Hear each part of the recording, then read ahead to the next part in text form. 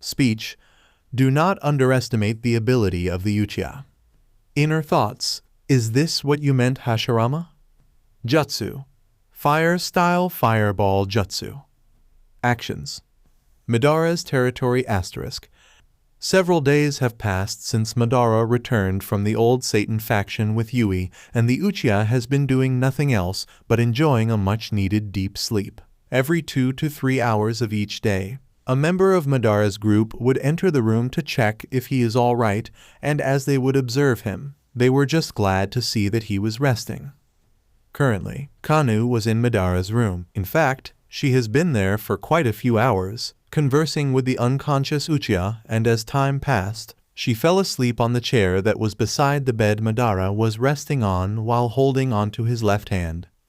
Yasaka entered the room as it was her turn to check in on Madara, and the scene in front of her tickled her heart as the two important people in her life were resting peacefully side by side. As much as it was a heartwarming scene to see these two like this, she had to break up this scene so Kanu could go to her bed to get some proper rest, and she could take over watching over Madara. Yasaka made her way to her daughter and gently tapped her on the shoulder to wake her up. Yasaka: Kanu, wake up, baby girl. Just 5 more minutes. Kanu mumbled as she really didn't want to wake up right now. Come now, Kanu, you can't sleep here, and you can't sleep like that. It's not good for back. Go and sleep in your bed. I will take over from here, Yasaka said as she continued to tap on Kanu's shoulder to wake her. Yawn. Fine, yawn, I will go. Kanu complained in displeasure as she woke up from her sleep and stood up from the chair while rubbing her eyes. Yawn. Make sure you take good care of Papa, Mama, Kanu demanded in a sleepy tone, and Yasaka couldn't help but chuckle at Kanu's orders.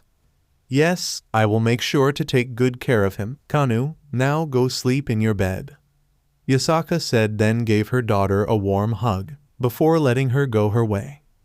Kanu eventually left the room and closed the door on her way out, leaving Madara and Yasaka to their lonesome. Yasaka then just sat down on the edge of the bed to give Madara her full attention. Now that I think about it, this is the first time me and Madara are alone like this, Yasaka thought to herself while admiring Madara's sleeping face. Yasaka's attention was immediately drawn to the unconscious Uchiha's lips, and with no one around she doesn't need to restrain herself or hold back. Her heart rate began to pick up. The longer she kept gazing at Madara's lips, and her body heat began to pick up at the thought of her lips connecting with his. I'm not a bad person, right? Taking advantage of Madara like this, right? I'm just expressing my gratitude to him. Yes, that's it. It's a thank you for all he has done for me and Kanu, Yasaka thought to herself, as she just couldn't keep her eyes off his lips. She licked her lips in order to moisturize them and began bringing her face closer to Madara's. Yasaka closed her eyes and placed strands of her hair behind her ear in order to have no disturbances. Yasaka's lips connected with Madara's and her body temperature went through the roof. Her heart melted, and she felt tiny sparks of electricity flowing throughout her body. Yasaka really did enjoy the feeling of having Madara's lips connected with hers. She didn't want to stop, but for her sake and Madara's she had to pull back before they ran out of air. Yasaka pulled back, expressing a face of pure bliss. The next time she wanted a kiss from Madara with him being fully conscious. Yasaka then brought her attention back to Madara's face and just smiled at seeing how peaceful the Uchiha looked when sleeping. She decided to lay her head on his chest and fully enjoyed the sound of Madara's beating heart. It was surprisingly very steady and soothing for the Yokai leader. She then took her left hand and joined it with Madara's right. Such a pleasant moment, Yasaka thought to herself, as she just wanted to stay like this for a good amount of time. So is this how you treat everyone who is unconscious, or am I that special? Yasaka's eyes shot wide open in shock as she wasn't expecting Madara to be conscious at a time like this. She raised her head and saw that Madara was indeed awake with his left eye casually just staring at her. Dear, you are awake. Well, you see sweat drops. I just want to express my gratitude and I am thought gulp. I sincerely apologize for taking advantage of you like that," Yasaka said as she lowered her head to express her remorse. "You still haven't answered my question, Yasaka," Madara said with his left eye firmly fixed on Yasaka's face. "Of course you are special. I would never do this with another man. Only you are allowed access to these lips of mine, my dear Madara," Yasaka said with her now giving him a loving smile. "Is that right? Just your lips, huh?" Madara questioned. Yasaka was slightly taken aback as she didn't realize how Madara would use her words against her. Blush. "Well, I suppose you can have more access than just my lips," Yasaka mumbled as she buried her head into Madara's chest in order to hide her blushing cheeks. "I see. How long have I been out for?" Madara questioned as he could tell he has been asleep for quite some time. "A few days now. Your body was really exhausted. You didn't even wake up when we took off your shirt and coat in order to clean your wounds and bandage you. We even bandaged your right eye and still you were out cold." Madara took his free hand and placed it on the right side of his face and indeed felt that his right eye was covered in bandages. "I see. I appreciate your efforts in speeding up my recovery," Madara said. "Of course, I will always be here to take care of you if you get hurt, my dear Madara. We all will," Yasaka said, giving Madara one more loving smile. "Where are the others?" Madara questioned as he was quick to notice that it was just him and Yasaka in the room. "They all here. Some are sparring, some are resting, some are getting acquainted and getting to know Yui better. You know the usual," Yasaka explained. "Ah yes, there is Yui Toriyama. Let us see how the others are doing," Madara said, preparing his body to get up and get moving. "Wait, are you sure you should be getting up? Your body may still not be ready to move yet," Yasaka stated while quickly straddling Madara and placing her hands on his shoulder, pinning him down. "You do realize my body is just tired, not crippled," Madara said with him, giving Yasaka a bored expression as he didn't appreciate being stopped. Blush. "Fine, I will let you go, but on one condition," Yasaka said with her cheeks growing pinker by the second. Chuckle. "You giving me conditions, Yasaka?" Madara questioned as he found Yasaka's boldness rather amusing. "Oh no you don't. Your body is far from being 100%. So in this current moment, with KCM, even I can overpower you," Yasaka said with a smirk. "HMPH, I wouldn't be so sure about that." Short pause. "Very well then, what is your condition?" Madara questioned. Yasaka didn't waste another second and dived straight for Madara's lips, connecting hers with his once more. With Madara still being fatigued and Yasaka pinning him down, the Yokai leader knew she could at least have this moment with very little resistance. Yasaka deepened the kiss and was extremely surprised, but also happy that Madara wasn't resisting her advances. In fact, she believed Madara was welcoming it. The Uchiha decided to bite the bottom lip of Yasaka, and a sensation like no other surged throughout Yasaka's body. This even caused her fox ears and 9 tails to all shoot up like erect pillars. Yasaka pulled back so she and Madara could catch their breath. However, this didn't last long as Yasaka dived straight back in for another round. As she was nowhere near done, she wanted to keep tasting Madara's lips. Madara and Yasaka had a full lip session for about 5 minutes, and both their bodies were both positively responding to each other. Their body temperatures began to rise and their breathing became heavier. A sensation like no other slowly began to take over Madara, where he felt like he just wanted to take Yasaka and rip her apart. He took both of his hands and undid the top Yasaka was wearing, causing her breasts to spill onto Madara's bandaged chest. Yasaka, while still kissing Madara, moaned in pleasure as she was more than happy to see Madara act so bold and dominate. Yasaka's ass was next and Madara gripped onto them with such force that Yasaka pulled back from the kiss and let out a moan of pure pleasure. Both of them were just at the brink of completely letting go and going wild with one another. Moaning. "Go ahead," panting. Take me right now," Madara panting. "There is no need to hold back. Make me yours. Make this little fox yours." Yasaka requested in a tone fueled by pleasure and lust. Madara didn't need another invitation. The discomfort in his pants needed to be released and devour the woman on top of him. Madara gripped aggressively onto Yasaka's clothing and was about to rip them apart so he can get the full view of Yasaka's voluptuous body. Yasaka just bit her bottom lip in anticipation, as she was fully ready to allow Madara to completely devour and have his way with her. She couldn't wait to become his woman. Just as parts of the fabric were tearing off Yasaka's body, to the complete displeasure of both Madara and Yasaka, they were forced to stop. *******. Madara and Yasaka watched on as the door to the room began to open, and Yasaka quickly took her top and covered up her chest. Luckily, Madara didn't completely rip off Yasaka's attire, so the majority of her clothing was still intact. "Hey mama, I forgot something in the room. I hope you don't mind me fee." Kanu didn't finish her sentence as the scene in front of her completely caught her off guard. She was not expecting to see her mother straddling her father. "Sai, of course, you didn't lock the door," Madara said as he let go of Yasaka's body and allowed his arms to fall onto the bed. Kanu's eyes widened in shock because if she was truly hearing that voice, it could only mean one thing. "Papa, you're awake," Kanu shouted out in pure joy and ran to the side of the bed in order to see his face. "Yeep, of course, I forgot to lock the door," Yasaka said to herself while releasing a defeated sigh, as it was clear they won't have their privacy anymore.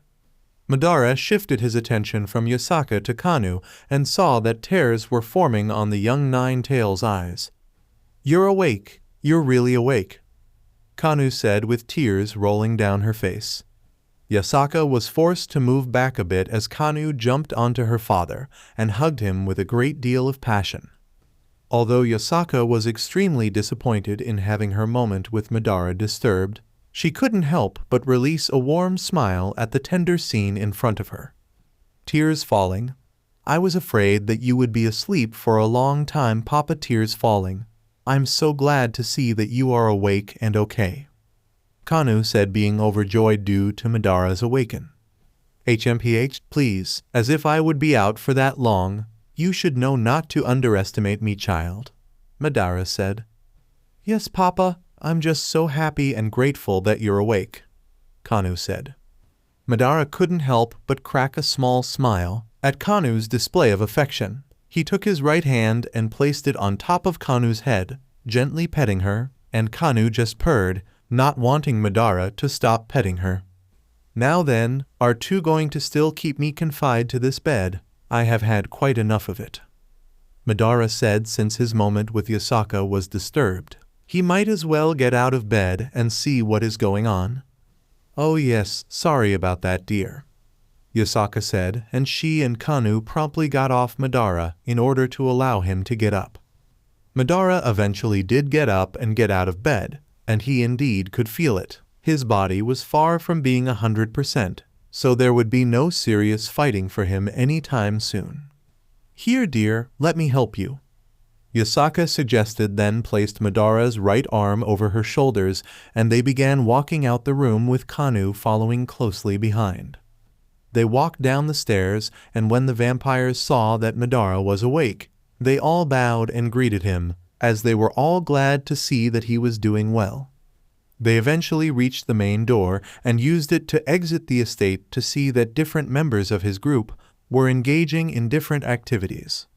Issei was sparring and learning as much as he can from Athena. Rainier and Calawarner were engaged in a little sparring of their own. Tiamat, Midelt, and Asia were all watching from the sidelines, and Asuka and Yui were having some bonding time. "You two impatient Red Dragon Emperor, rushing in like this leaves you two exposed," Athena said as she dodged a strike from Issei and kicked him in his exposed ribcage, causing him to skid to the side. Issei had no choice but to hold on to his injured ribcage as Athena's kick was packing a lot more force than Issei anticipated. Having the goal of wanting to defeat your opponent is good, Issei. However, you must not fail to remember that there are others stronger, faster, better, and more experienced than you. To just charge in Wanting to defeat your opponent without using an appropriate approach is just foolish. Like, for example, I know you placed a flying Raijin seal on the rock behind me, Athena said to Issei while folding her arms. Issei, how did you? How did I know? It's simple when fighting against me. You choose to go in very sloppy and clumsy. You were using the impatient approach, believing it will cause me to lower my guard and underestimate you. A few moments ago, I noticed how easy you were making it for me to counter you. So in one of those moments when I countered you and flipped you to the ground, I noticed you quickly placed your hand on the rock and tried to cover it with dirt so I wouldn't notice. Then your next plan was all about getting me in the right spot, so you can surprise me with flying Raijin and use a powerful attack when I'm caught off guard and defenseless. Or am I wrong? Athena asked with a smirk. Was it that obvious? Issei questioned as he couldn't believe Athena knew what he was doing from the start. Issei, who am I? Issei, Athena. Athena, that's right, and what am I the goddess of? Issei, war and wisdom. That's correct. I have been in countless fights and wars. I know pretty much every tactic and strategy there is when it comes to fighting. Just like you said, I am the goddess of wisdom. I have never, not even a little bit, underestimated my opponents. So you thinking you can fool me by fighting like that is actually underestimating me. Instead of using such obvious tactics, what you should have done is fight the best way you can. That way I can at least give you tips to improve your actual way of fighting, Athena stated. Issei just stood there speechless. He had no idea how to respond to Athena. She was able to read him from the get-go. The Red Dragon Emperor still had a long way to go, but he was incredibly grateful to receive training from the likes of Madara and Athena. I apologize for underestimating you, Miss Athena, Issei said while giving her a respectful bow. HMPH, you disappoint me, Hyodu. How could you actually consider dancing in such an unsightly manner? Everyone stopped what they were doing and immediately turned their attention to the direction where an all too familiar voice was coming from. Everyone could see Madara standing at the front door of the estate with Yasaka and Kanu right next to him. Big brother. Asia dropped everything she was busy with and ran straight to her older brother to give him an affectionate hug. Asia grabbed on tight to Madara and buried her head into his chest. You're awake. I'm so glad, Asia said as she raised her head to see her big brother's face. HMPH, I find it rather disappointing that you think something like that would keep me out for quite some time, Madara said as he looked down to Asia. Giggle. I'm sorry, but don't forget, you promised me that you are going to take it easy for a little bit, Asia reminded with a no-nonsense look. Chuckle. Indeed I did. I won't be involving myself in massive battle unless absolutely necessary. My right eye still needs time to heal, Madara said, giving Asia a small smile. Asia returned the gesture by giving her older brother a smile as warm as the sun as she was happy to hear that Madara will be taking it easy for the given time. Midelt was next. She came running, and she too buried her face into Madara's torso. However, she couldn't contain her emotions and let them loose, with Madara feeling drops of tears on his bandages. In Kawa, I never took you for the crying type, Midelt, Calawarner said in a mocking tone, as it was a rare sight to see the young fallen angel cry. Sob. Just shut up, Calawarner, and leave me alone. I'm just happy to see my big brother awake, Midelt said in a muffled voice as she still had her face buried into Madara's torso. Yasaka and Asia just smiled at the display of affection Midelt was showing. Moving on from that, I'm so happy to see you back on your feet, Master, Rainier stated as she and Calawarner made their way to the group. Same here, Sensei. I don't know what I would have done if you are down for the count, Issei said as he and Athena followed Rainier's and Calawarner's actions. The same goes for me, my chosen one. These past few days have been rather uncomfortable and lonely without you, Tiamat said, and everyone nodded in agreement to her words. Huo, what do you mean they have been lonely without me? You all have each other, do you not? Madara questioned. I can't really put it into words, but although we do have each other, it just felt like something was missing. You know, an important piece was missing. Although physical, you were here, resting. We missed your presence and personality.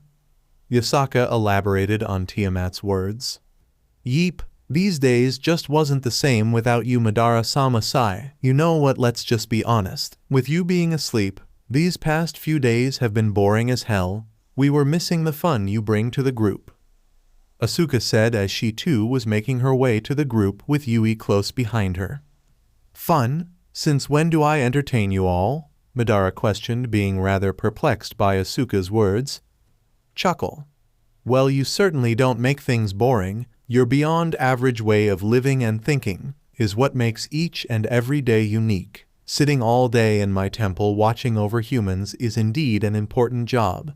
But the conversations I have with you are far more entertaining and interesting, Athena stated.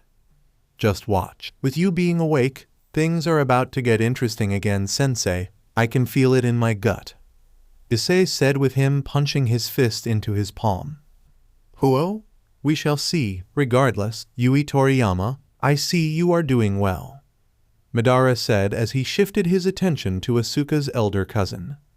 Yui was slightly startled that Madara would address her directly, but nonetheless, she walked up a bit so she would be in front of Madara. Thank you very much for saving me, Madara Dono. Yui said with her bowing respectfully. Yes, thank you so much for saving my cousin Madara-sama. Asuka said with her joining her cousin, giving Madara a respectful bow. You should also thank the one I work with, Indra. He is the one that noticed you first. Madara said, then brought his hands together and used Uchiha mimicry. In an instant cloud of smoke, Indra appeared before all of them looking rather agitated.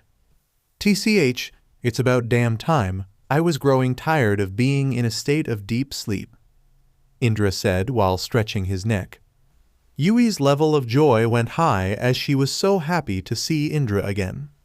Indra-san, I'm so happy to see you again, Yui said as she quickly ran over to him to give him a hug. Huo? Well, you certainly aren't as shy as you were before, Indra said as he could feel Yui hold onto him tightly. Yui quickly realized that she was acting a lot more friendly and comfortable around Indra and immediately stopped, with her cheeks being a light shade of pink due to her being embarrassed. Asuka just smirked at her cousin's actions. She found it amusing as well as refreshing to see Yui act comfortable around a man that was not family. In other matters, I take it you know? Indra questioned while shifting his attention to Madara. Indeed, they will soon be heading to the land of the giants, Madara responded. I will continue from where I left off. As for you, make sure your recovery goes smoothly. If you are in a weakened state, so am I. Until both our powers fully return, I will just lay low and carry on with what I left behind, Indra said. Madara just nodded, and with that, Indra used Kamui to teleport to his hideout. Yui was rather sad that Indra left so suddenly, but understood that he is a busy man, and held out hope that she will see him again soon. Land of the Giants? Who exactly will be soon heading to Jotunheim? Athena questioned. The old Satan faction. They plan to recruit the giants into their forces, Madara said, and Athena, Tiamat as well as Yasaka's eyes widened in shock and fear, because if the old Satan faction have the giants as well as titans, it will become an incredible tag team. But how? No one has access into the realm of the giants beside a giant, and none have exited Jotunheim in centuries, Tiamat stated. It would seem there is way. Rizvim is the key for the old Satan faction to enter Jotunheim. After recruiting the dragons, they will go to the land of the giants, Madara responded. We must inform the Akatsuki immediately, Jesus said as he took over Asuka's body. Christ, it's been a while, Madara said as he gave his attention to Asuka's body. I'm so happy to see you on your feet, my friend, Jesus said, causing Asuka to smile as an effect. Madara just kept looking at Asuka as an interesting idea popped into his head. What? What is it? Jesus questioned, as was rather curious as to why Madara was looking at him. Madara, I wish to try something. Remain still. Madara brought his fingers together and created a shadow clone, which appeared next to him, then activated the Rinnegan in his left eye and placed his hand on top of Asuka's hand. Madara used the human path to slowly start extracting Jesus' soul from Asuka's body. Jesus. What are you doing, Madara? Madara, just trust me, I know what I'm doing.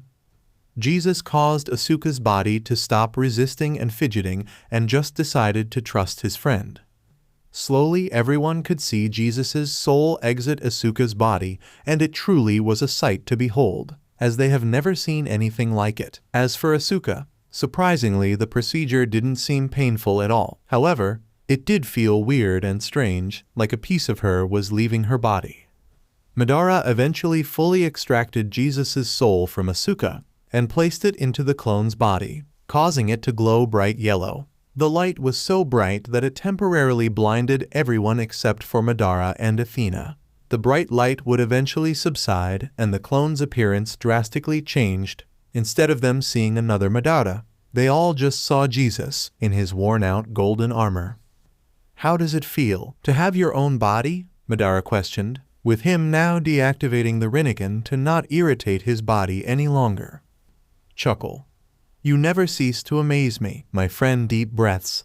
Oh, how I have missed the feeling of the wind brushing against my skin. It has been too long. Jesus said while admiring the body Madara has temporarily placed him in. Everyone else was completely shocked at what they were seeing. The Son of the Holy One, the child of God of the Bible, Jesus Christ, was standing before them, and his aura was beyond amazing. Madara could sense it. Jesus' aura when he was in Asuka, and when he was in his own body did not compare, and even though Jesus' soul was in a clone body, Madara could tell it from the start. Even if he was fully healed and had his Rinnegan ready, he will still lose to Jesus. The Son of Men was simply just on a level above him. Sinister laughter. Everyone stopped admiring Jesus for a moment and shifted all their attention to a certain young woman who was giving a very dark and sinister aura. Who would have thought that something like this could happen? You are the gift that just keeps giving, Madara-sama, Asuka said while cracking her knuckles and approaching Jesus. Nervous laughter. Now Asuka, let's talk about this, Jesus said while giving a sheepish smile. Sinister laughter. There is nothing to talk about. I can finally have my revenge on all the times you took over my body and then left me in awkward and embarrassing moments, Asuka said as she threw a punch at Jesus, which was easily dodged. Come now, I only did it because it was necessary, Jesus said as he had to keep dodging Asuka's attacks. You could have warned me first before doing it, and keep still so I can kick your ass, Asuka said with an angry tick mark appearing on the side of her face. The rest of the group just smiled and found it extremely humorous and entertaining to watch those two interact with one another. It just brought a lot of light-heartedness to the day. Come now, Madara, you not just going to stand there and watch, are you? Help me, my friend, Jesus pleaded as he kept ducking and dodging Asuka's attacks. What do I look like? A counselor? Deal with your own issues, Madara said, and Jesus was rather heartbroken that Madara wouldn't help him. The ongoing saga between Jesus and Asuka eventually reached its conclusion as Asuka was getting tired of Jesus constantly dodging her attacks. She would stop for now and plan to attack him when his guard is down. Sigh. Anyway, as I was saying, we must inform the Akatsuki about this at once, Jesus said with his face taking a more serious expression now.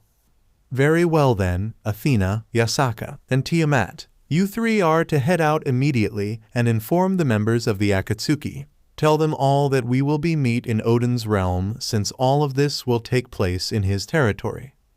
Athena, as you wish. Tiamat, anything for you, my chosen one. Yasaka, try not to miss me too much, dear. And with that, the three ladies teleported out of there in order to fulfill Madara's request. All members of the Akatsuki meeting in Asgard, huh? That's a wise suggestion. Asgard is the closest place to Jotunheim, Jesus said. Come then, Christ, I believe it is time you show me. Ultra Instinct, Madara said as he focused all his attention on Jesus. Chuckle. I suppose I do owe you for giving me a body. Very well then, please follow me. The rest of you can come along as well if you wish to observe. Jesus said, then turned around and began walking to a more open area. Madara and the group were not far behind Jesus until they all eventually stopped as Jesus found this spot most appropriate. Deep breaths. Right, unfortunately, I won't be able to maintain Ultra Instinct for long, as although this is a good body, it is not the same as mine. You do have a rather impressed body, Madara. However, if I stay in Ultra Instinct for too long, it will break down and be destroyed. Jesus explained as he began preparing to enter Ultra Instinct. Immediately, Madara could feel the change in temperature of the surrounding area. It was getting a lot warmer. Phew, do you guys feel that? Rainier questioned as she began fanning herself in order to try to cool down. Yeah, it's almost as if someone turned up the heat, Issei said as he was on the verge of taking off his shirt to cool down. Jesus, chuckle. I apologize for that. Please just bear with it for now. Jesus's body then began to produce steam, and his eyes began to change color from their usual hazel brown to a sparkling divine sliver. The literal entire underworld began to tremble and shake, to the point where the majority of its inhabitants were losing their balance. Asterisk with Surzech's asterisk. The leader of the devil was cooped in his office, going through the motions of dealing with paperwork, until an unimaginable force caused the surface of his home to shake controllably, promptly stopping him from continuing his work. What in the supernatural world is happening? Surzech asked himself as he could see that cracks were beginning to appear on the walls and ceiling of his office. Rias and Grafia came storming into his office as they wanted to know what is the cause of this phenomenon. Onii-sama. I know, Rias, this power. It is like nothing we have ever seen. Grafia, please inform the other Maos that I am going to investigate. As for you, Rias, I will leave things in your care while I'm out, Surzech said as he stood up from his seat. I'm sure you do realize where this power is coming from, right? Grafia asked as she was wondering what her husband was planning. Indeed I do. It's coming from Madara's territory. However, this is not his power. This energy, it feels more divine, more godlike, Surzech said as he began making his way to the door. Be careful, Onii-sama, Rias said as she could tell that her brother stood no chance against whichever person is emitting this overpowering energy. That's the plan, Surzech said with him still keeping a serious expression. Asterisk back to Madara asterisk. Jesus's hair began to start floating around and sparks of silver could be seen radiating around his body. Everyone except for Madara dropped to their knees, as the power they were facing was too great for them to stand still. Jesus's aura alone was putting too much pressure on their bodies. Jesus smirked at Madara, as he was impressed that a human could still be standing before the power of Ultra Instinct. Soon enough, Jesus's entire body was enveloped in a thick, bright silver aura, and the heat in the immediate area was becoming unbearable. Even Madara's body was starting to slowly produce sweat. And as for the vampires, the majority of them fainted as the pressure was just too much. Jesus let out a monstrous roar, almost as if a beast was fused with his voice, and to Madara's surprise, Jesus's roar gave out enough force to slightly push the Uchiha back. A blinding light came next, and it was truly a beautiful light. If it was seen from above, it looked like a star was exploding on the surface. Even for Madara, with him having perfect eyes, the light was so great that it caused him and everyone temporarily blindness. However, the light would soon die down and all of them could see Jesus in Ultra Instinct Omen. Madara immediately awakened the Rinnegan in his left eye to see if he could analyze Jesus. But that was not an easy task. Jesus's power was like nothing Madara has seen before. Even if he had 6 paths, he wasn't sure if he could beat Jesus. The power God's son was emitting seemed to be even above Six Paths Sage mode.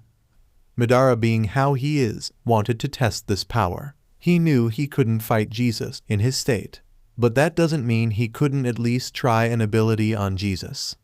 Madara summoned his Limbo clone and ordered it to attack, but to Madara's shock, Jesus caught the Limbo clone's fist with complete ease.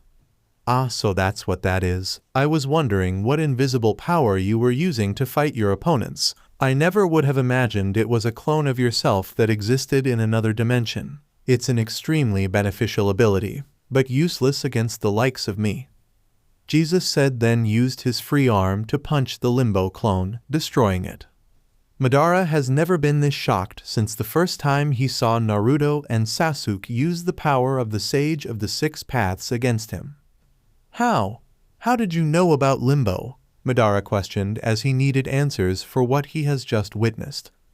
I've told you before, Ultra Instinct is a power like no other. My body automatically moves without me needing to think. Such precognition requires my senses to be on a level beyond your comprehension. Sensing an invisible clone of yours is child's play for me in Ultra Instinct, Jesus said with a completely calm expression.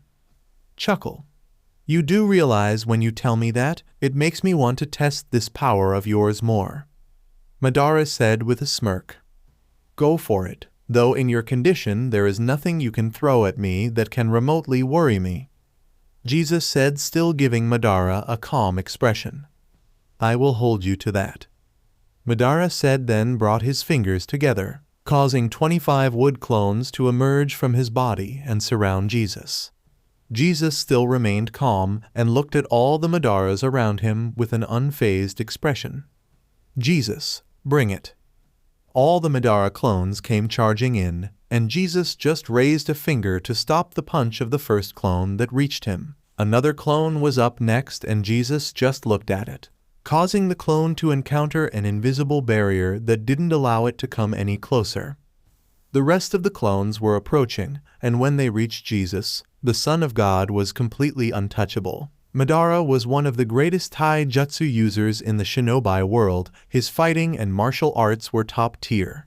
But Jesus was making his clones look genin-level fighters. No matter how much they tried, no matter how much teamwork and coordination the clones used, it was futile. They simply couldn't touch the child of God. Madara just stood back and observed. He was studying Jesus to the smallest detail and was getting a general idea of how Ultra Instinct works.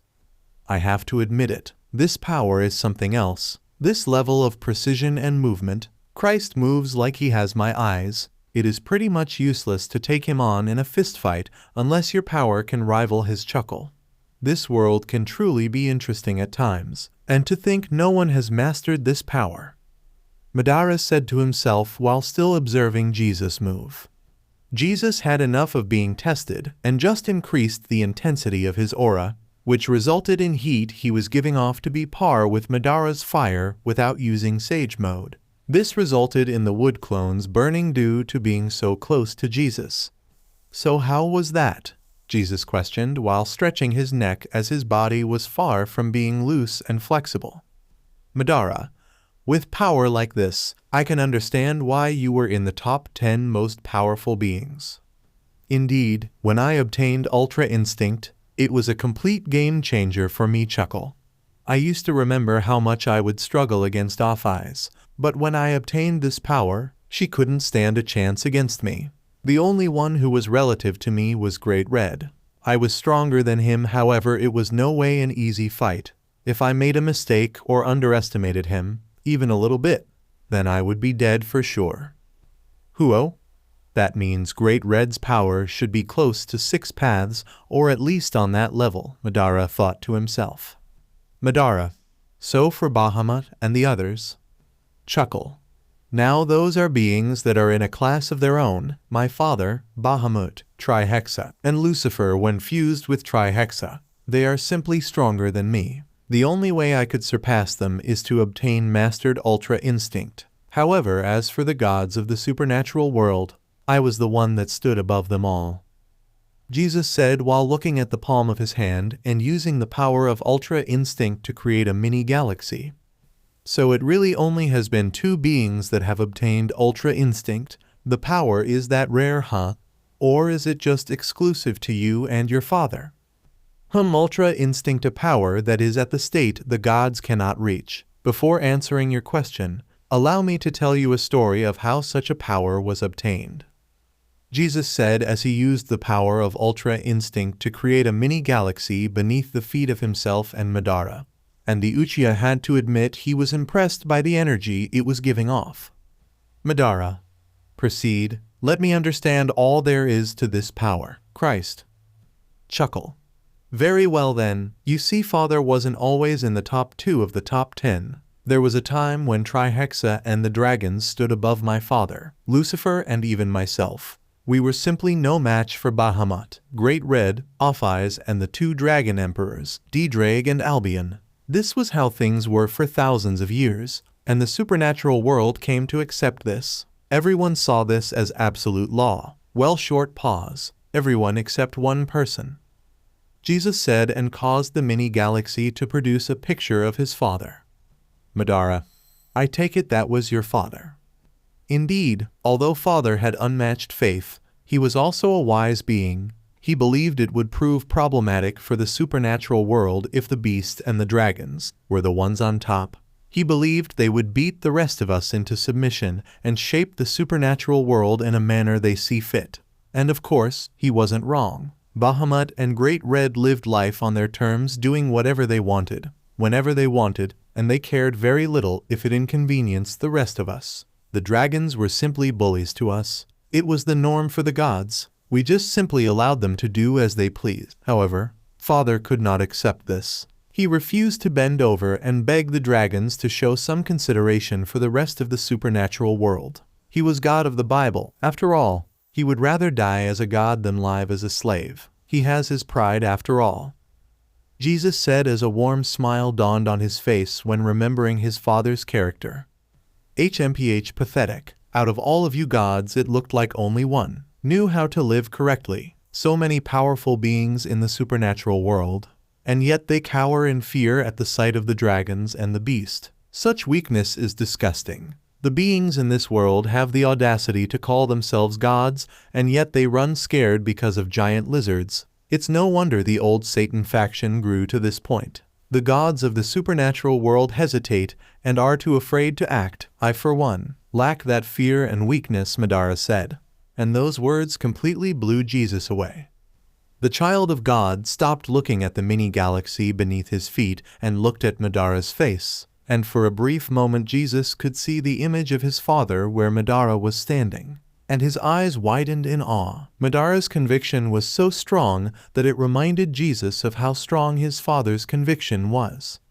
Yes, I suppose you do lack that fear, Jesus whispered beneath his breath, while also releasing a nostalgic smile. Madara, speak up, Christ. Clears throat.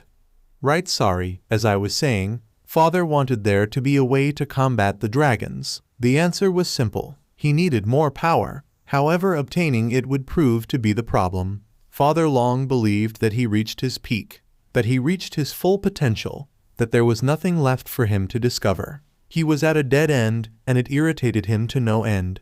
The dragons were too strong, at the level he was at. Chuckle. But in typical fashion, father refused to give up. Madara. So what did he do to overcome this hurdle? What anyone else would do. Father could see that training and meditating with his current level of knowledge, skill, and experience was inadequate. So he set out on a journey, learning from his fellow deities and supernatural beings. He came to study the ways of others, their powers and methods of growth. He befriended the sages and learned to cultivate natural energy, making him a perfect sage like you. He created a close friendship with the father of Yasaka and mastered the spiritual arts of the Yaokai, as well as paying close attention to the other and how they use their powers, causing him to have a greater understanding of magic and refining his own holy and light energy. He pushed his body further than it ever has with his newfound powers, and this resulted in the thing he wanted most: short pause growth. After so long, father began to get stronger. His power was growing every passing day, and if it kept going, father would achieve his goal. However, in this world, things don't always go as smoothly. Jesus said with a serious expression. Madara, what happened? Sigh. The two dragon emperors, D-Drag and Albion, were having one of their life-ending battles. Usually, Father wouldn't interfere. However, the two rivals were having their battle near the land of the sages. If they continued, the sages would most certainly suffer massive casualties. This was unacceptable for Father. So without a second thought he rushed out to go and help his new friends.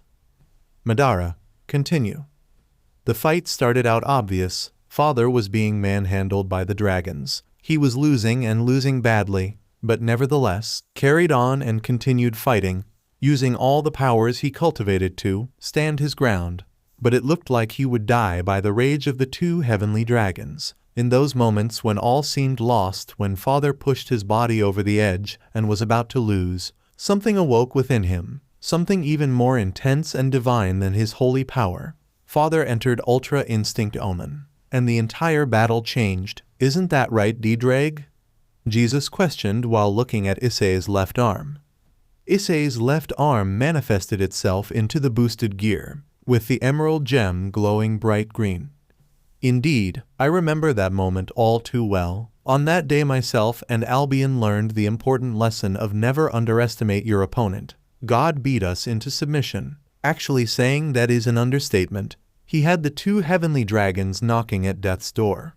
We were lucky. God of the Bible is one of the more merciful deities. Otherwise we would have been killed. On that day, God of the Bible earned my respect. The first deity to surpass Albion and I. From that moment onwards, the two heavenly dragons would not dare commit any action that would upset God of the Bible. D-Drag stated while communicating through the boosted gear. Indeed, after that fight, Father made sure to promise the sages that he would protect them at any cost, then returned home to heaven. In order to study and understand more about this power of his, he spent every single moment practicing, learning, understanding. He would not rest until he could fully control Ultra Instinct. I remember there was one day when Father ordered the whole of heaven to fight as one team against him. He understood that in order to enter Ultra Instinct again, he would need to push himself to the brink. And his hypothesis was correct. With all of us attacking him, Father was pushed and he awakened Ultra Instinct Omen once again, this time having full control of Ultra Instinct Omen 1. This became a game changer for us. Jesus said. How so? Madara questioned. Simple. Heaven became a frightening force once again. There was a day, Off-Eyes was overstepping her bounds once again. And this time Father would not allow her to do as she pleases. Father left heaven to confront the infinite dragon god, and when she did not comply to Father's terms, Father entered Ultra Instinct and defeated her with one blow, completely shocking Off-Eyes. She understood now that Father had changed. He was someone the dragons couldn't underestimate anymore. She ultimately decided to comply with Father's demands and left peacefully. However, before she left, Father had one more request. Madara, and that was to tell the rest of the dragons that he would not tolerate their nonsense any further, and that he would personally intervene if they got out of hand. When Off-Eyes spread the word, it didn't even remotely bother Bahamut. He knew he was still stronger than God, even if he had obtained new powers. However, for Great Red it intrigued him. He wanted to call Father's bluff, so he made it his mission to cause as much havoc as possible, to see if Father could really keep him in check. Great Red's destruction certainly caught Father's interest, and once again he left heaven to confront the dragon god, and as usual a battle ensued. Madara, and I take it that God won this one as well. Well, yes, he did. However, to say it was as easy as the battle with Off-Eyes would be a lie. In the beginning of the fight, Great Red did have the advantage. Omen 1 did impress him. However, it was still not enough to stop the dragon god. However, in typical fashion, Father refused to give up. He searched deep within himself for more power, and just when he needed it, it came in full force. The battle against Great Red awakened Ultra Instinct Omen 2, and that's when Great Red stood no chance. Father finally got the advantage and defeated the dragon god. Great Red was next to fall in line. He promised Father that he would comply to his terms and left peacefully.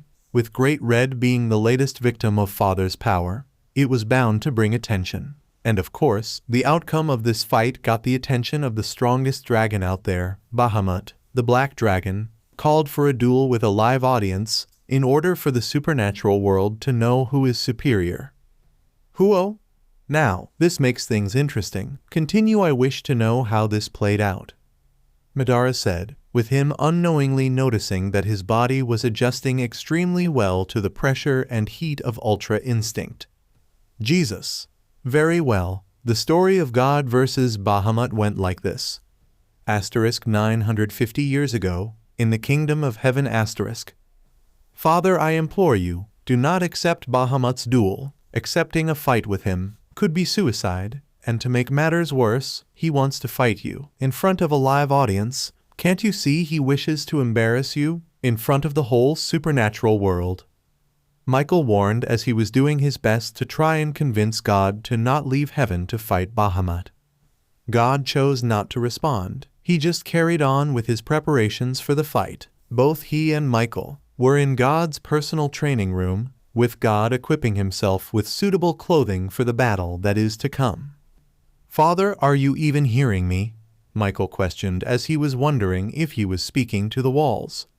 I do indeed hear you. Michael, however, your words are not worth listening to. I have already accepted Bahamut's request, and I will be fighting him not long from now. God said as he was now putting on his sliver battle robe. Michael, my dear brother, your words are falling on deaf ears. You of all people know that once Father makes up his mind, there is no changing it. Jesus said as he was leaning against the wall by the entrance of God's training room. God smirked at his son's words. He was rather happy that out of all his children, Jesus never once tried to stop him from fighting Bahamut. God knew if he ever needed someone to support him, Jesus would always be first in line. Exhausted sigh plus facepalm. Am I the only one amongst us three that realize that Father is going up against Bahamut, as in the actual Bahamut, the strongest dragon to exist, a being that only fears Trihexa? I cannot understand how you two are just so casual about this. Michael said as the fact that God and Jesus were so relaxed was stressing him out even more. Chuckle. Michael, do you remember who our Father is? This is God of the Bible, the Alpha and the Omega, the greatest of all the gods in the supernatural world. If anyone could stand up to the Black Dragon, surely it is our Father. Jesus said as he made his way to his Father, and once he arrived, helped the ruler of heaven straighten out his battle robe. God couldn't help but smile at his son's words. The faith Jesus displayed has always been so pleasing to the strongest deity. Michael, what does Exodus 15 verse 6 state? God questioned as he shifted his attention to his worried son. Sigh. Your right hand, O Lord, glorious in power. Your right hand, O Lord, shatters the enemy. Michael recited. Do not fret, my son, with the power of I have unlocked, the power of Ultra Instinct. It has become a game changer for heaven. Not so long ago, I couldn't even compete against the two heavenly dragons, and now I just recently defeated Great Red. My words do really hold true. Nothing is impossible. Believe in me, Michael, and watch as I return to heaven victorious, defeating the dragon that was there since all creation began. God said as he looked at himself in the mirror for the last time. Sigh. You are right, Father. Forgive me. I was overwhelmed with fear and worry. I forgot to pause and remember that it was you who defeated Off-Eyes and Great Red. I just don't want anything bad happening to you, Father. Michael said. God walked up to Michael and placed his hand on the angel's shoulder in order to reassure him. Chuckle. Do not fear. I don't intend to lose to Bahamut. Jesus. Father, it is time. Indeed it is. Tell them to open the gate. We shall be departing. God said as the battle between him and Bahamut would commence in a few minutes. So it shall be me, Gabriel and Jesus, that shall be escorting you, Father? Michael questioned. That is correct. The battle is in front of a live audience. Chuckle. It's only right that heaven has a few spectators. Wouldn't you agree, Jesus? God questioned as he shifted his attention to his son. But of course, lead the way, Father. Jesus said. And with that, the big three of heaven exited the training room and were making their way to the gates of heaven. As God, Jesus, and Michael were making their way to the gates of heaven, they were met with all the angels of heaven, who formed a guard of honor and cheered for their king. The angels glory to the Almighty God. Glory to our Father, for he shall be victorious. Glory to the one who shall defeat the black dragon. Glory to the Father of heaven. Glory to the one who shall bring heaven victory. Glory to God of the Bible, the Alpha and Omega. Glory to our God, for he is an awesome God. Glory to the one who stands above the other gods. Glory to our Father. God tried his best to remain composed, and he was barely able to achieve that. It was a rather difficult task to not get emotional at the cheers and praises of his children, but nevertheless he remained stoic. Once God reached the gates of heaven, he was greeted by Gabriel, who has been waiting patiently for her father and two brothers. "Open the gates, we are departing." Gabriel ordered the angels who were guarding the gates of heaven, and they did as they were told, opening the gates for the leaders of heaven. "I forgot to ask, but where is the fight taking place, Father?" Gabriel questioned, as she knew there was no way they could fight on Earth. The planet would be destroyed by the sheer pressure of God and Bahamut going all out. "Trimurti, our friends from the Hindu have created a pocket dimension where I and Bahamut can fight to our heart's content, without destroying any area of importance or significance," God said as he was getting ready to teleport himself and his children to said pocket dimension. "This will be the fight of the millennia. I cannot wait to see your talents in action, Father," Jesus said with a smirk. God couldn't help but smirk as well. He was excited about this fight. But with that being said, God created a rift in space, and he and his children walked in, teleporting them to the pocket dimension created Vishnu, Brahma, and Shiva. Trimurti pocket dimension *. What God and his children teleported to seemed to be a mostly empty void, with an arena floor and grandstands floating in the distance. Think Tournament of Power Arena in Dragon Ball Super for visual image. All around them, they could see gods and beings from all the different mythologies of the supernatural world, sitting on the grandstands chatting with one another and waiting patiently for the fight to begin. The arena was so packed it looked like a sold-out stadium. "My word, everyone is here. Look, Father, even Lucifer made it," Michael pointed out. God shifted his attention northeast and indeed saw his son in the grandstands with Rizvim and the three other Maus. Both he and Lucifer exchanged emotionless glances at each other. It was the best they could do, given how their relationship has turned out.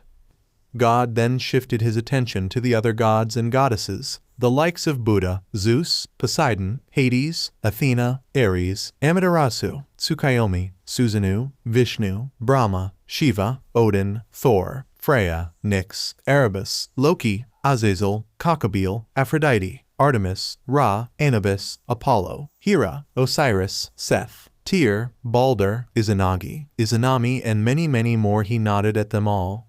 This is the first time so many gods gathered in one place, and will probably be the only time enemies could sit next to each other without the goal of trying to kill each other.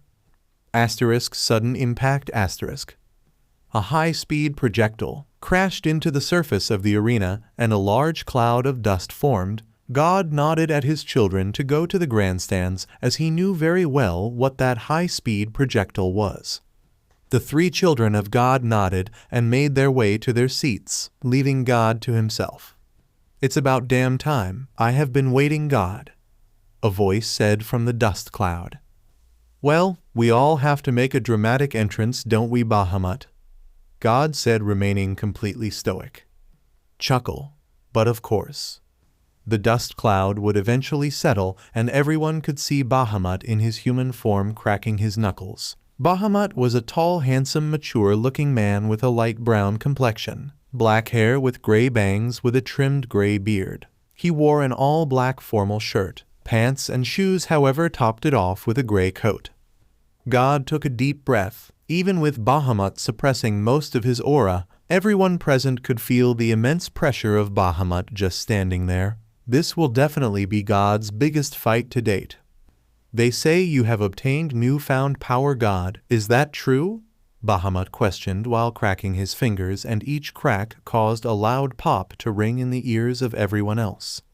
Indeed, I have. I'm sure Off-Eyes and Great Red have already explained it to you already, God said as he began stretching his neck to also get ready. Chuckle. Well, we have a live audience today, so let's give them a show. Reveal to all of us what new powers you have awakened, God, Bahamut said while flexing a portion of his power, which caused the entire dimension to shake uncontrollably. Ra, what unbelievable power! Amaterasu, Jesus, does your father even know what he is getting himself into? Thor, indeed, your father is strong, but this is a losing battle for him. Shiva, God doesn't stand a chance. Silence, all of you. God is no fool. He wouldn't accept an invite to battle Bahamut. If the bastard wasn't sure of himself, all of you just shut up and watch. Lucifer said, with him solely keeping his eyes on his father. He wanted to see what exactly does God have under his sleeve. Jesus just smirked at Lucifer's words. He found it most amusing that out of everyone here, the devil is the only one to show common sense and wisdom. Come now, God, I grow tired of waiting. Show me your power, Bahamut said, with him releasing more of his power, causing the dimension to shake even worse. God just remained silent. He closed his eyes and took a deep breath, allowing his body to completely relax and be at ease. Bahamut grew annoyed as he thought God was not taking this seriously, but his demeanor immediately changed when he could feel it. Athena, do you all feel that? Buddha, yes, the temperature has changed. The air all around us has gotten warmer. What are you up to, God? Lucifer asked himself while also noticing the temperature change. Bahamut immediately adopted a more serious expression as he knew that the change in the heat was not by coincidence and that it was all God's doing.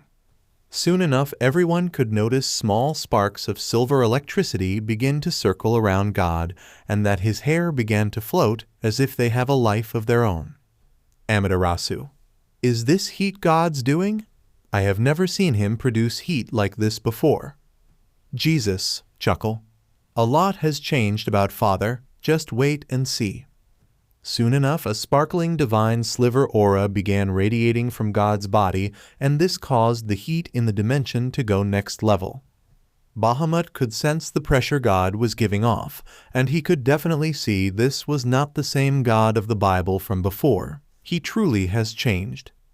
God took one more deep breath and let out a monstrous roar as if a beast was fused with his voice, and apart from those who reside in heaven, everyone was caught off guard by the sheer pressure of God's roar. What is this power? Bahamut asked out loud, as he has never experienced anything like this. God opened his eyes, and that's when everything came rushing to the surface. Pressure, far exceeding what Bahamut was releasing, gripped the dimension and shook it much more aggressively, causing everyone to be in complete shock and awe of the power God was releasing. God released one more ear-piercing roar, and his body was now completely in Ultra Instinct Omen 2, and to say it was eye-catching was an understatement. Many of the beings present were in complete awe of the power God was radiating. Beautiful was the only word Gabriel could say as she was in complete awe of her father's appearance. Lucifer was in complete shock at how far his number one enemy has progressed. He would make sure to pay close attention to God's newfound power. Well, you certainly turned up the heat. What exactly is this power of yours, God? Bahamut questioned, with him now expressing a no-nonsense look. It's called Ultra Instinct, God said with a calm tone, but the fact that his voice was fused with a beast was slightly unnerving for the Black Dragon. Ultra Instinct, huh?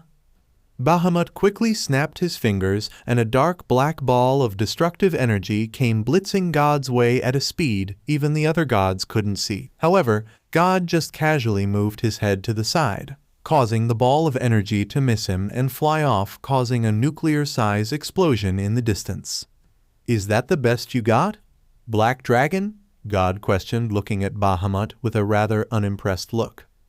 Quite a number of gods and supernatural beings were still holding on to their seats due to the pressure from the explosion of Bahamut's attack. As for the others, they were so surprised that God is not even flinching due to the pressure of the attack. But what surprised them even more was how he was not hit by it. The speed of the attack was moving so fast that a good number of them couldn't keep up with it. Bahamut couldn't help but smile in excitement. God was able to dodge one of his fastest attacks. This would prove an entertaining situation after all. Bahamut began to flex a bit more and let out more of his power, which, due to the combined pressure of God and Bahamut, their powers were causing the arena on their feet to begin developing cracks. Sigh plus face palm. They haven't even started fighting, and the ring is already starting to crack and tear apart. Brahma said as the work of him, Vishnu and Shiva, looked like it wouldn't last that long in this fight. Bahamut was now enveloped in a thick charcoal gray aura, and both he and God just stared at each other down. Both of them shifted their eyes to Nike as they wanted someone to signal the start of the fight, and the goddess of victory was extremely uncomfortable with the looks God and Bahamut were giving her. Go on, someone has to start the fight. Athena told her best friend, and Nike reluctantly agreed. The goddess got off her seat and summoned her golden metal wings, and flew down to the arena. God of the Bible, the strongest amongst us gods, leader of heaven and father of all Christianity, are you ready? Nike questioned. God's eyes glowed bright sliver while staring down Bahamut. Let's do this.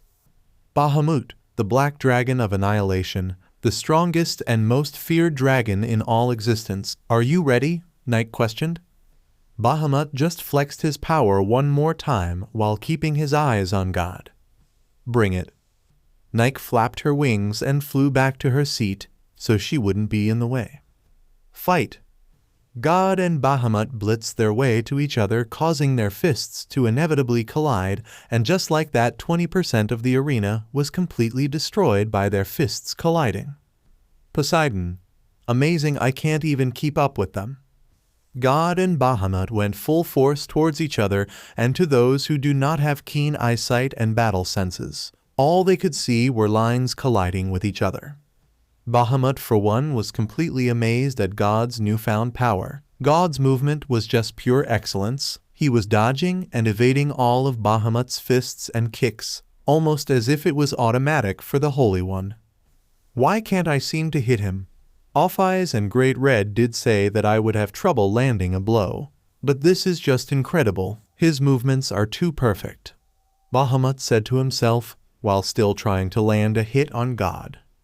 Bahamut decided to increase the speed of hits, fists, and kicks, and just as before, it was to no avail. No matter how much he increased the tempo, God dodged all of them with perfect precision. God's movements were so automatic that Bahamut started to see after images from every move God made. Bahamut pulled back in order to create space as he needed to assess the situation and come up with a solution. What? Had enough? God questioned, being rather amused that Bahamut pulled back. How can you move like that, God? I have seen you fight before, and never have I seen you move like that. Your movements are too perfect, almost as if you like a well-oiled machine, Bahamut said, analyzing every bit of God. Chuckle. I'm flattered to receive suck. God was not allowed to finish his sentence as Bahamut's speed blitzed his way to God to try and hit with a surprise sneak attack. But God just grabbed his fist and was completely unfazed. Bahamut's eyes widened in shock. He just couldn't understand how God can predict him so easily. Just how? How do you block and evade every move I throw at you? HMPH, it is the power of Ultra Instinct. I have a level of precognition beyond anything you have seen, God said while releasing his grip on Bahamut's fist. Precognition? Interesting. This power does seem to at least be worth me observing it, Lucifer thought to himself while listening to God's words. So you saying you can predict me? HMPH, don't be so full of yourself. Bahamut said, then launched fists and kicks at God, but it would prove futile as God just kept evading Bahamut's strikes. Dodge. You know what, block, let me dodge, make this easier for you, Black Dragon. God said while still dodging and evading Bahamut's fists and kicks. God closed his eyes, essentially giving Bahamut a handicap, and this infuriated the Black Dragon as he didn't appreciate God giving him such a disrespectful handicap. But handicap or not, Bahamut still failed to land a successful blow on God. The Holy One just moved and flowed like the wind, so effortlessly and with divine grace. Chuckle. I cannot believe my eyes. To think a deity would make the infamous Black Dragon look like an amateur. This is truly a sight to behold. Zeus stated while in awe of the spectacle in front of him. Once again, God has gone beyond a level we thought was possible for a divine being. Buddha said while giving off a proud smile, as he was happy to see that his close friend has defied the impossible once again. So this is what you guys had up your sleeve? Freya questioned while looking at Jesus. Indeed, heaven's greatest arsenal is the power of Ultra Instinct, Jesus said while looking at Freya with the same sparkling silver eyes God has. Thor. Don't tell me, you as well, Jesus. Chuckle. No, not quite. What I have is an incomplete version of Ultra Instinct Omen. I'm still learning the basics from Father. However, I do hope to obtain the power of Ultra Instinct soon, Jesus said with his eyes returning to the hazel brown color. Looks like you are getting stronger, younger brother, Lucifer said while shifting his attention to Jesus. Chuckle. You flatter me. I'm still weaker than you, elder brother, Jesus responded. However, if both you and God have access to this power, then heaven shall be an overwhelming force once again, Odin stated. Jesus. Indeed, that is the plan. Back to the fight. Bahamut had to admit defeat here. It was clear with the level of power he was using that trying to land a hit on God was completely useless. He would just continue to punch air if this carried on. Bahamut stopped attacking God once again and decided to control his breathing in order to calm his mind and nerves. Huo, you have stopped again. Are you rethinking your approach once more? God questioned as he could sense that he was no longer being attacked. The Holy One decided to open his eyes to observe Bahamut, and he could see that the Black Dragon was doing some deep breathing and relaxing his body. Clapping. I will admit one thing, God, you definitely have improved. This power of yours is something I cannot take lightly. Chuckle. Therefore, I will be taking this fight a bit more seriously, Bahamut said while giving God a round of applause. God continued to observe Bahamut and could see that the Black Dragon's aura was giving off more pressure, and once again the arena began to develop deep cracks. So he is increasing his power. I should not keep my guard down, God thought to himself while firmly keeping his eyes on Bahamut. God took a moment to blink and solely regretted it, as Bahamut instantly appeared in front of him and gave him a serve uppercut. Everyone was in complete shock as just a few minutes ago, God was very easily dodging and evading Bahamut's attacks, and now they see Bahamut make a clean hit on God's chin. Jesus, for one, was completely stunned. Bahamut seemed to have just teleported in front of his father and strike him with an intense uppercut. What was that? Ultra Instinct's precognition should have been able to deal with Bahamut's attack. So how was he able to hit father? Jesus thought to himself while seeing his father crash back to the surface, trying to get his bearings. TCH, that one hurt. But the real question is, what did Bahamut just do? One moment he was completely motionless, and then he just appeared in front of him. Ultra Instinct didn't even have time to respond to him. God said to himself while observing Bahamut. God once again was caught off guard as Bahamut instantly appeared behind him and kneed God in the spine, giving the Holy One unbelievable amounts of pain. God dropped to his knees and screamed in pain as this blow really did hurt the father of Christianity. What's happening? Wasn't God dodging and evading Bahamut's attacks? So what's his problem? Aphrodite questioned as she and a large majority was wondering what was going. Hera. So is this the extent of God's power? Has Bahamut found a way to outspeed God? You should pay closer attention, Lucifer said as he still kept his eyes on God. Shiva, what do you mean?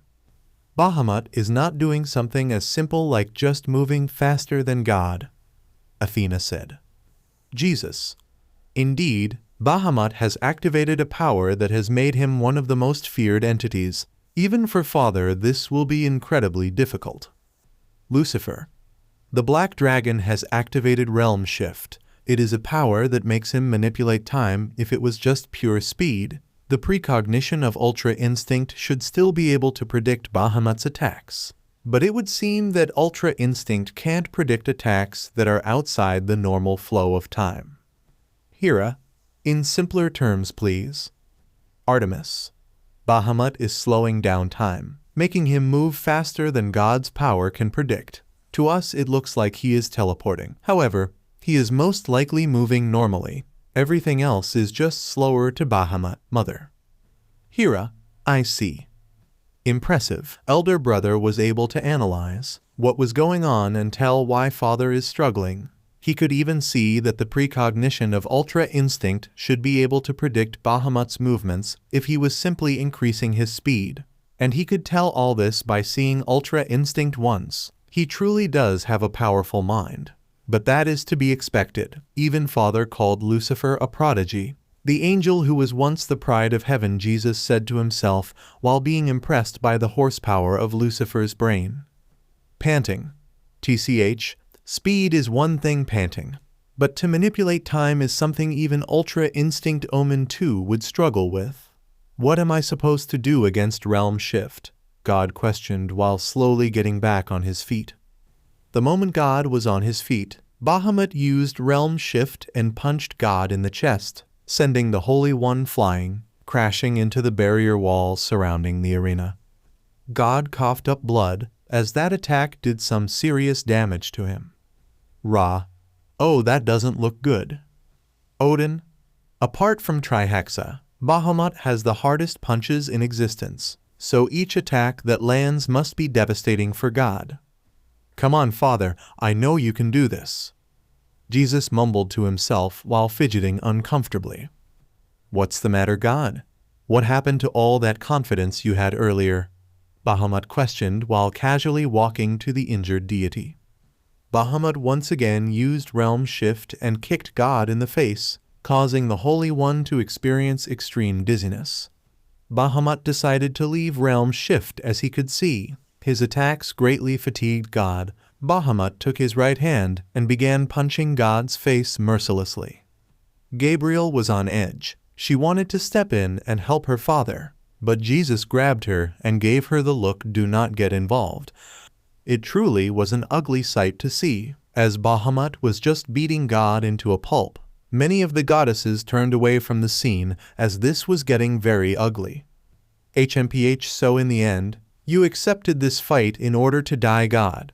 How pitiful, Lucifer thought to himself as he watched his father get beat down.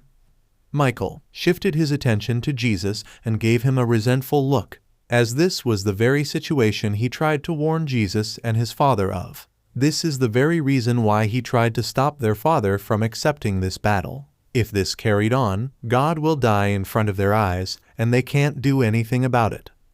God was now drifting in and out of consciousness, as his body was struggling immensely to cope with Bahamut's heavy attacks. Bahamut stopped punching God and just placed his hand on his neck. He raised the Holy One up high for everyone to see and began to squeeze the life out of him. I can't watch, Aphrodite said as she didn't want to see God dying before her eyes. Rizvim.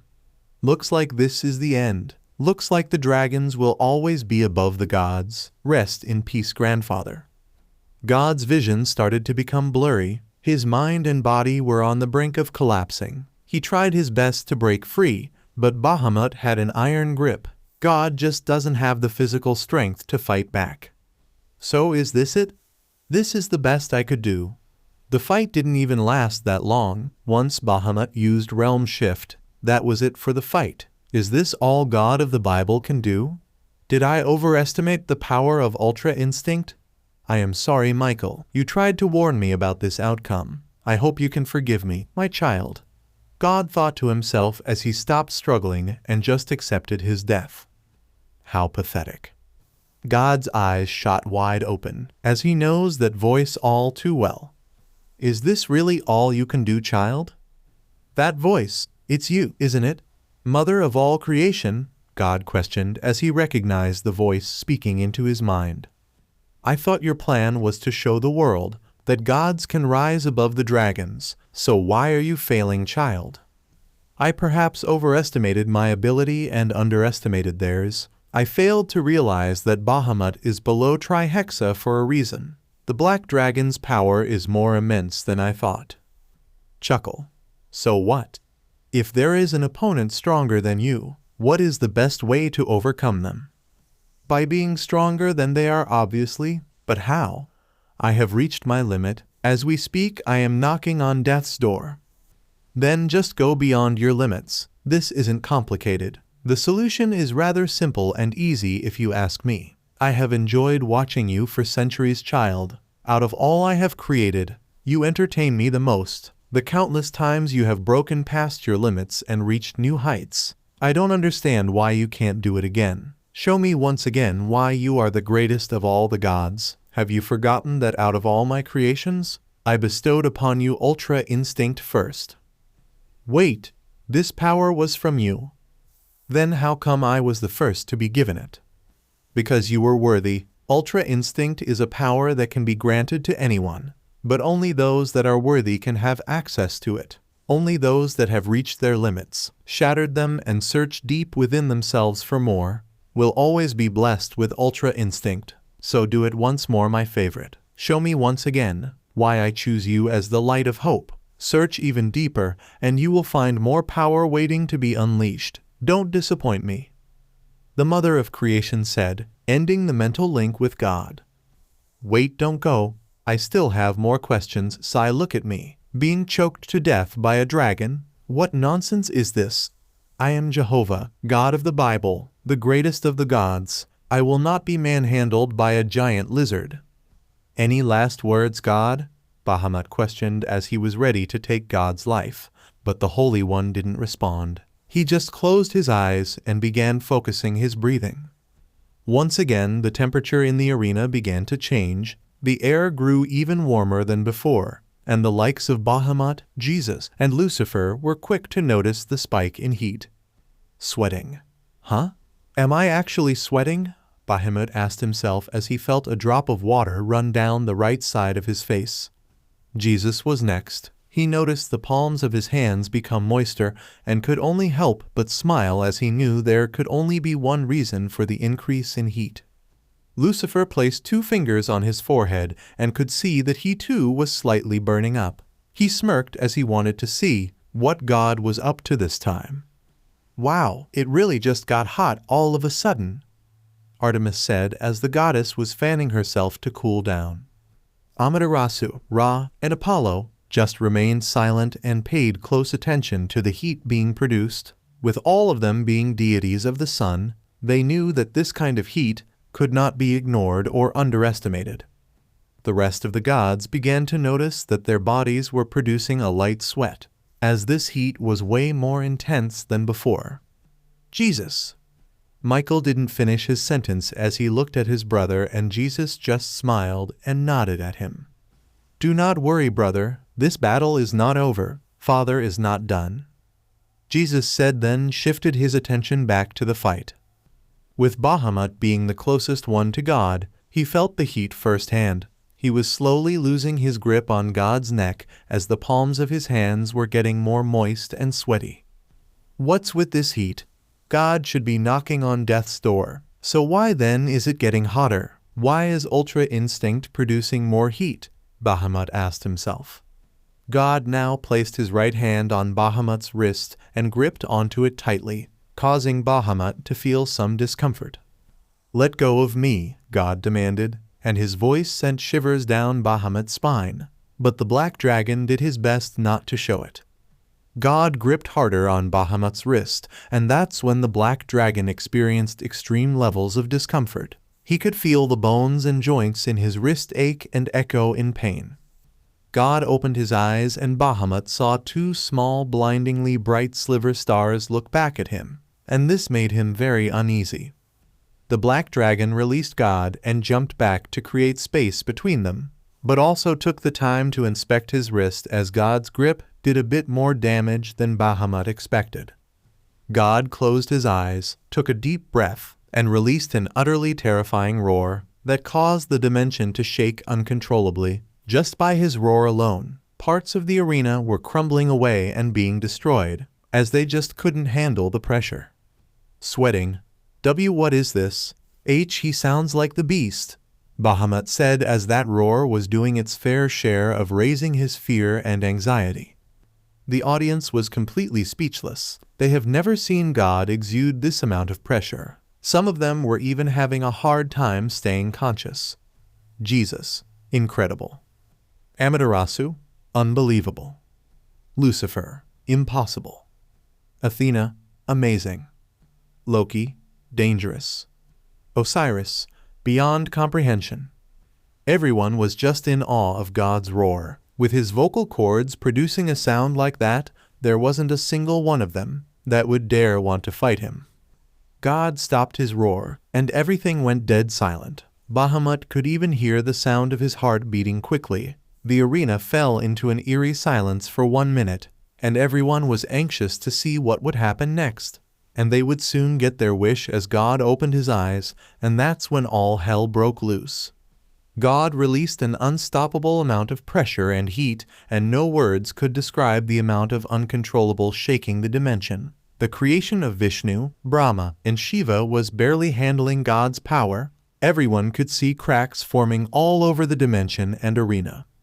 God's aura was much more thicker and denser than it was in Omen 2, and the heat he was producing was on the level of boiling. God decided to flex a bit and used his power to make the entire floor of the dimension look like a beautiful and sparkling sliver galaxy.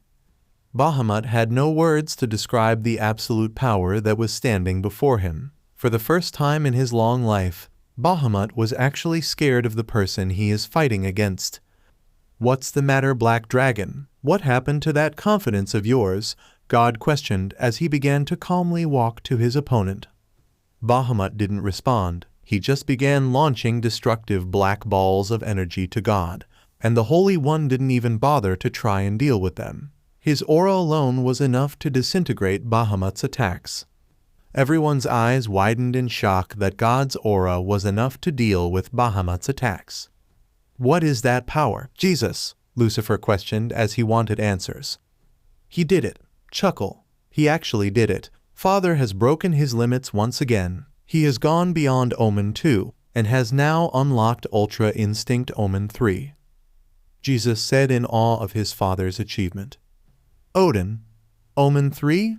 You know what, I believe you owe us an explanation about the power of Ultra Instinct. I will be more than happy to explain it," God said as he was able to hear Odin's words from the arena floor. Bahamut grew furious that in the middle of their battle, God would take his eyes off his opponent to explain how his power works. Since God was not paying attention, Bahamut quickly used Realm Shift to manipulate time and charged forward to strike God. But to his absolute shock, God easily dodged Bahamut's punch. "Don't think that trick will work on me again. I am beyond your Realm Shift," God said, looking at Bahamut with an unimpressed look. Faster than Bahamut could even blink, God raised his right hand and flicked his fingers on Bahamut's forehead, forcing Realm Shift to deactivate and Bahamut to be sent flying crashing into the dimension barrier. No words could describe the sheer amount of shock and awe the audience was experiencing. Never in their wildest imaginations would they think that Bahamut would be treated like this. "Right? Where was I?" God questioned with him, now stretching his neck, as he was still getting rid of the pain it was experiencing a few moments ago. "Ah yes, Ultra Instinct. To keep a long story short, it is divine power that can be blessed to anyone by the Mother of all creation. God said with him, cracking his neck, making it feel much more smooth and fluid. Those words, except for Jesus, made everyone speechless. At first they wanted to believe God was lying, but they all soon remembered that the father of Christianity was never the type of lie about things like this. "Did you just say anyone can obtain this power?" Lucifer questioned as he wanted to make sure he heard God correctly. "That is correct, Lucifer." God responded with a no-nonsense expression, showing everyone that he was very serious about his words. Jijiguad.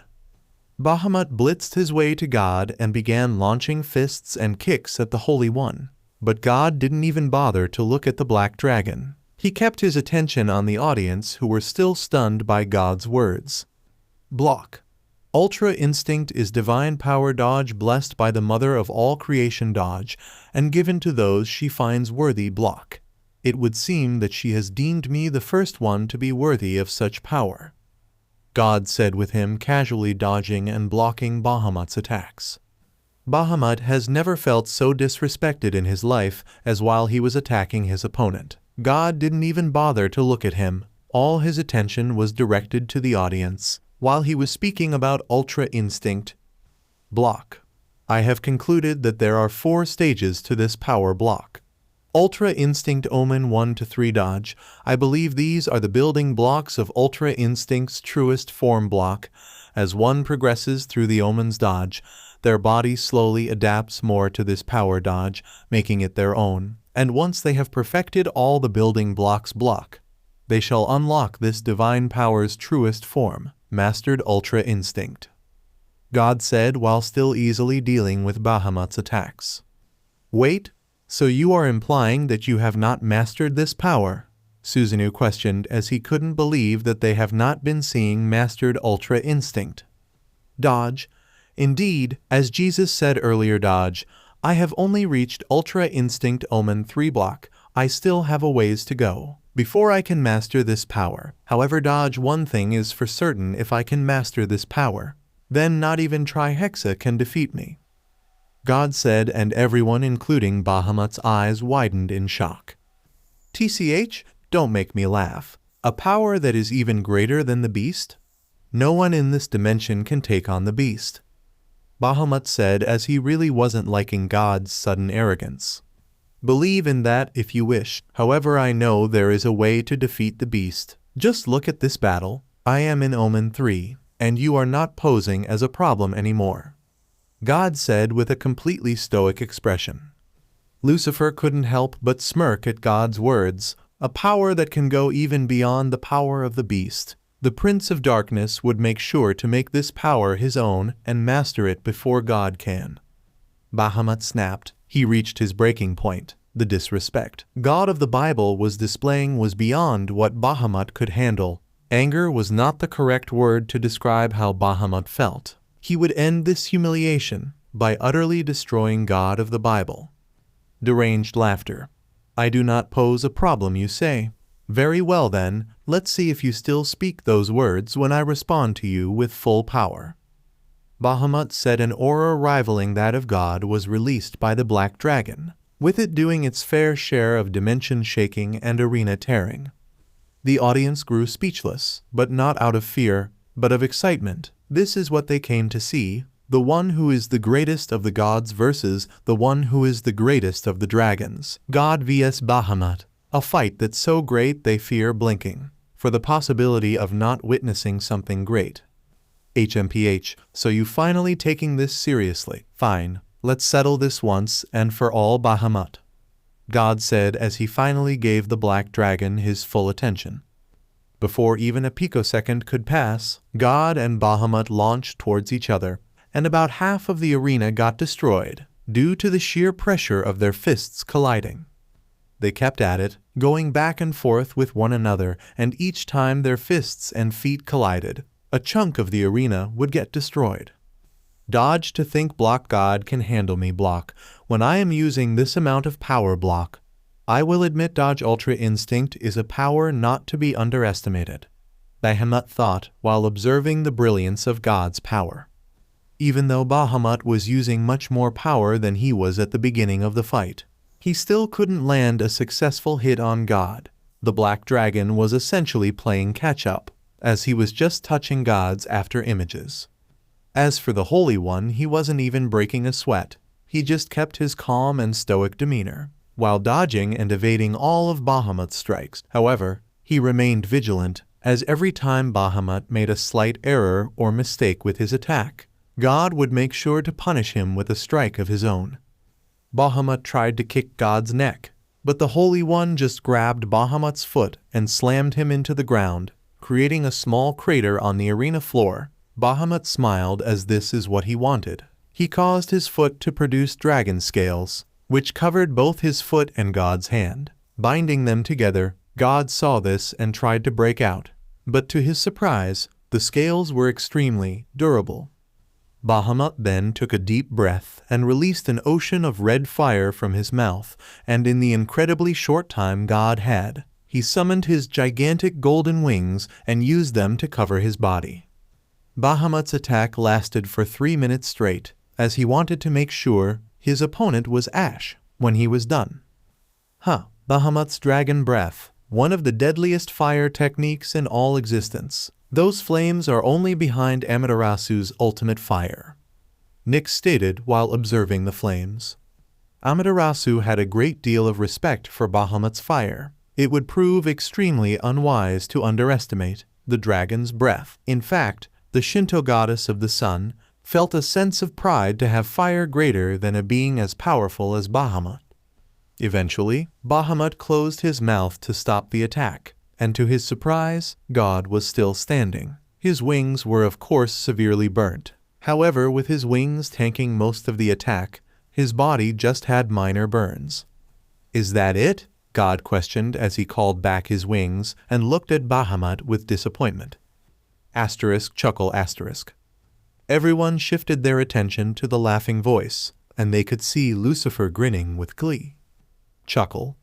"You have actually made it possible, God. Just look at that. The great Bahamut's fire cannot even burn you. That power, Ultra Instinct, is what it's called. You may be the first one to access it, but I will be the first to master that power. Come, Rizvim, we are leaving." Lucifer said, then got off his seat. "Leaving so soon? The fight is not over," God said, keeping his eyes fixed on his former favorite. "There is no point in staying any further. Both you and I know who is going to win this fight," Lucifer said, then created a magic circle transporting him and Rizvim away.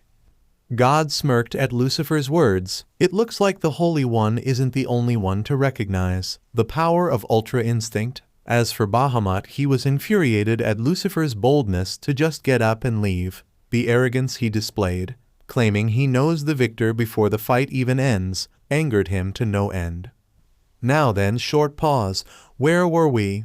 God questioned as he shifted his attention back to Bahamut. Back to Jesus. "And that is all we have time for?" Jesus said as he decided that was a good enough place to stop the story. What do you mean? Why stop? That story is far from finished," Madara said as he was rather annoyed Jesus would stop the story when it was getting interesting. "Look behind you," Jesus said with a smirk. Madara turned around and saw Serzechus and Seraphal and 2 other individuals flying their way. Silent sigh. Of course, there would be an interruption, Madara said as he understood why they have come. "Looks like my power caused quite the stir in the underworld. Well, I should switch it off. I'm sure you have observed it long enough," Jesus said, then deactivated Ultra Instinct, which caused the rest of the group to be able to finally stand on their feet. Deep breaths. Talk about pressure, that was intense, Izay said while slowly catching his breath. Panting. "You telling me, Chuckle? Don't forget I had that immense power within me," Asuka said, doing her best to get her bearings. "Power so great that the pressure brings others to their knees. Impressive," Madara said as he has really now taken a keen interest in Ultra Instinct. "So you really plan on doing it? Mastering this divine power?" Jesus questioned. "Naturally," Madara said in his classic stoic demeanor. Jesus chuckled. "I look forward to it, to see you do what even my father could not have done." Of course, this chaos would come from your territory, Madara. What were you doing this time to shake up the entire underworld? Sursetches questioned as he landed and made his way to Madara. HMPH, you quick to assume. Zetchus, I have done nothing. Madara stated. Then if you didn't cause all that madness, who was it? Seraphol questioned. That would be me. Jesus responded with a sheepish smile. The four devils only noticed now that Jesus was in a physical body and not in Asuka's body, which completely shocked them. Jesus, is that why you? Sursetches questioned in complete shock. Jesus, chuckle, who else would it be, Sursetches? But how? Your physical body was destroyed, so how? Your soul is supposed to be inside Asuka's body, and yet you stand before us. How is this possible? Seraphol questioned as she moved in closer to inspect Jesus. You can thank him for that. My friend here always has something up his sleeve. Jesus said while pointing towards Madara. How did you do it? Everyone shifted their attention to one of the other devils who accompanied Sursetch and Seraphol. And who exactly are you? Madara questioned. Forgive me for my manners. I am Ajuka Beelzebub, one of the four great Maos of the underworld and the creator of the evil pieces. An attractive-looking who appears to be in his 20s with light blue eyes and green hair that is slicked back said. And I am Seriorg Baal, heir to the Baal clan, and known as the strongest young devil. A handsome young man with raven black hair and violet eyes said he possessed a very tall and muscular build. Wait, before any of that, what in the supernatural world happened to you? You have just been back from a war. Seraphol said as she has never seen Madara injured and bandaged to this extent. I had a little encounter with the old Satan faction, all to have this child by my side. Madara said as he shifted his attention from Seraphol to Yui, then back to Seraphol. Wait, you did what? The old Satan faction? Alone? All for this girl? She must be something special for you to risk your life. Sursetch said as his attention was now fully on Yui. Once again Yui felt very uncomfortable, as all these eyes on her were making her rather uneasy. Indeed she is. Jesus interjected, then went on to explain the importance of Yui and the significance of the Akatsuki having her instead of the old Satan faction. I see, with us having Yui, that will greatly hinder the plans of the old Satan faction. We need to make sure she is guarded vigilantly. I can have some D. Stop right there. That will not be necessary. Asuka said, not allowing Sursetches to finish his sentence. Asuka took hold of Yui's hand and gripped it tightly, as there was no way she was going to let go of her cousin. Now listen here, Yui is not going anywhere. She stays here with me. She doesn't need any more protection because I will personally make sure to protect my cousin. You will not take her from me. Asuka said, staring Sursetches dead in the eye. Everyone apart from Madara and Jesus was surprised at Asuka's sudden boldness. Asuka herself was rather surprised she had this boldness in her. Now listen, Asuka. I understand this is your cousin. However, you must understand the importance of Yui. We cannot take her safety leg. Seraphol didn't finish her sentence as Asuka walked up to her and stared her down. It looked like no matter what they said, Asuka would not back down. Madara smirked and Jesus smiled at Asuka's resolve. They were rather impressed at Asuka's determination. Asuka's eyes began to glow silver, and she summoned Excalibur in her right hand and was ready to fight if she has to for her cousin. Asuka, you will not take Yui. Huo. Interesting. Asuka can still use some of my power, even though my soul has left her body. Looks like a portion of my power has permanently merged with her body. This girl truly is worthy of being the host of my soul. Jesus thought to himself as he was beyond impressed that Asuka was able to summon Excalibur on her own. All right, enough of this. You four do not need to concern yourself with Yui's safety. We will all personally make sure to keep her safe. Jesus said as he stepped in between Asuka and Seraphol to stop an unnecessary fight. Can you guarantee that the old Satan faction will not get their hands on her? Ajuka questioned. chuckle. But of course, after all, there is no safer place to be than being right next to Jesus Christ and Madara Uchiha. Jesus said with a smirk, then shifted his attention to Madara. HMPH. Madara just gave Jesus his classic stoic expression. The girl stays with us, end of discussion. Madara said as he shifted his attention to Surzekis. Jesus smirked, Asuka smiled, and Yui felt extreme relief at Madara's response. And unfortunately for the four devils, they were not about to go against Madara's words, so they had no choice but to accept his wishes. As you wish, we will leave Yui in your hands, Seraphal said as she backed off from Asuka. Anyway, we must prepare to depart. We will meet you all later at Asgard. Surzekis said, then used a magic circle to teleport himself and his companions away. Once they were gone, Asuka desummoned Excalibur and ran up to Madara to give him a very tight hug. Thank you so much, Madara-sama. I will make sure to take proper care of Yui, Asuka said, then buried her head into Madara's chest. I will hold you to that, Asuka. Do not make me regret my decision, Madara said. Asuka, I promise I will not let you down. Anyway, prepare yourselves. We will also need to leave for Odin's realm, Madara said, and his group nodded in agreement. Asuka went off with Yui, Issei, Rainier, Midelt, and Kalawarner followed suit, leaving Madara with Asia, Kanu, and Jesus. Why aren't the rest of you leaving to prepare yourselves for departure? Madara questioned as the three of them choose to stick to him like glue. Jesus. Well, technically, I don't need to make preparations. I am just a soul in your clone body, so there isn't much I need. Asia. Someone needs to make sure you don't hurt yourself, big brother. Kanu. I want to receive some training before we leave. Training, you say? Tell me, Kanu, how far have you progressed with your KCM? Madara questioned as he saw he had some time to spare before they leave for Asgard. Kanu just stood in front of her father, took a deep breath, and began powering up. Madara made sure to switch on his Sharingan to access Kanu's chakra level. A few moments passed and Kanu was able to activate KCM1. This child has the potential to be a generational talent. Her chakra control and chakra reserve are excellent for her age. If she was born during my time in the shinobi world, she very well could have made her name for herself alongside me and Hashirama. It would be wise to teach her some jutsus of mine. Wait, since she can use chakra. This means that she must have an affinity for the elements. Tell me, Kanu, since you use chakra, do you know of the 5 basic elements? Madara questioned. The 5 elements?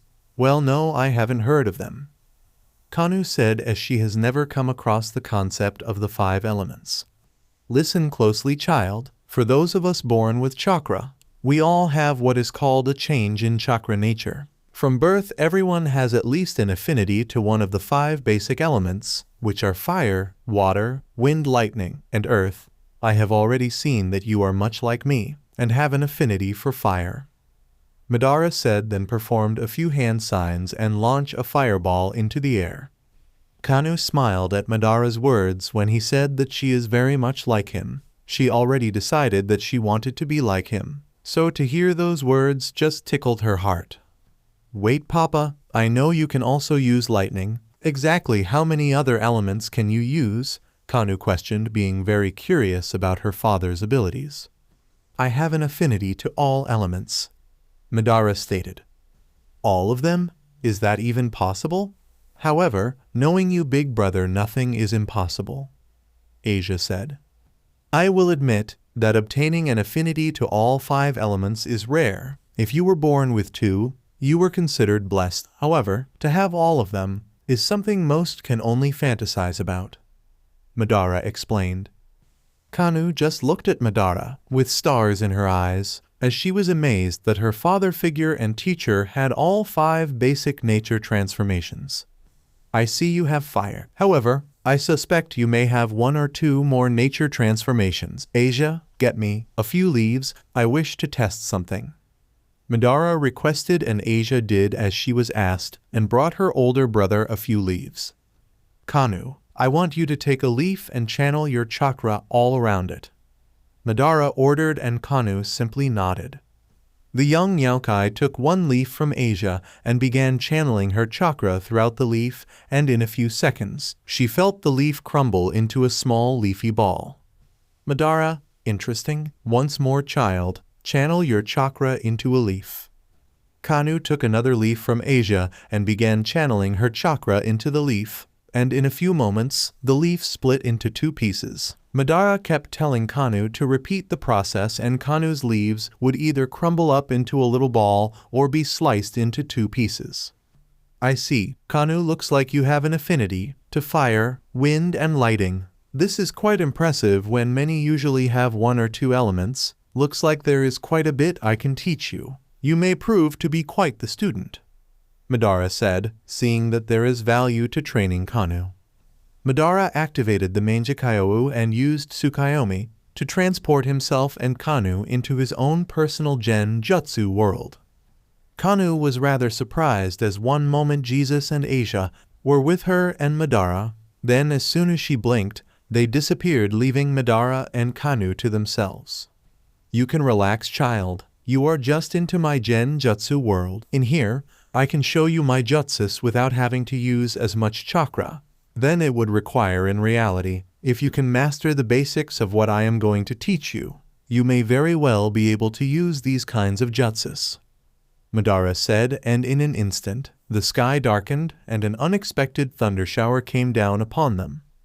Both of them were soaking wet now, and Kanu could see massive thunder clouds in the distance. Madara simply raised his right hand to the sky, and Kanu heard a massive and terrifying roar from the heavens, and she couldn't help but experience a little bit of fear. Minutes passed, and above them, the lightning dragon, Kirin, appeared and stared Kanu down like she was prey. Kanu's eyes widened in shock and her body froze. All she could do was stare at the menacing-looking Kirin. Madara brought his hand down, and before Kanu could even inhale for air, Kirin struck a mountain in the distance, reducing it into mere rubble. Incredible, Kanu said, completely blown away by Madara's display of power. Madara then quickly turned to the side, brought his hands together, and took a deep breath. Fire-style, majestic destroyer flame. A massive wave of flaming hot fire came rushing out of Madara's mouth and traveled all the way to the rubble, melting the rocks. Madara then made his gunbai manifest in his hands and swung it in front of him, creating miniature tornadoes. Madara then shot fireballs in their direction, and they combined, becoming massive fire tornadoes, destroying everything in their path. Madara then shifted his attention back to Kanu and could see that the young Kitsune was starstruck at Madara's display of using those three elements. Who knows, perhaps you may even be capable of using Sage Mode, Madara said, and Kanu just looked at him with pure excitement. Really? You think so, Papa? Kanu questioned, with her excitement going through the roof. You do seem to have the potential for many things, child. Your chakra control is excellent for your age, as well as the amount of chakra you have stored up in your body. This must be due to the fact you have the blood of the 9 tails within you, Madara concluded. I guess you're right, Papa. Mama has always told me that our family has been blessed with an abnormally large amount of chakra. Even grandfather was the same. He always knew we had great potential, but feared we would never reach it, Kanu said, then admired her glowing body in KCM. Madara, Huo? Elaborate further, child. When I was younger, Mama used to tell me a lot about grandfather. He was the most powerful Kyuubi of his generation, and that he was born with an unimaginable amount of chakra, but always knew that he couldn't use it all, or to better say, he couldn't utilize all of his chakra. Grandfather knew our family could at least rival the gods of the supernatural world and spent his whole life trying to unlock our potential. Eventually he gave up and entrusted that will to Mama. But she also struggled to find a way of utilizing our hidden potential, so she gave up on trying. Well, that's until you came, Papa, Kanu said with a loving smile. Because I introduced you two to KCM, Madara questioned. That's right. Grandfather and Mama spent years trying to find a way of unlocking our potential, but to no avail. That's when you introduced us into KCM. That's why Mama had that reaction. The first time, you helped her achieve it. Even Aunt Amaterasu tried to help us, but even she couldn't do it. But you, Papa, were able to draw out our potential and bless us with this golden form. Kanu said, admiring her body once again. She then began running around, blitzing all over the place. Madara just let his left eye track all her movements and could see that Kanu's speed has improved. However, his eyes can still keep up with her easily. HMPH, enjoying yourself? Madara questioned, releasing a smirk and folding his arms. Giggle. Very much. I have never felt my body move so fast and feel as light as a feather. Everything is just better. In KCM, I am stronger. My sensing ability is more than doubled. I can move faster than I ever thought was possible for me. And I feel like I am half my actual body weight. Kanu said with her, this time blitzing around Madara. She then tried to sneak attack him, but to no avail, as Madara easily caught her punch. Kanu just smiled as she knew there was no way she was going to get an easy hit on Madara, even if he is injured. I really do thank you, Papa, for taking the time to teach Mama and me. KCM is a power that we have never even thought possible. Although I'm still new with it, and cannot maintain the form for as long as Mama, I will do my best to master it and build upon it. I am really grateful of the day our city was attacked. Kanu said, then deactivated KCM and got closer to her father figure. Is that right? And why is that? Madara questioned. He knew the answer, but rather wanted to hear the words Kanu had to say. Kanu took hold of Madara's left hand and looked him dead in the eye. It was the day I met you, Papa. I remember the first time I saw you. I truly believed you were the one responsible for the attack and that you were the one who kidnapped Mama. I was very wrong. Not only were you innocent, you basically reversed the tragedy of that day, and the way you did it was just amazing. To fight Mama and Aunt Tiamat without even struggling, that's the day I decided. Kanu said as she now locked her fingers with his. And that is? To make you my papa and role model. When watching you handle your opponents, I just couldn't stop but watch on in awe. Short pause. Papa. I have a question. Short pause. Do you accept me? Kanu questioned, being rather nervous of Madara's response. What do you mean? I mean, I look at you as my papa and role model, but I never took the time to ask whether you even accept me as your daughter, or would you even want me as a child? Kanu said, looking at Madara with innocent and vulnerable eyes. Madara just paused for a minute to think about the relationship between him and Kanu. However, the young Kitsune grew uncomfortable with the silence. She was fearing that her father figure may very well reject her. Papa, say something, Kanu requested, still giving Madara very vulnerable eyes. A child, huh?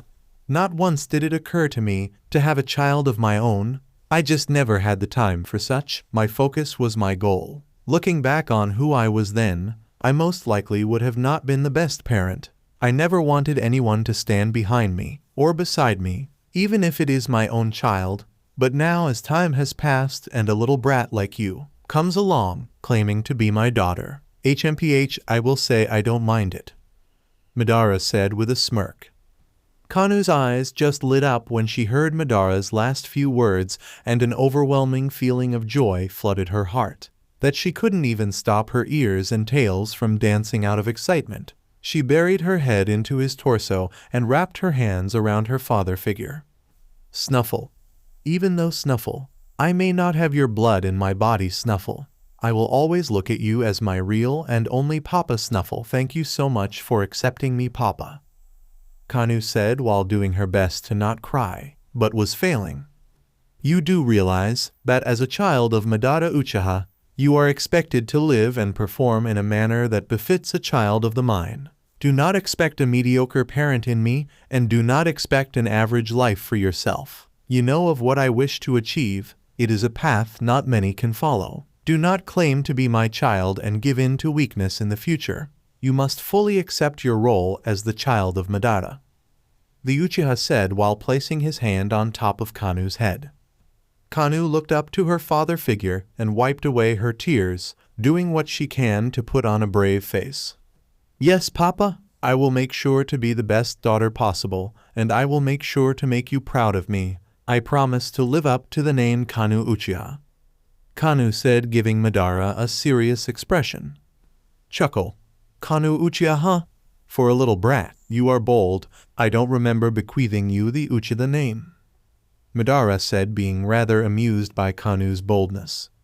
Fidgeting. Well, I thought that, maybe because you accepted me as your child that, maybe I could be Kanu Uchiha. Kanu said while avoiding eye contact with Madara and twiddling her thumbs. That's your problem, you thought. Listen here, child. That name cannot be taken lightly. The Uchiha are the strongest amongst them all. It is a name that even the gods themselves fear and respect. If you wish to be an Uchiha, know that you are tasked to bring honor to me and the Uchiha name. For the rest of your life, you will have to abandon the way you have been living and embrace a life worthy of a one named Uchiha. You take that name, child, and there is no turning back. There is no weakness, there is no surrender, and there is no second best, Madara said, replacing his smirk with a no-nonsense expression. Kanu took a deep breath and looked her father figure in the eye, as she knew what she wanted and was going to do her best to get it. Papa, short pause. For the longest time, I have always wanted one thing. Deep breaths. I have always wanted a father. Ever since I was born, it has always been me and Mama, and it truly has been a wonderful time. But deep down, I always felt something missing. I do not know my biological father. Mama refuses to speak about or mention him. I never really had any men in my life I could look up to. Grandfather died before I was even born, so I never even got a chance to meet him. So really I had no one until you came that day and saved us from that chaos. You basically took control and handled everything so effortlessly, and to add to it, you brought back Mama to me. I don't care what Aunt Amaterasu says, that's the kind of person I want as my papa. You are the only one I can see as my papa. You have everything my father should have. Short pause. And you think I am going to give up the opportunity to have you as my father, just because of the Uchiha name? So what if being an Uchiha is difficult? It's fine. I will live up to those standards and even go further. All I really want is you as my papa. I want to be your child with all my heart, and I am 100% sure. So if that means living up to the name of the Uchiha, I will make sure to live up to your expectations, Papa. Kanu said, giving Madara a dead serious expression.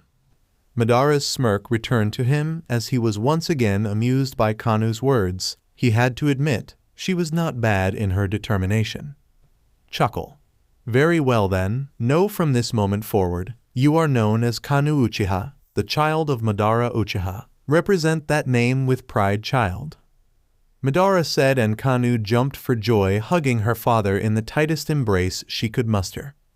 Madara just took his hand and began stroking the top of Kanu's head, and the young Uchiha purred in pleasure, due to her father's touch. I'm sure you know what you must do as a member of the Uchiha clan, Madara said. Kanu looked up to Madara and nodded in excitement. I need to wear the Uchiha crest at the back of my clothes, Kanu said in excitement. Good, we should get ready to leave for Odin's realm. I mustn't maintain this genjutsu for too long, it will put a strain on my left eye, Madara said. Kanu was slightly unhappy that they need to break up their little bonding time, as she was enjoying this time alone with her father figure. But she completely understood. There was no way. She wanted him to hurt his eyes when they are still recovering. However, before I deactivate Tsukuyomi, here is a little gift from me, Madara said, then looked into her eyes and implanted the hand signs for all the fire-style jutsus he knows and has seen in the shinobi world. Kanu paused and allowed her mind to digest all the information she has received, as it was a lot, entering her memory. Is this? Indeed, those are the fire-style techniques I know of. I can see you are already proficient with your use of the fire element. Therefore, these techniques should be the first you learn to master, Madara instructed. Kanu just nodded her head with determination, as she will do all she can to master these techniques. Good, we are done here, Madara said, then deactivated the genjutsu, and all reverted back to the way it was before Madara placed Kanu in Tsukuyomi. The young Uchiha could now once again see Asia and Jesus. Right, we should depart. I'm sure the other members of the Akatsuki are waiting for us, Madara said as he deactivated his Sharingan, to not irritate his eyes once again. Wait, weren't you about to teach young Kanu here something? Jesus questioned. That has been taken care of, Madara stated, then turned around and began walking into his estate. Already taken care of? What does he mean by that? Jesus asked out loud, as he was wondering what Madara meant by that. Kanu. Yes, Papa is right. He has taught me a lot of new things. There is a lot of things I need to practice now. Oh, and guess what, Asia? What, Kanu? Asia questioned. I'm an Uchiha, just like you and Papa now. I did what you did and asked to be a member of the Uchiha clan, Kanu said with a joyful smile. Wait, how come? Big brother just looked at you for a second and then turned around, walking away. So how could that be? You guys didn't even talk or anything, Asia said as she was very confused at Kanu's words. Really? Only a second?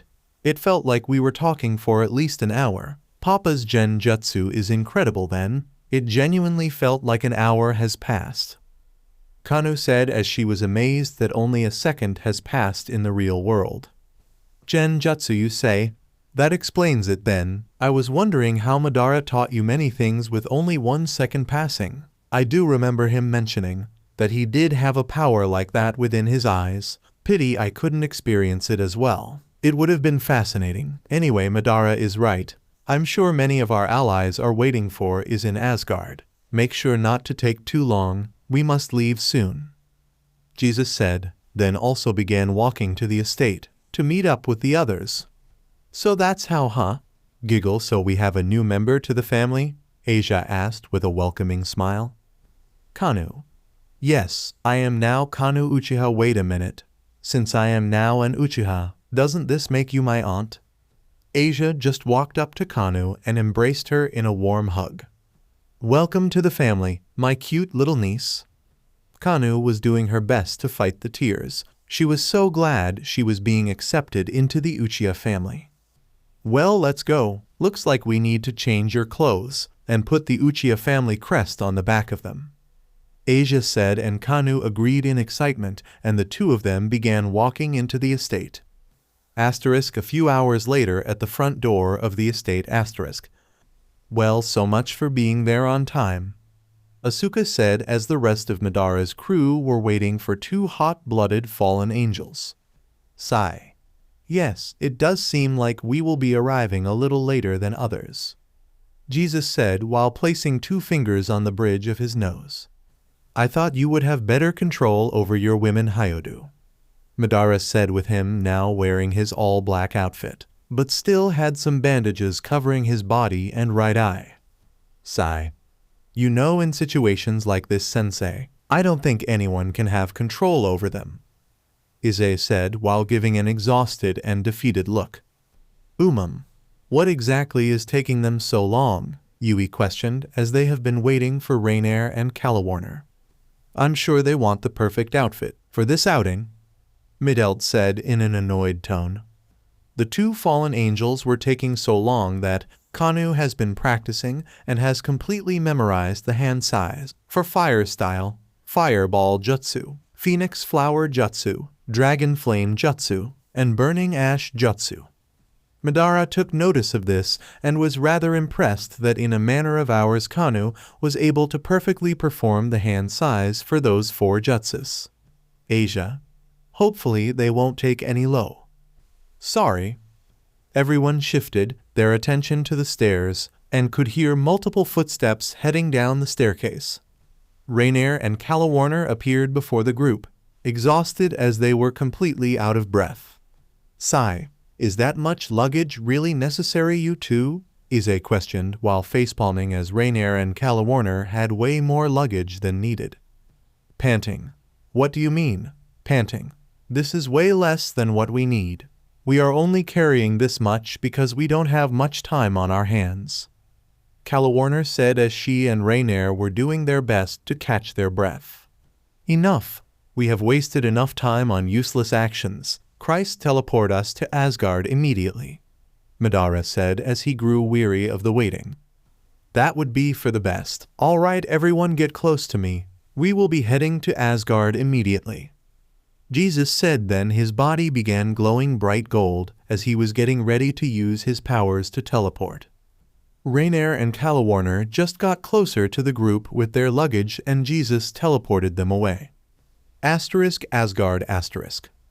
Madara and his group appeared at the beginning of a bridge that looks like it was made of pure white light that led to what looked like an extremely large and majestic building. The group looked around them, and except for Madara and Jesus, they were blown away at how beautiful Asgard was. It was a true rival of the Kingdom of Heaven and Olympus. The structure and layout of the buildings and infrastructure is like nothing they have ever seen. The buildings looked to have a mix of mystical and modern style to them. Add to the fact with the clear blue skies above, they really did believe they were in a realm of a god. So this is Asgard? It really is beautiful. Issei said as he could never get enough of these godly realms and their breathtaking views. Indeed, Asgard can truly be a sight to behold, the home of the All-Father, Almighty Odin and his son, the Norse god of thunder Thor. Jesus said in a respectful tone. What's that building in the distance, Uncle Jesus? Kanu questioned as it was like nothing they have ever seen. Chuckle. Dear Kanu, that is the great hall of Valhalla. That is where we will find Odin and the rest of the gods waiting for us. Jesus explained. Then let us not waste any more time. Let's move, Madara said as he began walking towards the doors of Valhalla. No complaints from me, Jesus said while following closely behind. The rest of the group just collected their things and made sure to stay close to Madara and Jesus. As they were edging closer and closer to the doors of Valhalla, they were forced to stop as a group of armored women instantly appeared before them and raised their weapons as a warning to stop. Halt! Who are you?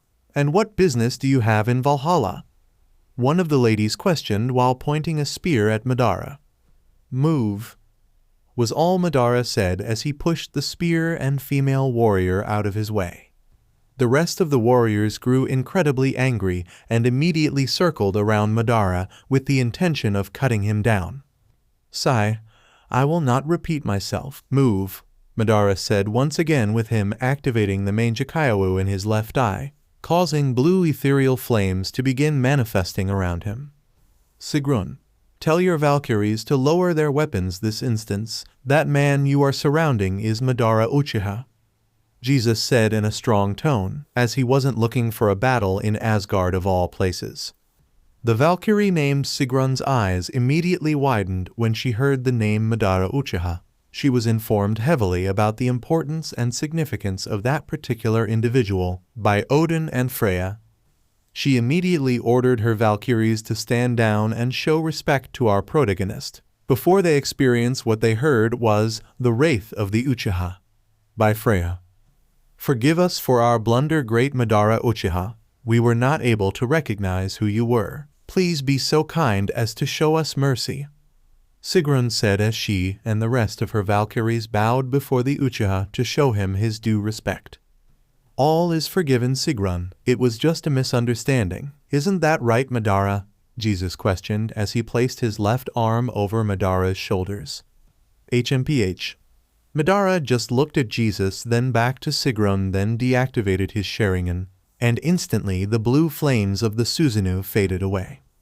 Welcome back to Asgard, Lord Jesus. We have heard of your revival, but it was stated that your soul was in a human host. How is it that you have a body? Sigrun questioned as she was wondering if the information she was receiving from her superiors was inaccurate. Thank you for the interesting welcome, Sigrun. It has been a long time. And as for me having a body, it is a long story, which I do not have time to explain. Please, if you were to be so kind as to lead us into Valhalla, so we can meet with the other gods. That would be very helpful." Jesus requested, not wanting to waste any more time. "Yes, certainly. However, you are very late. The conference began quite some time ago." Everyone in Madara's group just shifted their attention to Calawarner and Rainier, as those two fallen angels know better than anyone why the group is late. The two fallen angels just nervously laughed while rubbing the back of their heads. "Take us to Odin and the rest of the Akatsuki." Madara ordered, and Sigrun and the other Valkyries were incredibly surprised at how much authority a human could command. It's almost as if they are taking orders from Freya or Odin. The female warriors just nodded and began escorting the group to the section of Valhalla that the Akatsuki were conducting their meeting. When they reached the largest door of Valhalla, Madara's group could see a large pack of wolves and a group of eagles guarding the door. Sigrun clapped her hands, and the pets of Odin moved out the way and allowed for the other Valkyries to open the door into Valhalla. Once opened, a whole new scenery was revealed to the group. They entered and saw hundreds upon hundreds of brave fallen warriors, feasting on boar meat and drowning themselves in alcohol. Others were engaging in duels and intense sparring. It was a Viking warrior's paradise. The ceiling was made up of thousands of golden shields, and the walls, as well as pillars supporting this colossal building, was made up of thousands of magical spears.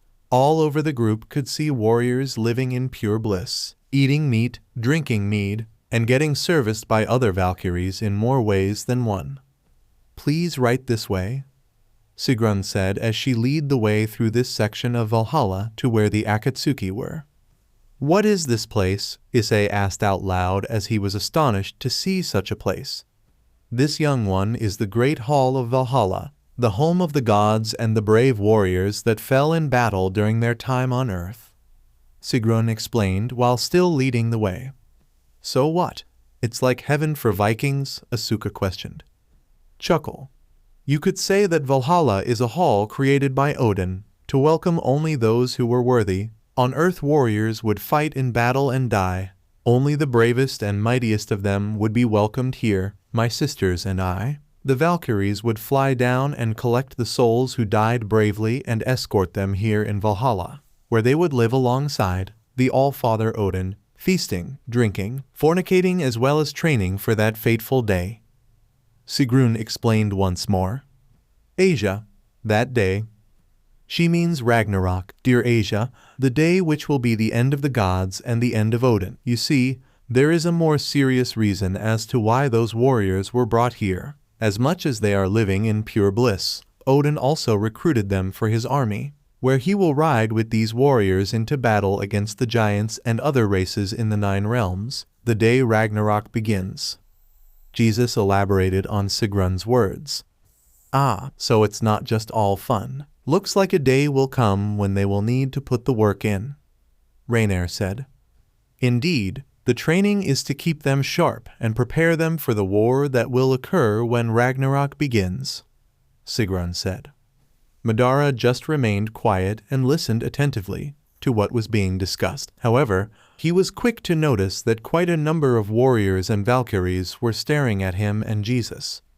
One warrior became bold and launched a spear at Jesus, and the son of the Holy Onmi just looked at the incoming spear, and an invisible barrier surrounded the group, blocking the spear from coming any further. "Looks like they want to start something," Madara said as he shifted his attention to the warrior who threw the spear. Everyone stopped what they were doing and just shifted their attention to what was happening as things looked to be getting more interesting. Many of the warriors looked at Madara, and they were itching to fight him, and the Uchiha, being who he is, was not one to back down from a fight. Sigrun immediately got in front of Madara and stretched out her arms in almost a protective manner. "You idiots! These are the guests of the gods and the All-Father. By you trying to attack them, you are also insulting Odin. Show some respect to the friends of the All-Father," Sigrun shouted as she was doing everything she can to try and calm the situation. The last thing she wanted was for Madara to get angry and go on a rampage. The warrior who launched the spear gulped in fear, as he didn't know they were friends if the All-Father, He quickly hid behind his fellow warriors to hide from Madara and Sigrun. Sigrun, I will deal with the one who launched that attack later. For now, know that this group is off limits and should be treated with the highest degree of respect. The warriors laid their weapons down and continued what they were doing previously. The last thing they wanted was to get into trouble with the All-Father. Please, once more, I beg for your mercy, great Madara, Sigrun said while lowering her head.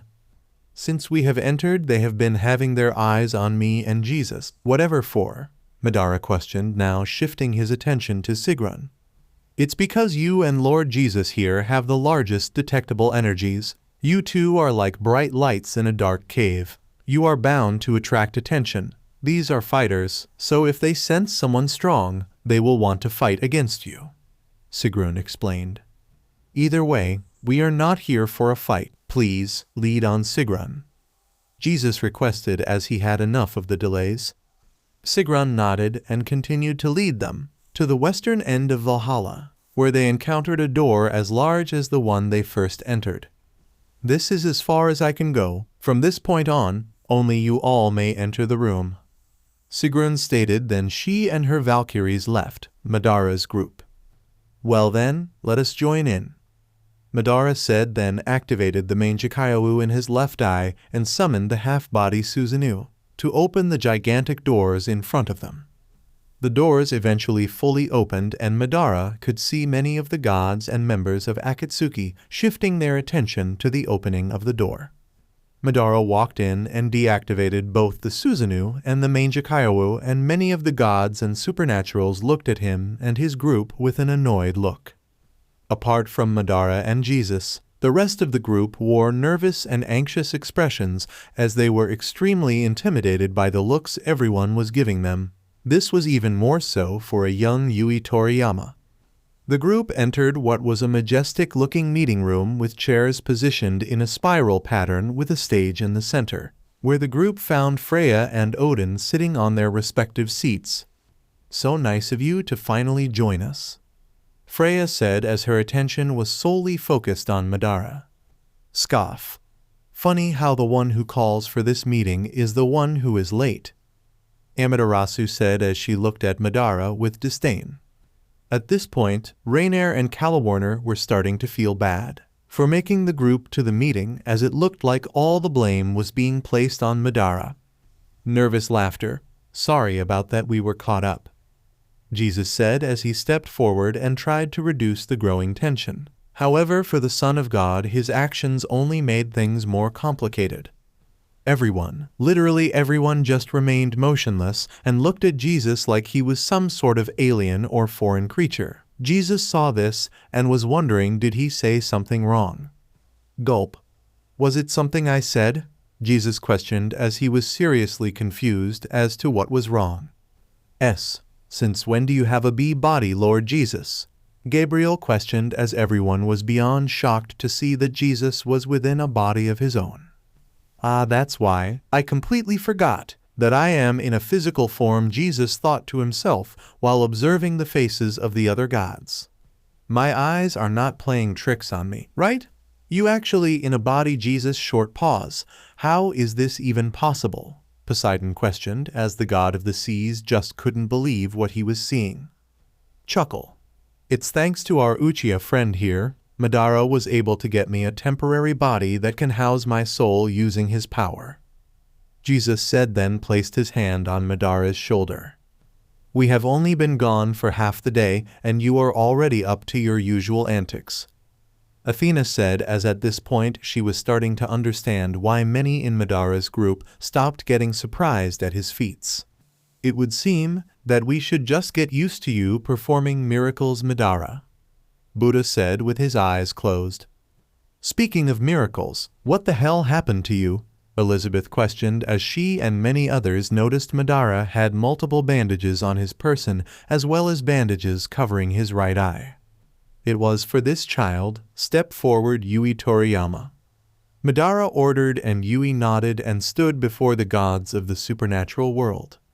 To say Yui was intimidated was an understatement. This was extremely nerve-wracking for the timid girl. To have the eyes of literal gods staring her down was beyond scary for her. She tried her best to keep her composure, but trying to force her body not to fidget due to being nervous was proving more and more difficult for the young Toriyama. Madara walked up to her and stood next to Yui, and the cousin of Asuka felt extremely more comfortable that a familiar face was next to her in this kind of situation. This is Yui Toriyama, an essential piece for this war. She houses both a portion of God of the Bible's power and the Holy Grail, the artifacts needed to release the beast from its imprisonment. Madara said, and everyone's eyes grew even more concentrated on Yui. And how exactly did you find her? Amaterasu questioned. A subordinate of mine found her and tracked her to one of the hideouts of the old Satan faction, where I had a little dance with your old rival Nyx, Amaterasu. Madara said, then shifted his attention to the goddess of the sun. When Amaterasu heard that name, her face turned into a snarl, as that was someone she did not remember fondly. What? You saying that you went against not only Nyx, but the entire old Satan faction alone? Aphrodite questioned. Yes. Aphrodite and a few others looked at Madara like he was insane. Aphrodite, in particular, didn't like what she heard. She was very concerned about the well-being of Madara, that any reckless actions didn't sit well with her. As for the others, the likes of Odin, Elizabeth, Vishnu, Buddha, Freya, Shiva, Susanoo, Artemis, and surprisingly Gabriel were impressed with Madara's actions. Amaterasu, Yui Toriyama. Yes, ma'am, Yui responded like an obedient child responding to a parent. Do you understand the position you are in, child? Amaterasu questioned, as now all eyes were on the young Toriyama. Deep breaths. To be honest with you, this whole thing is surreal to me. This whole thing still feels like a dream to me. Just a week ago, I was in my apartment building, carrying on with my life as a police officer of Kyoto, and then all of a sudden I met Indra-sen, a friend of Madara Dono, who is telling me all about the supernatural world. Everyone made sure to pay close attention to Yui, and with her being the center of attention, wasn't making her life easier. Then, before I know it, I am kidnapped and told I will be a sacrificial pawn for Lucifer, so that he will be able to achieve his full power. I am then sealed and all of a sudden saved by Madara Dono and reunited with my cousin Asuka, who I found out is also special and has the soul of Jesus inside of her. Honestly, a lot has been happening. I am still trying to come with terms that I have a piece of God's power with me, like the actual God, the Bible. The Father of Christianity. I have that being's power within my body. How does someone just accept that? So honestly, no, I don't understand my position right now. Yui said while looking Amaterasu dead in the eye, and for one so timid, Asuka was impressed that her cousin said all that without passing out. Amaterasu's expression and demeanor grew softer. She failed to consider that this whole ordeal may have been a bit too much for Yui. The sun goddess didn't mean to be inconsiderate. Forgive me for my rudeness, child. I was not considering that these past couple of days may have been a bit much for you. Please know we mean you no harm or misfortune. To put it bluntly, your life now is forever changed, by the looks of it. You know the details, so I will just make this quick. You now have to be under the protection of the Akatsuki. We are the only ones that can protect you from the old Satan faction. Only when we have truly dealt with them can your life return to the way it was.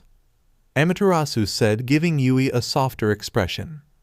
With all due respect, I don't want your protection. I want the protection of Madara Dono and Indra-san. Yui responded, being even bolder than before. Asuka once again looked on with pride. It looks like the days they have spent together were bearing fruit, as while Madara was unconscious, Asuka was teaching Yui to be more courageous and stand up for herself, and it looks like it was working. Madara, on the other hand, raised an eyebrow at Yui's words, not for wanting protection, but for her to openly reject the protection of other members of this group. Amaterasu was very surprised at Yui's rejection. She had a small suspicion that Madara brainwashed or manipulated the innocent child. Clears throat. Enough. We can discuss the protection of Yui Toriyama later. she is here. After all, it's not as if the old Satan faction have her anymore. This girl is not going anywhere. Now on to the real reason for this meeting. Madara, I know that you didn't ask for this meeting to tell us about Yui. Now please tell us why you have actually called for this meeting. Odin said as he wanted to get right down to it. Very well then, the old Satan faction, I hear in your territory, Odin. Madara said, now shifting his attention to Odin. My territory? What do you mean by that? Odin questioned as he and everyone were wondering what Madara meant. Madara, you all remember not too long ago the old Satan faction invaded the Greeks and destroyed Olympus, right? Many of the Greek gods visibly flinched at Madara's words, as it was not a pleasant thing to remember, especially for the likes of Zeus, but all of them nodded. Are you trying to say that Rysvim and his crew will try to invade Asgard like they did Olympus? Freya questioned. No, it would be foolish of them to try the same tactic twice, especially now when our guard is higher than ever. Come now, gods of the supernatural world, what has been the old Satan faction's primary objective besides reviving Lucifer? Madara questioned, now shifting his gaze to the others. Recruitment, Buddha responded. Indeed, the Rysvim intends to take his group to Jotunheim, the land of the giants, and Helheim, the land of the dead. Madara said. Both Odin's and Freya's hearts stopped for a moment, as the thought of the giants being a part of the old Satan faction truly did scare them. Hold on, last I remember no one except a giant has access to Jotunheim, so how can you say Rysvim intends to recruit the giants when it's impossible for him to enter their land? Apollo questioned. Yes, by how events have played out in the supernatural world, the giants have always kept to themselves, so it should be impossible for Rysvim to enter Jotunheim. But that's not exactly true, is it now, Odin? Madara questioned while shifting his attention to the All-Father.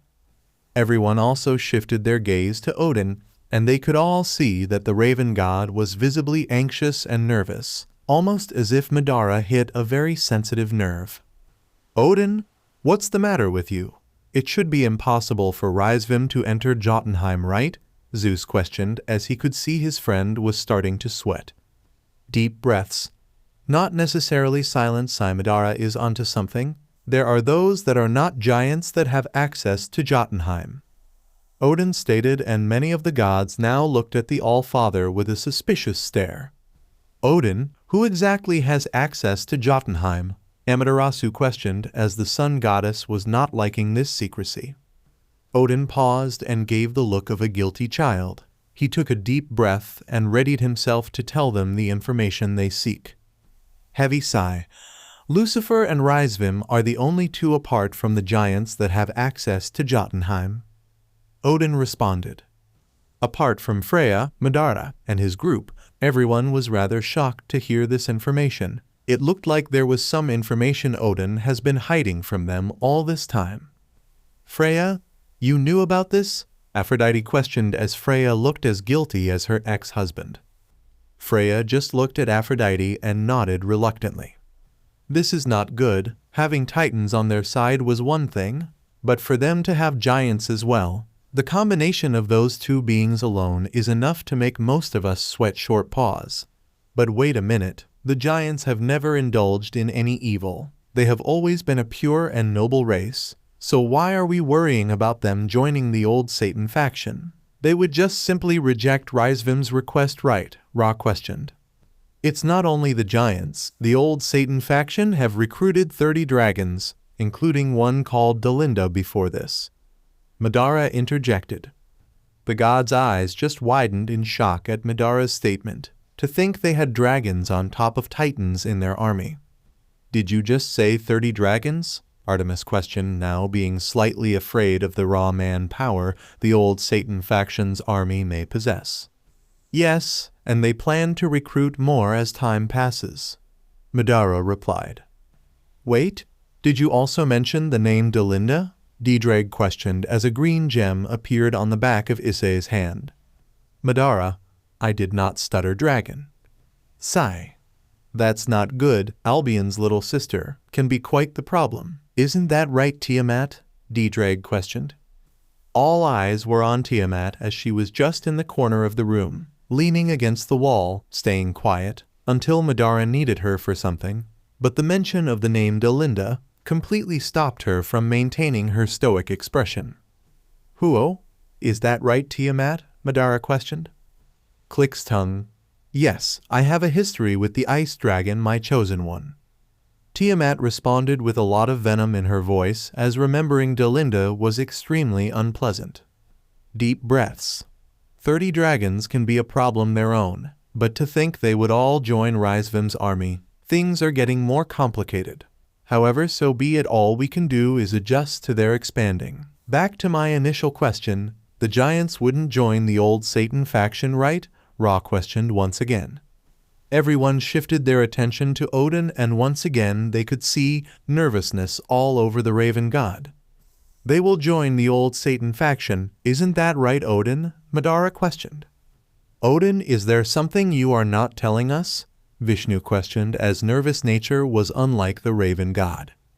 Odin just looked at his fellow gods and took a deep breath once again before explaining the history of the Aesir gods and the giants, and his own personal history with the giants. Many of the gods knew that Odin had a dark past, but what he and Thor did to the giants and all the other races in the 9 realms truly did horrify them. The details really did drop their opinion of Odin. HMPH, and you all call me a selfish god, scoffs. I'm an angel compared to my old friend here. Zeus said after hearing some details of Odin he has never known about before. Like, I knew you had a dark past, Odin, but I never knew it was this dark. Your actions are even greater than some of our enemies in the old Satan faction, Athena stated. How? Odin questioned while looking at Madara. Madara, how what? How did you know of my history with giants? Not many in the supernatural world know of my dealings with the giants, so how come? How could you know of this? Chuckle. Have you forgotten, Odin? I sent Diana as a spy into the old Satan faction. She got the information about your past from eavesdropping on Rizevim. Who knows all about your relationship with the giants? Madara said. Sigh. So what do we do now? Aphrodite questioned.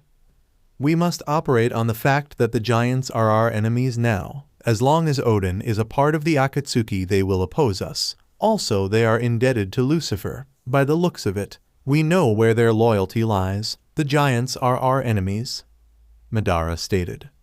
After hearing about events that transpired between Odin, Lucifer, and the giants, mostly everyone present in this meeting couldn't help but agree with Madara. However, there was a goddess who just refused to see the giants as her enemies.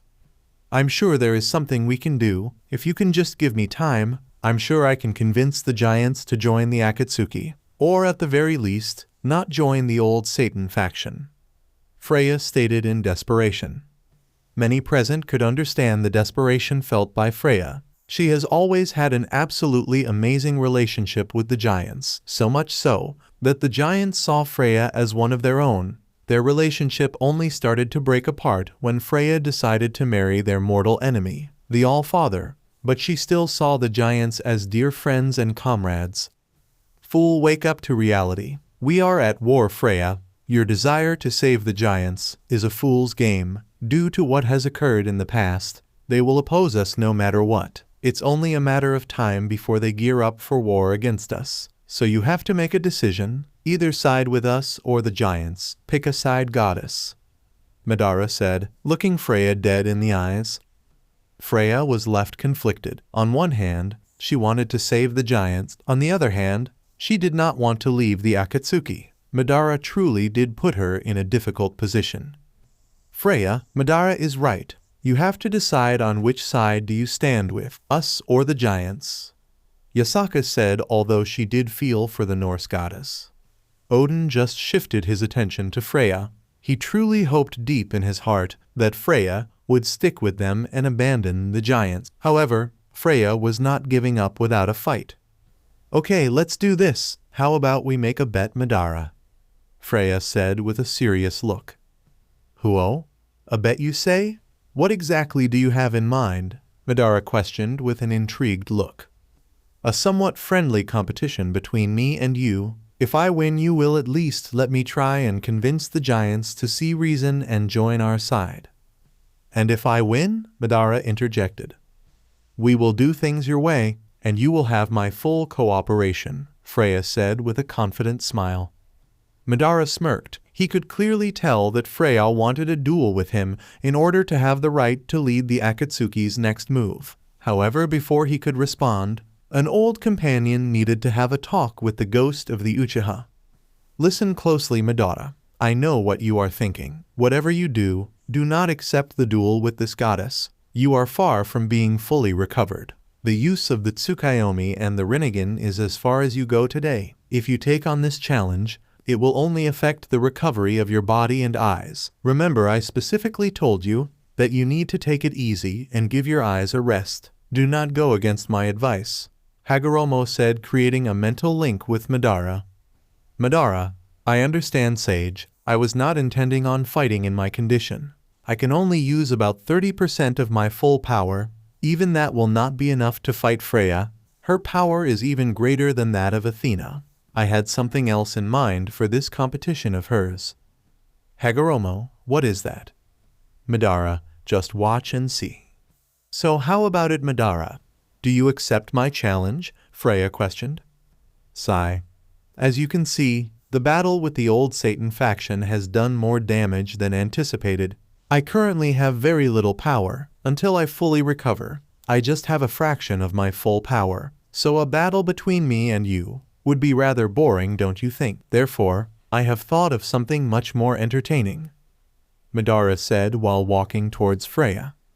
And what exactly do you have in mind? Freya questioned, being rather interested. I hear that the Valkyries worship you and are completely devoted to you. So how about it? Your Valkyries against my subordinates. Whichever group wins the bet for their respective leader, Madara said, with him now being face to face with Freya. Odin grew jealous and uncomfortable that Madara was so close to his ex-wife, but the All-Father tried his best to not show his emotions. As for Madara's group, they were very surprised that their leader would involve them in such an important matter. The rest of the gods and goddesses grew rather amused at this. Most of them couldn't deny that this ordeal looked very interesting. Interesting. My Valkyries against your group? It does sound like fun, but you cannot include Athena, Tiamat, and Yasaka. If they are involved, it just makes it an easy win for you, Freya stated. I wasn't even going to include them. Asuka, Hyodu, Rainier, Kalawarner, Midelt, and Kanu. You 6 will go against Freya's best Valkyries, and Asia, you will be support in this battle, Madara stated, looking Freya dead in the eye. Asuka, Issei, Rainier, Kalawarner, and Midelt all just smirked. They couldn't help but be excited about a potential battle, but they were also extremely grateful to their leader, as they were glad that he actually wanted to utilize them, instead of them just following him around everywhere, hanging the background. And as for Kanu and Asia, they were incredibly surprised that Madara would include them, though they were extremely grateful that they as well as can show off their skills. Yasaka, for one, was also surprised by Madara including Kanu, but she knew that Madara has been training her, so she might as well show what she has learned from her father figure. Yasaka just decided to stay quiet and trust in Madara's decision. HMPH, you have a deal. I will also add a support Valkyrie to balance things out, but may the best group win, Freya said with a smirk. Chuckle. We all know which group will win. Asuka, Asia, Kanu, Hyodu, Rainier, Kalawarner, Midelt, go forth and bring me victory. Madara's room in Asgard ***. The Uchiha was standing on the balcony observing the absolutely breathtaking view of Asgard. He could see Valkyries and Odin's ravens flying around, many of the All-Father's warriors giving into their primal nature and engaging in as many pleasure-inducing activities as possible. Asgard truly was not what Madara expected, especially Valhalla. The entire realm looked like a mix of Old Norse architecture, mixed with futuristic craftsmanship and technology. It was a completely different look from heaven and Olympus. However, for any mortal, Asgard truly was a beautiful realm. However, Madara cared very little about its beauty. He was more intrigued by the gigantic tree branch stretching throughout Asgard. The Yggdrasil and the concept of the world tree was truly the only thing that kept him interested in this place, and when sensing the power from the Yggdrasil, Madara understood why the Norse mythology is the powerhouse that it is. Asterisk knock knock asterisk. Madara, enter. And with our protagonist's permission, the individual on the other side entered the room and made their way to the ghost of the Uchiha. Madara didn't even bother to turn around to identify who it was. He already knew that it was one of Freya's Valkyries. Sigrun was your name, wasn't it? What brings you here, Valkyrie? Madara questioned, continuing to observe the world tree. You can think of me as your personal caretaker, Great Madara. All important guests get assigned a Valkyrie by Lord Odin and Queen Freya, Sigrun said, lowering her head in respect to the Uchiha. Madara, who? A caretaker? Whatever for. Any of your needs, Great Madara. It is my job to make sure your needs and desires are fulfilled. Is that right? Do you think you could handle my desires? Madara questioned, now turning his head to the side and looking at Sigrun through the corner of his eye. Panting. What's with this pressure? How can a human be more intimidating than Lord Odin and Queen Freya? His presence can eat you alive if you let your guard down, Sigrun thought to herself with her heart rate increasing. The Valkyrie didn't even dare to look at Madara in the eye. Panting. I will do the best I can, Great Madara, Sigrun said, trying her best to keep her composure. Very well then, come. Madara ordered, and Sigrun didn't need a second invite. She got closer to the Uchiha, to where she was right next to him. Now tell me about this world tree, Madara requested, shifting his attention to the Yggdrasil. Certainly. The Yggdrasil Ake, the world tree, is an immense and central scared tree that houses the 10 realms of Norse mythology. 10? I was told there are only 9 realms. Madara interjected, not allowing Sigrun to finish her sentence. Well, currently there are 9 realms, but there was a time the Yggdrasil contained 10 realms. The lost realm of heaven was cut from the Yggdrasil by Odin after the war between Asgard and heaven, which seemingly cost the life of his newborn daughter Aldrich, Sigrun explained. HMPH, not bad. For him to cast away an entire realm, Odin does seem like a capable god, Madara said, being slightly impressed that Odin could chop down a branch of the world tree. But of course, the All-Father is a being of immense strength and power. Only those in the top 10 were stronger than Lord Odin. There was a reason why Queen Freya married the All-Father. Lord Odin was the first god able to beat her into submission. That was the only way to gain Queen Freya's attraction, Sigrun stated. Madara, is that so? However, I heard they are no longer together. That is indeed true. Both Lord Odin and Queen Freya have had quite the chaotic marriage, but all relationships need to start somewhere, and there was a time both genuinely seemed happy with one another. It truly was a beautiful thing to witness after almost trying to kill each other, Sigrun said, reminiscing on the happiest times of Asgard. Kill each other? What do you mean? Madara questioned. There was a time when Asgard and Vanaheim were at war with one another, and being the leaders of their respective realms, it was inevitable for Odin and Freya to clash. But as I said before, Odin was the first to beat Freya in battle. Their bitterness to one another evolved into a desire for the other person, and therefore they called for both a truce and alliance between Asgard and Vanaheim, and to solidify the alliance Odin and Freya married and shared together a child. Madara, however, it did not last long. Freya was married to the All-Father after all. His undying thirst for knowledge and power placed immense strain on their relationship. Odin would do whatever he needed to obtain what he wanted, even if it meant hurting the residents of the other 8 realms. Chuckle. Such is the pursuit of power, it can cause innocents to be caught in the crossfire, Madara said, reflecting on his own pursuit of power in the shinobi world. Indeed, no truer words have been spoken. Odin's nature and Freya's nature were bound to cause friction and conflict. The All-Father's selfish desire to be superior than any other deity was something Freya could not allow. Now, fundamentally, Freya did not really have an issue with Odin wanting to be superior than the other gods. In fact, it only increased her arousal for him. It was just the manner in which he went about it. You need not explain about Odin's past deeds. I know very well about what that god has done, especially to the giants. Madara said, choosing to finish Sigrun's sentence. Well, it was you who called for the Akatsuki to assemble, and informed them about the impending threat of the giants and the old Satan faction. So naturally I would be wasting time telling you about Odin's past deeds. However, what I can say is that Queen Freya could not sit back and watch others get hurt due to Odin's actions. Her heart bleeds for others, and she holds immense compassion for the other beings that reside within the 9 realms. Sigrun explained. HMPH Odin and Freya, I wonder if their past will not hinder them from working together. Madara questioned out loud while looking at the world tree. Queen Freya is not so childish as to let such trivial matters interfere with her duty. The most powerful goddess in all Norse mythology should not be underestimated. Great Madara. The All-Father might become distracted, but not Queen Freya, Sigrun said in a rather strong and defensive tone. Madara just shifted his attention to Sigrun and could clearly see by her body language that she was somewhat irritated and uneasy by Madara's question. You Valkyries admire Freya, don't you? Madara questioned.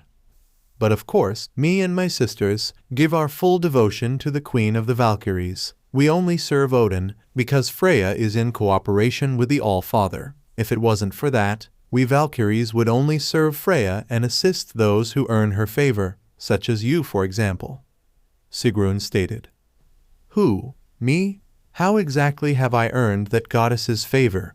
Madara questioned, being rather curious about the answer. Chuckle. Why do you think I address you as Great Madara? Queen Freya has mentioned you to us Valkyries before and has told us of your immense power and exploits, and how you not only saved her, but all the gods part of the Akatsuki from being consumed by Pandora's destructive energy on Olympus. You have earned my queen's respect, and therefore you will always have the favor and blessing of the Valkyries, Great Madara. Sigrun stated. Blessing of the Valkyries, you say? HMPH, should I be honored? Madara questioned in a sarcastic tone. Well, from what I have heard about you, you probably won't need it. However, for your subordinates, if they ever need help in battle, my sisters and I shall assist them. With Queen Freya's permission, of course. I see. It is quite amusing, though, that those who have earned the blessing of the Valkyries are the same people you are going to do battle with soon, Madara said. Chuckle. Indeed, we will try not to hurt them too much, since they are your subordinates, Great Madara, Sigrun said in a playful tone while also giving off a smirk. Madara. HMPH, we will see about that. Asterisk knock knock asterisk. Both Madara and Sigrun shifted their attention to the door, wondering who could be on the other side.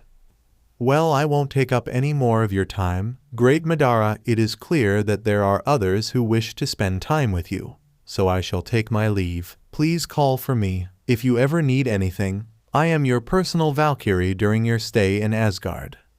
Sigrun said, then jumped off Madara's balcony and took flight.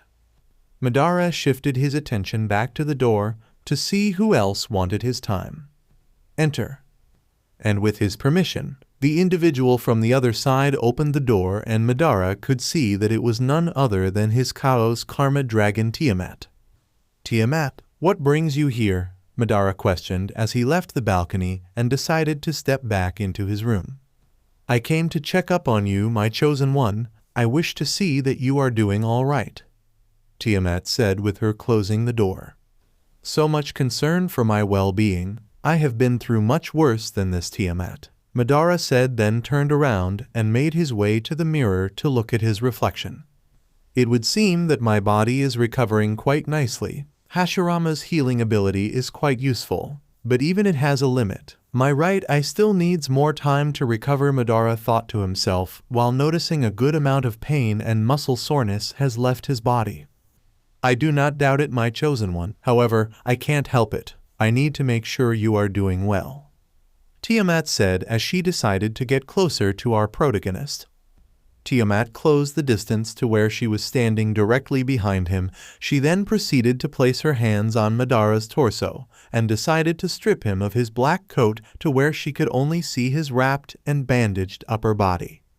Tiamat just couldn't help herself. Her hands had a mind of their own, and they chose to take their time and explore Madara's body. The Uchiha, for one, was also caught up in the moment. Something about a woman's touch just made him feel a certain way. Tiamat eventually tightened her grip on Madara and hugged him from behind while burying her face into his back. A few moments went by and the Uchiha felt what was like drops of water touch his back and be absorbed by his bandages.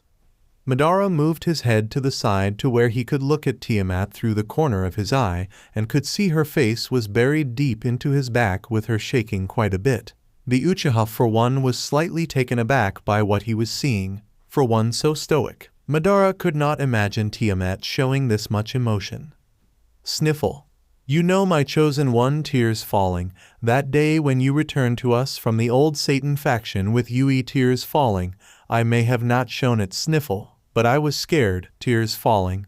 I was so very scared. I have never experienced fear like that before, Tiamat said, clutching even tighter to our protagonist. Fear? What exactly were you afraid of, Tiamat? Madara questioned, as this was unlike his dragon. Tears falling. Of you not being the same, my chosen one. Sniffle. I cannot really explain it, but when you came back to us in that state, tears falling. It hurt. To just see you like that, it truly did terrify me. It's the first time I realized that I could have lost something dear to me. Tears falling. Someone dear to me. Sniffle. So many thoughts plagued my mind. Would you ever wake up? What if you cannot see in your right eye anymore? Or what if there is some damage done that is irreversible? Madara remained silent and listened carefully to Tiamat's words. Sniffle.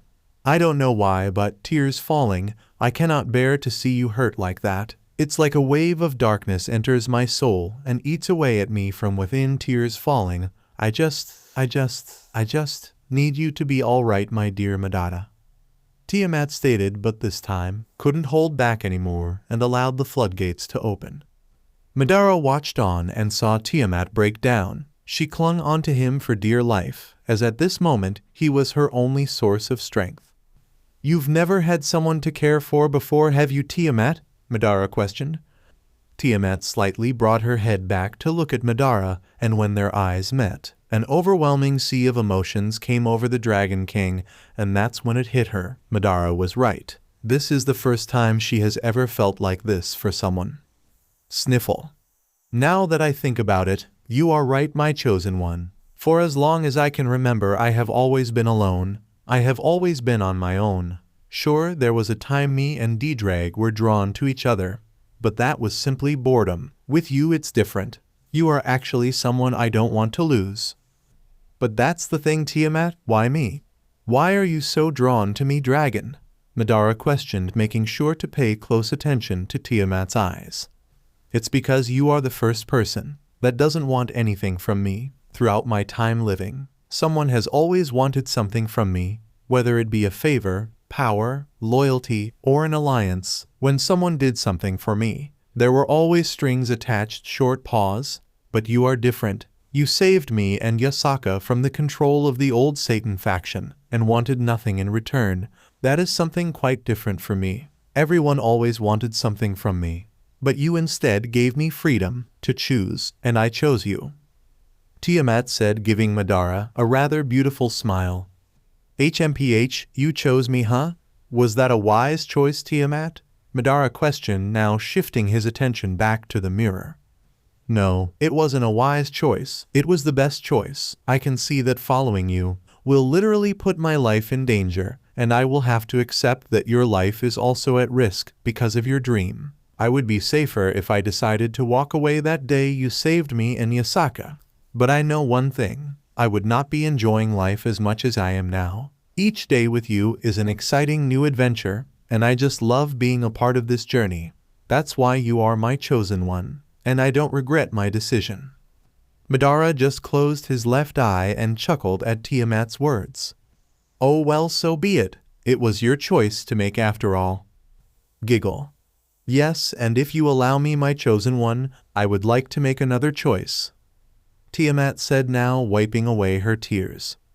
"And what is that, Tiamat?" Madara questioned. "To fully devote my soul to you, and truly make you my chosen one," Tiamat said, with her also now looking at the mirror. "Madara, what do you mean by that?" Tiamat decided to change things up and moved to where she was now standing directly in front of Madara, where she can have direct eye contact with the Uchiha. "I wish to devote my soul to you by performing what is known as a dragon ritual," Tiamat said, giving Madara a more serious look. "Madara, a dragon ritual? I have never heard of such. Please, my chosen one, allow me to explain. We of the dragon kind have what we call a dragon ritual. It is where a dragon finds an individual we find worthy and link our souls to theirs, essentially creating a master-servant type relationship, granting both parties benefits. If linked to a powerful individual, the dragon's power will explode and reach new heights, and for the other party, they receive undying love, loyalty, and obedience from the dragon," Tiamat explained. Chuckle. "So you are after my power, ha Tiamat?" Madara questioned jokingly. "Not at all, my chosen one. I will admit that yes, it would be nice to gain more power, however, that is not why I am doing this. What I care for in this world is you, Madara. I find only you as worthy of me, my body and my soul. There is no other being I would wish to devote myself to, and there is no other being I believe that can live up to your potential. Therefore I wish to truly make you my chosen one and carry a piece of you in me," Tiamat said, using both her hands to grab hold of Madara's left hand. "HMPH, I will ask this again, Tiamat. Are you making the wise choice?" Madara questioned, giving Tiamat a no-nonsense expression. "And I will answer you like before, my chosen one. This is far from being the wisest decision. However, it is by far the best decision I will ever make. Nothing will change my mind. I want you, Madara Uchiha, as my chosen one. My life, my body, and my soul is yours, Madara Uchiha. I wish to devote myself to you, if you will accept me," Tiamat said, and when Madara looked into her eyes, he could see how pure and vulnerable Tiamat was being in this moment. "I suppose whether I like it or not, they will be those who wish to stand behind me in this world," Madara thought to himself. "Such is the path you have taken, Madara. I know in the shinobi world you hated someone standing behind you. However, for you to move forward with your dream, you will have to abandon that resentment and allow others to not only stand behind you, but to also follow you from behind," Hagoromo said, creating a mental link with the Uchiha. "HMPH, I suppose you are right, sage. After all, it was the reason why Hashirama's will of fire continued to burn for generations. I suppose in this world, I will allow others to carry the will of Madara Uchiha," Madara said, ending the mental link between him and Hagoromo. Short pause. "Very well then, Tiamat, let us begin this dragon ritual," Madara said, and Tiamat couldn't contain herself. She jumped onto Madara and wrapped her arms and legs around him.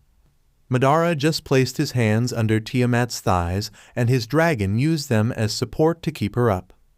The Uchiha and Tiamat's eyes locked, and for a good minute everything around just slowed down. The longer Tiamat kept gazing at the Uchiha, the higher her heart rate would increase. Madara didn't even waste time and connected his lips with hers, and a fire like no other lit up within Tiamat's body. Madara's dragon didn't even think of resisting. She fully allowed Madara to do whatever he wanted with her lips. And that is exactly what our protagonist did. He deepened the kiss and Tiamat experienced unbelievable bliss and pleasure. Tiamat began to grip tightly on Madara's body, and she just wanted to rip off his bandages and experience skin-to-skin contact. Madara began to walk backwards as he knew the bed was only a few feet away, and once he reached it, he chose to sit on the edge of the bed with Tiamat now straddling him. The two of them continued to suck each other's faces. The Uchiha eventually decided to pull back, to allow them to catch their breaths, and Tiamat was greatly displeased. Her hot moment was stopped. She wanted to keep going until she couldn't anymore. Chuckle. Focus now, Tiamat. Weren't you the one going on about a dragon ritual? Madara questioned while giving his dragon a smirk. Tiamat's inner being grew rather agitated. She knew Madara was right, but she just wanted to be dominated by him so badly that it was becoming extremely difficult to remain focused and fight her dragon urges. Deep breaths. Fine, fine, yes, you are right, my chosen one. Deep breaths. The ritual comes first, Tiamat said, but really didn't like the fact they had to stop in the heat of the moment. Tiamat decided to control her breathing and closed her eyes as she was preparing her body for the immense amount of power that it would be producing. A minute went by and Tiamat's hair began to float as if it had a life of its own, and soon enough some strange glowing blue symbols began to appear on her body. Madara decided to also control his breathing and gather natural energy to enter Sage Mode, and once Madara was in Sage Mode, he was quite impressed at what he was sensing. Tiamat's body was gathering an insane amount of energy, more than he has ever seen her body could handle. Tiamat's body temperature also reached a new level, and Madara was quick to notice the heat she was giving off. The blue symbols on her body began to glow even brighter than before. Tiamat began to groan in pain and held Madara tightly, as her body has never experienced this level of sensation before. Her breathing became ragged, and the Karma Dragon needed a minute to collect herself before she could continue with the dragon ritual. Once she was able to get her bearings, Tiamat continued with the ritual and opened her eyes, but they evolved into something else. Her eyes changed from their usual baby blue appearance to now looking like two bright blue stars. Tiamat raised her head to where she would look at the ceiling and opened her mouth so that she can speak the dragon tongue. Phi-Turasu, Naife, Hala, Rodi, Kusa, Vila, Bes, Kefa, Nos, Lo, Tufi, Philo, Dus, Tila, Hilo, Vite, Sedes, Ula, Tas, Defa. Tiamat's speech tonality was beginning to change, with it being mixed with her normal voice and her dragon voice, and Madara was caught off guard as he has never heard such a language before. What is this language? It sounds so ancient, Madara thought to himself while continuing to observe the sight in front of him. Even more intense energy began to flow within Tiamat's body, and it was causing Madara's room to shake and vibrate violently. Asterisk with the old Satan faction asterisk. Rizvam and his crew were still licking their wounds from their loss against Madara. They were currently at another one of their bases, discussing matters as they would need to formulate a plan to get Yui Toriyama back asterisk. Asterisk wall breaking asterisk. Everyone shifted their attention to the side and saw that Nyx had punched a hole in one of the walls of the conference room. How can I, the goddess of the night, lose to a human? Nyx questioned out loud as she was beyond furious at what Madara had done to her. Simple short pause. You all underestimated him, Diana said as she now entered the conference room to join in the conversation. Everyone shifted their attention to the vampire, and Nyx in particular was infuriated by Diana's comments. You speak highly of him, Dracula. If I didn't know any better, it sounds like there is quite a bit of admiration for him, Nyx said, focusing all her attention on Diana. PFFT, I know where my loyalty lies, Nyx. I am a member of the old Satan faction. However, do remember that I have been with that human. I know what he was capable of. It was clear that he would beat you, Diana said, walking closer to Nyx. Nyx was greatly offended by Diana's comments. The way the vampire would speak about Madara just didn't sit right with the goddess of the night. Like there is a hidden infatuation for the Uchiha. How about you say that to my face?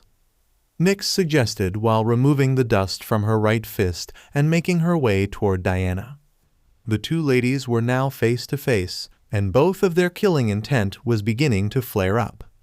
Enough. Diana is right. I told you many times during the battle to not underestimate Madara, Nyx. You just couldn't contain yourself and let your lust for battle consume you. Now stand down, Rizvam said with a no-nonsense expression. Nyx, however, chose to be stubborn and continued to glare at the vampire. Nyx, stand down now, Rizvim ordered with his own aura rising. The goddess of the night could sense Rizvim's power rising and ultimately decided to stand down. She knew she wouldn't want to be on Lucifer's second-born bad side. Deep breaths. Now then, we have lost Yui Toriyama, so we will need to devise a plan to Rizvim didn't finish his sentence as some overwhelming force caught his attention. Victoria, and now? Finish what you were saying, Rizvim. This pressure, it can only belong to one person, but why is she here? Rizvim said out loud with a slightly worried tone. Hades. Who are you talking about, Rizvim? You're all about to find out, Rizvim said as he focused his attention on the main door. The main door of the conference room blew wide open, and the overwhelming pressure that entered the room was suffocating. Everyone shifted their attention to the door, and when they saw who was standing there, they felt chills run up and down their bodies. Oh, Off-Eyes, what brings you here? Rizvim questioned, doing his best to capture his charming demeanor. The infinite dragon god remained silent and just observed the room and everyone in it. Once she took everything in, her attention shifted back to the leader of the old Satan faction, and it felt like Rizvim was staring into a dark black void. She began walking towards the demon, and everyone else remained dead silent. Diana and Nyx immediately moved out of the way as they didn't want to be an obstruction to the dragon god. She eventually reached the sliver-haired demon and pointed a finger at him, and instantly Rizvim's body was wrapped with black snakes with Off-Eyes black mamba staring directly at him. This was one of the very few times Rizvim experienced fear, but more than anything he was confused. He doesn't understand why Off-Eyes is here, and last he remembered the black mamba was for the Uchiha, not him. Rizvim, I am only going to say this to you once. Stay away from Madara, Off-Eyes said in a low but intimidating tone. Deep breaths. So that's what this is about, chuckle. Were the snakes really that necessary, though? Rizvim questioned, glad to know Off-Eyes is not on the hunt for him. Off-Eyes did not respond, she just kept staring at the leader of the old Satan faction. Come now, Off-Eyes, you not playing fair? What if Madara wants to join the old Satan faction? Am I supposed to chase him away? Rizvim questioned, using his classic charming demeanor. Listen closely, Rizvim. I don't care about your grand scheme to revive your father and take down the Akatsuki. You can do whatever you want to the world and supernatural world, but do not touch Madara and the dimensional gap. Both of those are mine, Off-Eyes said with her snakes tightening their grip on Rizvim's body. Rizvim was experiencing intense levels of discomfort, but chose to stay strong and not show weakness in front of Off-Eyes and members of the old Satan faction. Just what is the obsession with that human? Is he like a drug?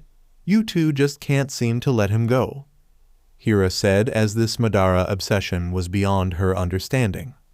Rizvim. It's because he can become an invaluable asset for the old Satan faction. Off-Eyes. It's because he is the final piece I need to take down Baka Red and get my home back. Rizvim and Off-Eyes continued to glare at each other, as it is clear that neither one of them would back down. Rizvim, you do know who I am, right? Or do I need to remind you? Off-Eyes questioned with her black mamba hissing aggressively. Chuckle. Oh, I know exactly who you are, infinite dragon god. That's why I am proposing a solution. And what exactly are you proposing, child of the devil? Off-Eyes questioned. How about this, Off-Eyes? I won't stand in your way for your pursuit of Madara. However, if I get to him first and bring him to my side, you best realize that the old Satan faction will become your enemy, because if you come after him, you come after us, Rizvim said, now releasing his power, causing him to be free of Off-Eyes' snakes. The black mamba hissed once more before slithering its way back to its mother and master. Rizvim, I won't tell you, th. Off-Eyes didn't finish her sentence as her dragon senses flared up. Rizvim saw there was a lapse in concentration from Off-Eyes and quickly nodded to Hades. The god of the underworld simply nodded back, summoned his bow, and fired a needle-sized arrow at Off-Eyes, which instantly pierced her skin and entered her body. But it was so minuscule that Off-Eyes didn't even notice. Off-Eyes? It can't be. What seems to be the matter, Off-Eyes? Rizvim questioned as the dragon god in front of him seemed greatly disturbed. Off-Eyes, a new dragon god is being born. Everyone's and literally everyone's eyes in the entire room widened in shock, as Off-Eyes' words sounded unbelievable. Rizvim. What? Impossible? That could only mean... Yes, the first dragon ritual in 750 years is being performed. Off-Eyes said, finishing off Rizvim's sentence. Who is the dragon now becoming a god? Rizvim questioned, as he knew being a dragon god herself, Off-Eyes could sense other dragon gods. Tiamat. Diana's eyes lit up when she heard that name. Isn't that Madara's pet dragon? Erebus questioned. She is. That can only mean Madara and Tiamat are performing a dragon ritual. Rizvim said with a slightly worried tone, because if Madara and the Akatsuki have a dragon god on their side, it could only complicate things further for the old Satan faction. Diana was conflicted when hearing this news. On the one hand, she is happy and proud of Tiamat growing in strength and power. However, on the other hand, she was greatly irritated, as that could only mean Tiamat is surpassing her in power, instantly making her the most powerful member apart from Madara in the group. This does not sit well with the vampire, as she wants to be Madara's right-hand woman and be the most powerful and useful of all his subordinates. Madara is getting stronger. I will need to take him soon before he has too many powerful friends and it becomes too late. Off-Eyes said, then snapped her fingers, instantly disappearing from the conference room. From Dragon King to Dragon God, who would have thought that Tiamat would join those three and become royalty among the dragon kind? Vlad said, as their enemies have gained a powerful ally. What do we do, Rizvim? Madara and the Akatsuki are getting stronger. Having a dragon god on their side is no joke, and it being Tiamat just makes things worse. She already had massive potential being a king, but for her to be a god, who knows how high her potential can climb? Hades said.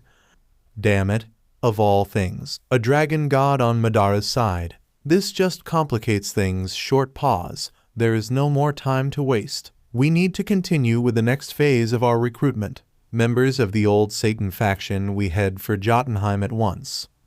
Rizvim said with a no-nonsense chuckle. About time we head out. Let's have some fun. Ares said. Asterisk the dimensional gap asterisk. In one of the vastest and endless dimensions in all creations resided one of the most powerful, feared and famous beings in the supernatural world. A dragon, equal in size to Madara's ultimate Susanoo, was resting peacefully in his home. Great Red was enjoying a peaceful rest. However, unfortunately for the dragon god, his rest would be brought to an abrupt stop as things beyond his gap would draw his attention. Great Red's dragon senses flared up just as Off-Eyes and the legendary being was awakened from his slumber. What is this? Great Red asked himself, as he has never experienced this sensation in centuries. He took a moment to truly analyze what he was sensing, and the longer he concentrated on the sensation he was feeling, it all but confirmed his suspicions. Chuckle. It has been quite some time. However, it would seem a new rival has drawn closer to the big three. A new dragon god is being born. And what makes it interesting is that it is Tiamat. From king to a god, seems like the supernatural world is getting more interesting. Great Red said to himself. Although a new dragon god was being born, it wasn't nearly enough to worry the legendary dragon. Although Tiamat is now become dragon royalty, it meant little to Great Red. He knew he was still stronger than her. However, the dragon was curious about one thing.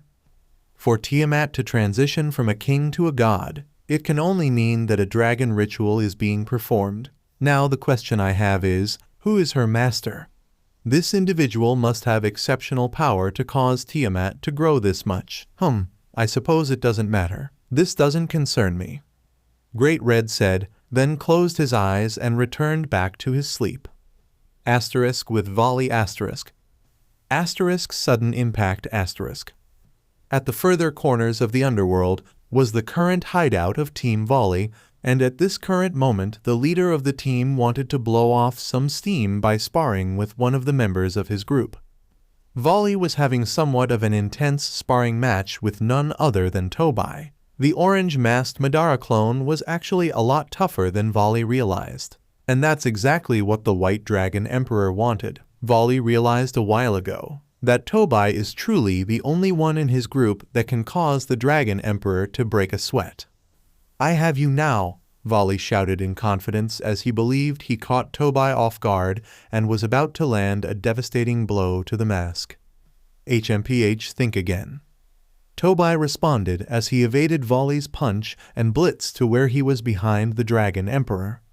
The White Dragon Emperor's irritation grew even further as Tobai was just able to constantly dodge and evade Volley's attacks. It's almost like he could predict Volley's moves. Volley immediately turned around and began launching a barrage of fists and kicks at Tobai, and Madara's clone just kept evading everything Volley threw at him. HMPH, Tobai is smart. There is a reason why he keeps on dodging me, instead of blocking me, because he knows if he were to block me, it will result in physical contact, and if I can just touch him, even for a second, I would be able to divide his power. Chuckle. Bastard is making sure to avoid as much physical contact with me as possible, Volley said to himself as he has been analyzing how Tobai has been fighting in this sparring match. Volley eventually stopped launching attacks. He was growing tired of hitting the air and was craving for Tobai to fight back.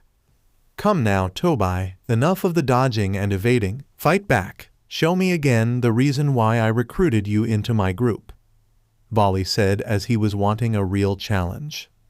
"Fight back, huh?" The original Madara said. "I could use the inner gates and Taijutsu. If Volley wants me to fight back, then who am I to deny him? This should be fun. Let's see if this brat can keep up with the gates," Tobai said to himself. "HMPH, you want me to fight back? Very well then, who am I to deny you?" Sixth gate, Gate of Joy, open. Asterisk intense shaking asterisk.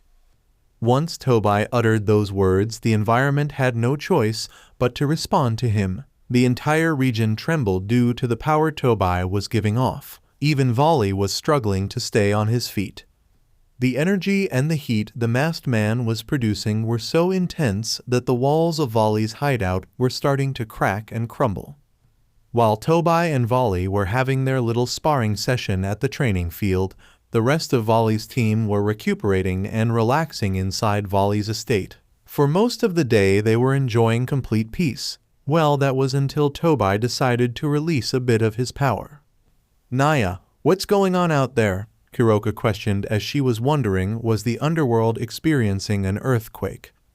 "This has to be Volley and Tobai. Come on, let's go see what's going on," Arthur suggested, and he and the rest of the team exited the estate and made their way to the training field where they saw Tobai and Volley stare each other down.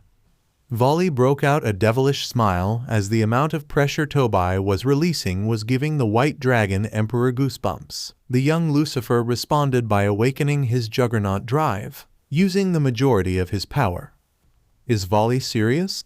He intends to use that much power against Tobai? Biku questioned as he was wondering if was Volley exercising common sense. "Don't underestimate Tobai. There is something very familiar yet dangerous about that power he is using," Kuroka said as she was paying close attention to the masked man. Ever since Tobai joined their team, Kuroka was always suspicious of him. Something about the masked man felt awfully familiar, like she has sensed his energy and aura before, but couldn't really tell why. It was just something she feels. Right then, let's G. Volley was about to launch at Tobai, but his power immediately deactivated as something else completely drew his attention. Tobai was confused as he was wondering why did Volley power down. The masked man decided to stop using the gates and observe the young Lucifer's actions for now. Volley looked to the sky and his eyes grew wide open. "What is this sensation I am feeling?" Volley questioned out loud. The rest of his team just watched their leader being very confused as they were wondering what was going on with the Dragon Emperor. Albion, impossible. What is this, Albion? Why are all my senses going crazy like this? Volley questioned as he created a mental link with his dragon. Volley dropped to his knees and raised his hands to the sky almost in a worshipping manner. But he couldn't understand what was happening. It was almost like his body was moving on its own.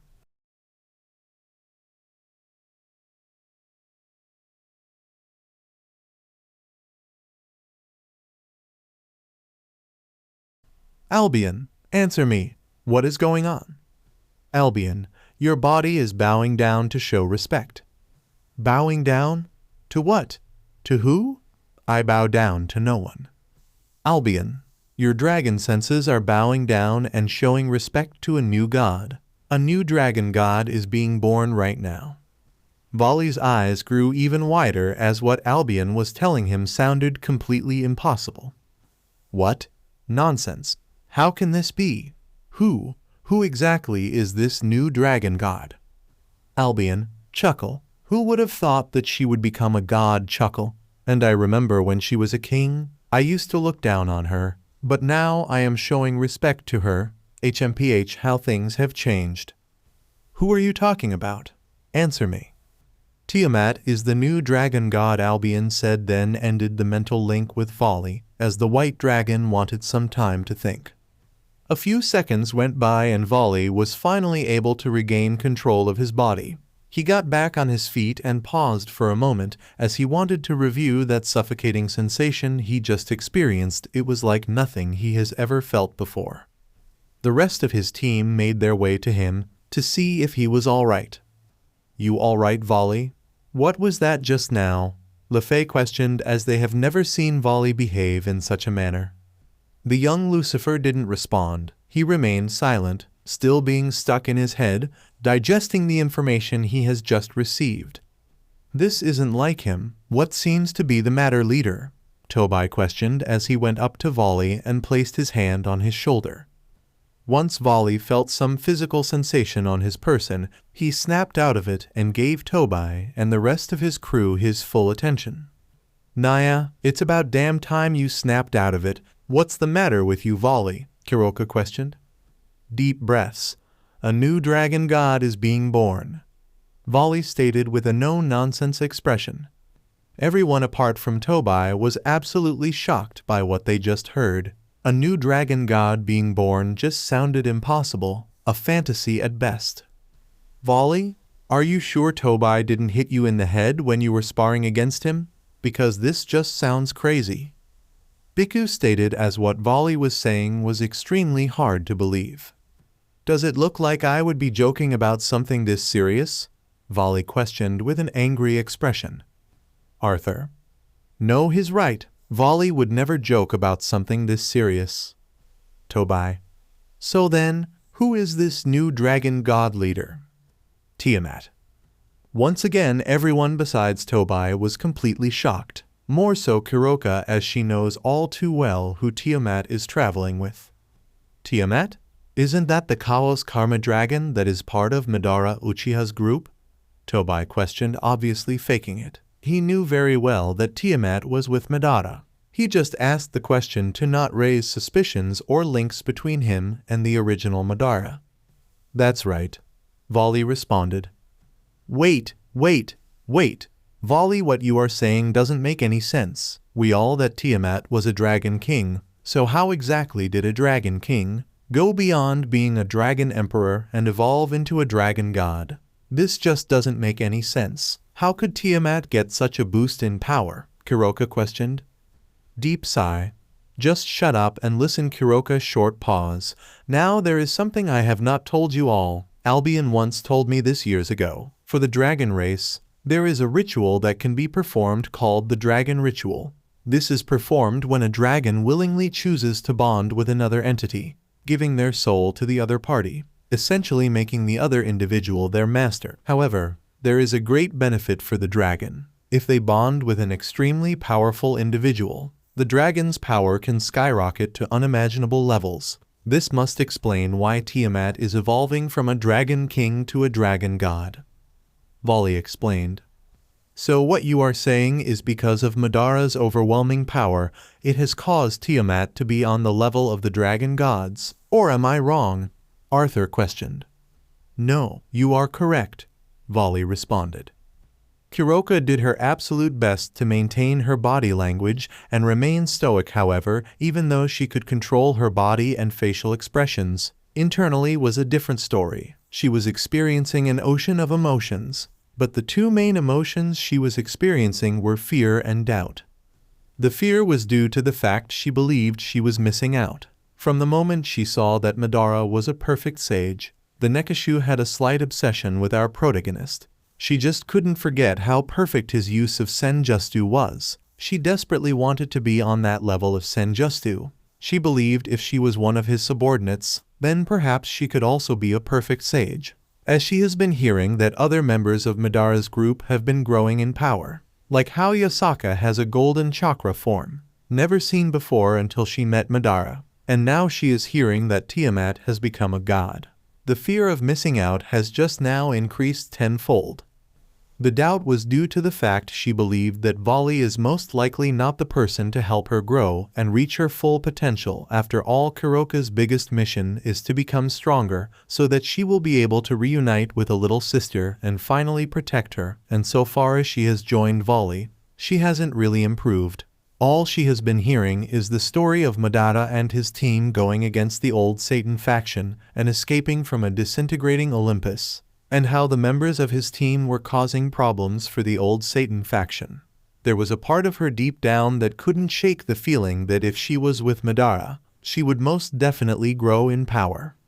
So what do we do now, leader? Looks like Madara and the Akatsuki have a dragon god on their side, Tobai said. Sai, give me some time, I need to think, Volley said as he turned his back on them, summoned his wing and flew off. Naya, I need to leave this group and join Madara. This is looking like a waste of time for me. I need to become stronger so I can be with Cheyenne. Volley is not the man I thought he was. I need someone to unlock my full potential. Madara looks to be the only one, Kuroka thought to herself while watching Volley fly away from them. Asterisk back at Asgard with Issei asterisk. Asterisk bang asterisk. HMPH too slow. These were the words coming from a rather cocky Issei, as he just used a flying Raijin seal to escape an attack from Asuka. TCH, that ability Madara-sama taught this bastard is annoying. Every time I get close, he just teleports away, before I have the chance to beat his ass, Asuka said. At this current moment, Issei and Asuka were having a bit of a disagreement that was resulting in some of the walls and rooms of Valhalla being destroyed. Listen, Asuka, there is no way you are going to lead the team in the battle against the Valkyries. Well, as long as I am alive you won't, Issei said while folding his arms and tilting his head. The Red Dragon Emperor had to admit, he does slightly fear Asuka's power. However, he kept his confident demeanor, due solely to flying Raijin. If it wasn't for this ability Madara taught him, Issei would be more than worried, and even though his formulae was far from perfect, it is good enough to escape Asuka. So what you are saying is that you have to die in order for me to be leader? Sinister chuckle. That can be arranged, Asuka said, now looking at Issei and cracking her knuckles. Heavy breathing. Damn it, enough you two. These words were coming from an exhausted Rainier, as she has been running after her boyfriend and close friend. From the moment they started their quarrel, the fallen angel has been chasing after them, trying to stop them from destroying a good portion of Valhalla's interior. Issei and Asuka turned their attention to Rainier and wondered what the fallen angel was after. Heavy panting. Damn it, panting. You two have too much fucking energy. Can't you two idiots see that you are destroying Valhalla from the inside out? Rainier stated, doing her absolute best to catch her breath. Issei and Asuka listened to her words and took a moment to observe the environment around them, and only once they took a proper look, they realized that indeed they have been destroying a good portion of Valhalla. Issei, ah shit, Sensei is going to be pissed. Asuka, Ah shit, Madara-sama is going to be pissed. It's not only Master, you two also have to worry about Freya and Odin, Reiner stated. But it's his fault, Asuka said in a childish tone, then pointed at Issei. Huh? My fault? Girl, last I remember it's those fists of yours that have been punching the walls. Issei responded, choosing to defend himself.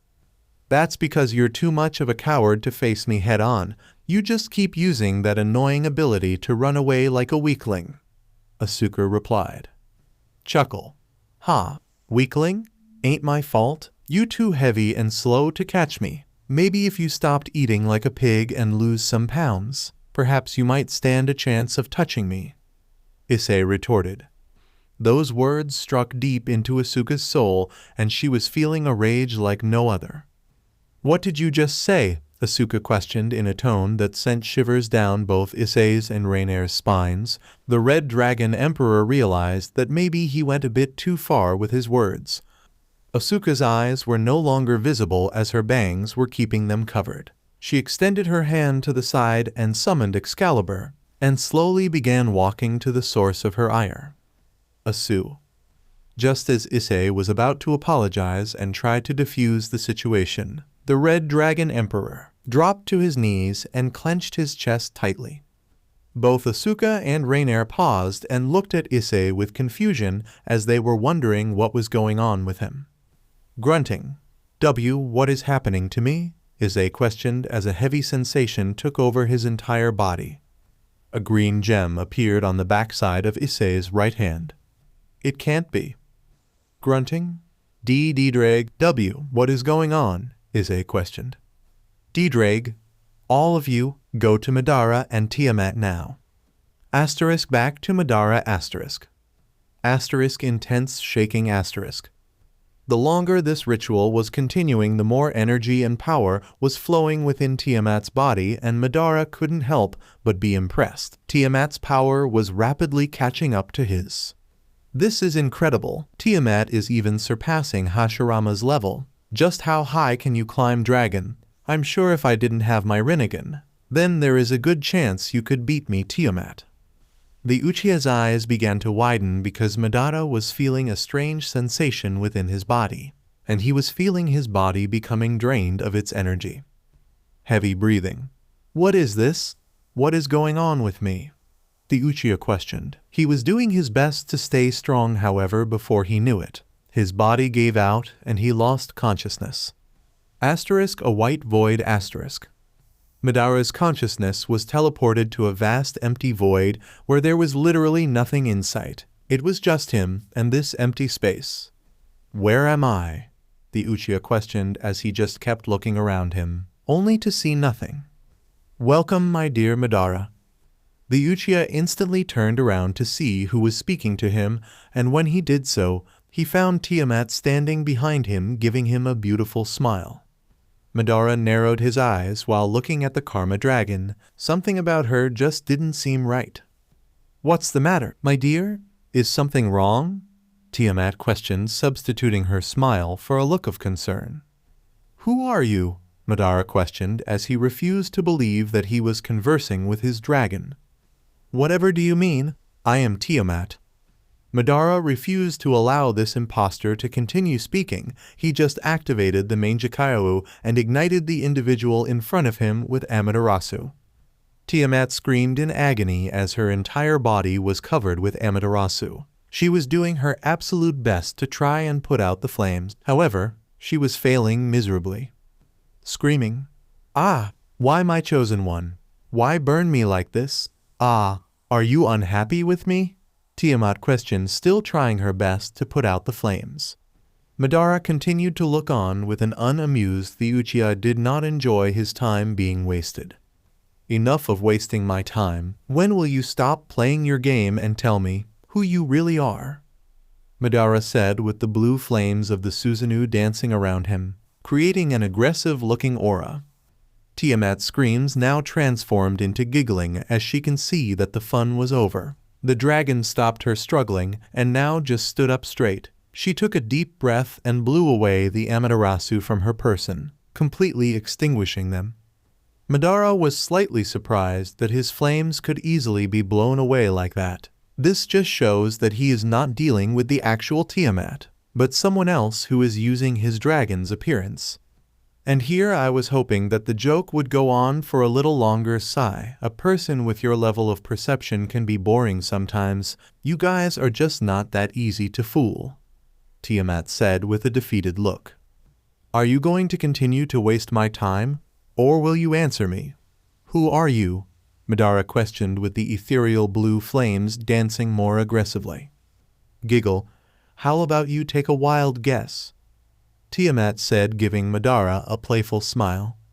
Madara gave her a look that if she continued to waste his time, these flames that are dancing around his body would soon manifest into his old favorite. Sigh. Fine, fine. You can look scary sometimes when you want to. Madara Uchiha. I am the life of this universe. I am the mother of all creation. When Madara heard that name, his eyes widened in surprise. Never did he imagine that he would meet with the being that bestowed God of the Bible with ultra instinct. Huh? You?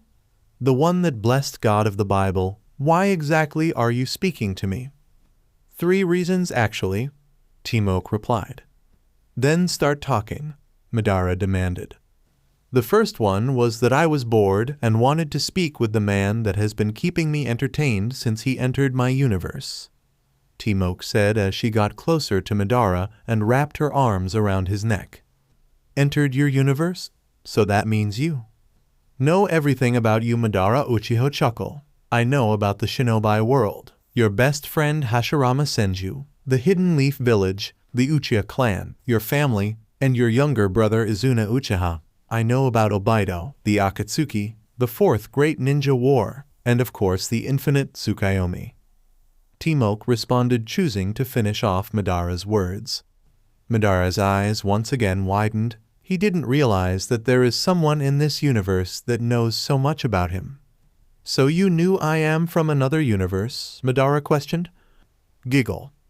But of course, my dear Madara, what kind of being would I be if I didn't notice a foreign entity enter my universe? HMPH, so what now? Plan on getting rid of me? Madara questioned, giving Timok his classic stoic look. Giggle. Heavens no, why would I do such a thing? You are so fun to watch. You are exactly what this universe has been missing. I don't ever plan on getting rid of you. Besides, I need you for the 3rd reason, Timok said. HMPH, what makes you think that I would do what you want? Madara questioned. Timok smiled at his response. She loved the fact that Madara didn't just automatically give her ultimate respect like how everyone else does. She found it extremely refreshing. Oh, trust me, you will help me with what I need, whether you realize it or not.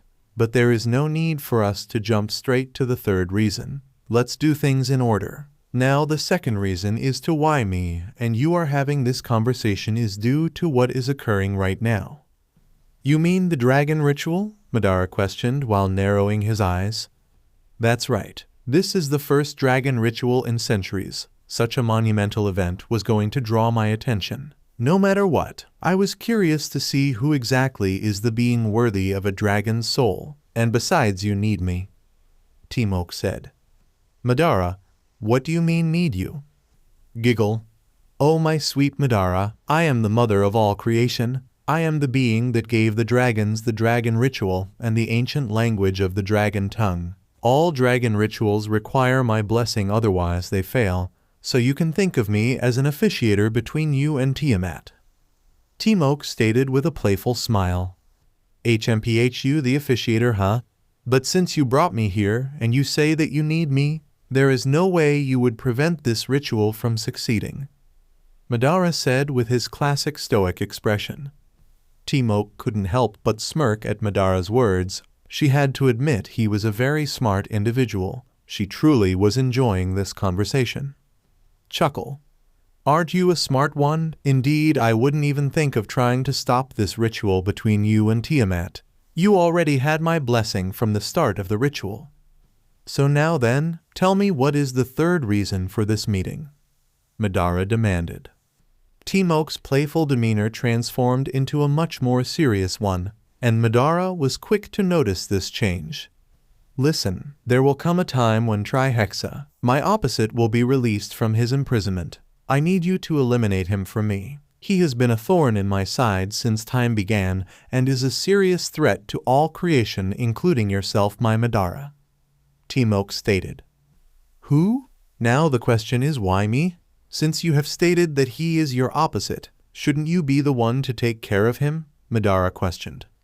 Yes, I do understand the logic in your words. However, you can hear it in my name. I am the mother of all creation. I am a creator, not a destroyer. I literally cannot fight against Trihexa. My hope falls on you, and also the reason why it is you is simply due to the fact you have potential that I have never seen before. Perhaps after all this time, you might be the one I have been seeking for. Temoke said with a warm smile. Searching for? What exactly do you mean? Madara questioned. Temoke did not respond. She just kept on smiling at our protagonist, and this both annoyed and intrigued him. A few seconds went by, and the void both characters were in was beginning to vibrate violently. Madara. I take it that the dragon ritual is coming to an end. Sai plus nodding. Indeed, our time together has come to an end, ghost of the Uchiha. Until we speak again, I will give you some advice. Enjoy your time in this world with those around you. Short pause. You will never know when your time will come. Temoke said, with the void developing cracks and being on the brink of breaking apart. Madara's vision was now becoming blurring, and the Uchiha was struggling immensely to stay on his feet. He could feel his consciousness slowly slipping away. Heavy breathing. Wait, there is something I still wanted to ask you. Madara said, doing his best to stay on his feet. In time, my dear Madara, in Tim. Everything just went black for the Uchiha. Temoke completely disappeared, and Madara felt his consciousness being dragged elsewhere. Back to reality. Madara's eyes shoot wide open and found himself laying on his bed, with quite a bit of weight acting against his person. When Madara looked down, he saw that Tiamat was the cause of him feeling so heavy. The Kato's Karma Dragon was resting peacefully on Madara's body, using Madara's chest as a pillow and his heartbeat as a lullaby. So you are finally awake, my chosen one? Tiamat questioned, now raising her head to look at Madara's face. Madara? And here I thought you were the one sleeping peacefully. Giggle. No, I was just laying my head down, listening to the rhythm of your heartbeat. I was waiting patiently for you to awake, my chosen one. Tiamat stated, with her now caressing Madara's chest.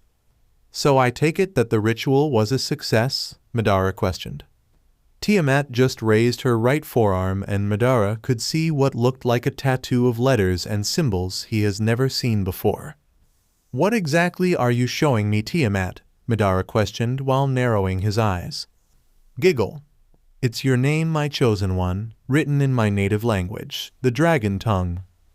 Tiamat responded with a loving smile. Madara. So the ritual truly marked you as my dragon. I never would have expected my name to be written on your forearm. Giggle. Who says that it's only my forearm that has your name written on it? Tiamat moved her body to where she was sitting on the edge of the bed and removed the top she was wearing to show Madara her naked back, and what the Uchiha saw did somewhat stroke his ego. Running across Tiamat's back was Madara's name written in the dragon tongue, and the Uchiha also noticed two iconic symbols very personal to him. On the top of Tiamat's back, just below the neck, there was the symbol of the Uchiha clan, and on the other end, he saw 3 Tamo, the marks of the Sharingan, and in between these two symbols was Madara's name. Judging by that look on your face, I can assume you like what you see, Tiamat said with a playful smirk. Madara, chuckle. I cannot say it doesn't please me. I wonder what else I can do to please you, my chosen one, Tiamat said in a tone filled with lust as she slowly began to crawl her way to Madara. HMPH, trying to please me is both a difficult and dangerous objective. Madara replied with a smirk of his own. Oh really? Now that just wants to make me please you more? I always enjoy a challenge. And besides, weren't we busy with something before the dragon ritual? Tiamat questioned, with her now straddling Madara and slowly removing the bandages on his torso. Tiamat eventually removed all the bandages, and she had to somewhat stop herself from drooling. From what she was seeing, Madara's body was so perfect it looked like it was sculpted by a master artist. But it didn't stop there. Tiamat's arousal grew even more due to seeing all the scars and bruises Madara's collected throughout his life. Her mind was slowly losing control, and her instincts were starting to take over. Her hands took their time to explore every corner of Madara's body. Once again, Madara felt it. Whenever these women would touch and caress his body, a feeling like no other would come over the Uchiha. It was just something about a woman's touch that could ignite a feeling in him like no other. Madara, Tiamat. Yes, my chosen one. Madara, bring your face closer. Tiamat didn't need a second invite and happily obliged. Once her face was close enough, Madara placed his hand on her chin and tilted it slightly to expose her neck, then struck for her neck, sinking his teeth into her flesh. A sensation like no other took over Tiamat. She couldn't explain how good it felt to have Madara's teeth and mouth on her neck. The dragon god moaned in pleasure. She felt as if she was a prey being devoured by a predator, and she absolutely loved it. Moaning, "Ah yes, my chosen one," moaning, "Mark me more, mark your territory, Madara Uchiha," moaning, "I am all yours." Madara bit even harder on Tiamat's neck and was driving the dragon god absolutely crazy. She was losing more and more of her sanity and was feeling that her primal nature and instincts would soon consume her. Moaning plus heavy breathing. "I can't take it anymore. Heavy breathing. I want you now, Madara. I want you inside of me. Heavy breathing. I want you to completely violate me," Tiamat said as her self-control flew out the window and the lust for Madara took over. Just as Madara was about to rip off Tiamat's clothes. Crash. A certain pupil of Madara crashed into his room and completely drew the attention of Madara and Tiamat.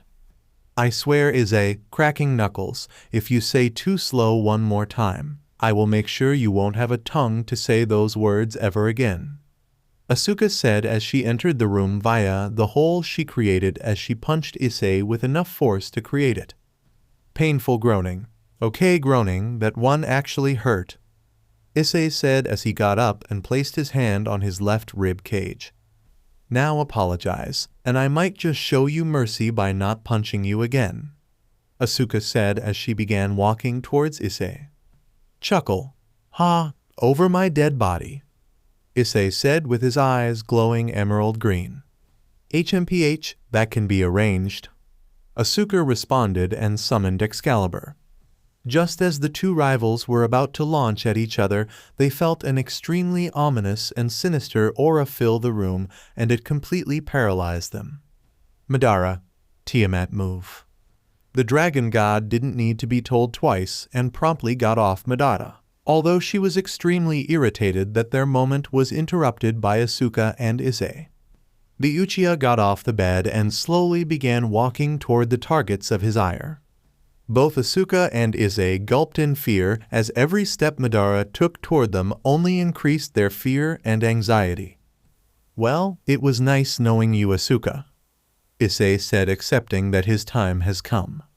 "Same to you, Ise," Asuka responded. Madara activated the Mangekyou Sharingan and summoned the ribcage of the Susanoo and ordered it to grab his two subordinates and place them in an intense vice grip. "Hyodu Toriyama, give me a good reason to still keep you two alive," Madara demanded in a tone that sent shivers down their spine and made their blood run cold. Asuka and Ise remained silent. They were just too terrified to even speak. They knew they fucked up, and they had no valid reason for their actions. Madara's irritation increased tenfold due to their silence, and the ribcage evolved into the half-body Susanoo, causing its grip to be even tighter on his two subordinates. Painful grunting. It's because it's his fault, Madara-sama," Asuka stated while squirming in pain. Madara shifted his attention from Asuka to Ise, looking for an explanation. Painful grunting. You backstabbing piece of sensei, don't listen to her, she is lying. Issei responded, as there was no way he is taking the fall for this alone. Damn it, you two morons, can't you guys behave for 2 seconds? Rainier said as she stepped into the room, and when she saw what was taking place, she quickly stopped in her tracks and slowly began backpedaling her way out. Rainier, get back here now, Madara demanded, and Rainier flinched at his tone. She could tell that Madara was pissed, however the last thing she wanted was to anger him more, so she chose to obey. Yes, master.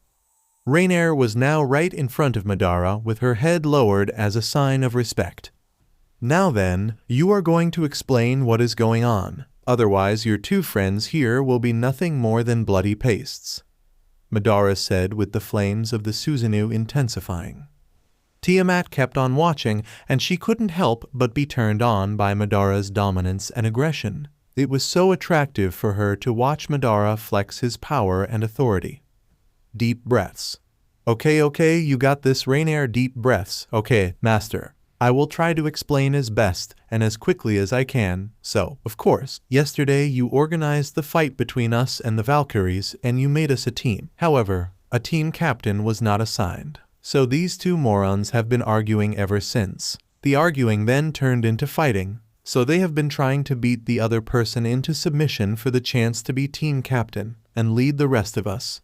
Oh yeah, also before I forget, D-Drag also said we should come to check on you. That was actually the main reason we were coming to you. However, these two imbeciles quickly forgot about that and continued fighting. Rainier explained. Is that right? You ordered them to come here, D-Drag? Madara questioned as his attention shifted to Issei's arm. Instantly, an emerald crystal appeared on the back of Issei's left hand. Before I speak to you, Madara, I must first pay my respects. Praise to you, O great Tiamat. I honor the new god that has joined the royalty of dragon kind, D-Drag said with a respectful tone. Everyone immediately shifted their attention to Tiamat after hearing D-Drag's words. A god? Explained Tiamat.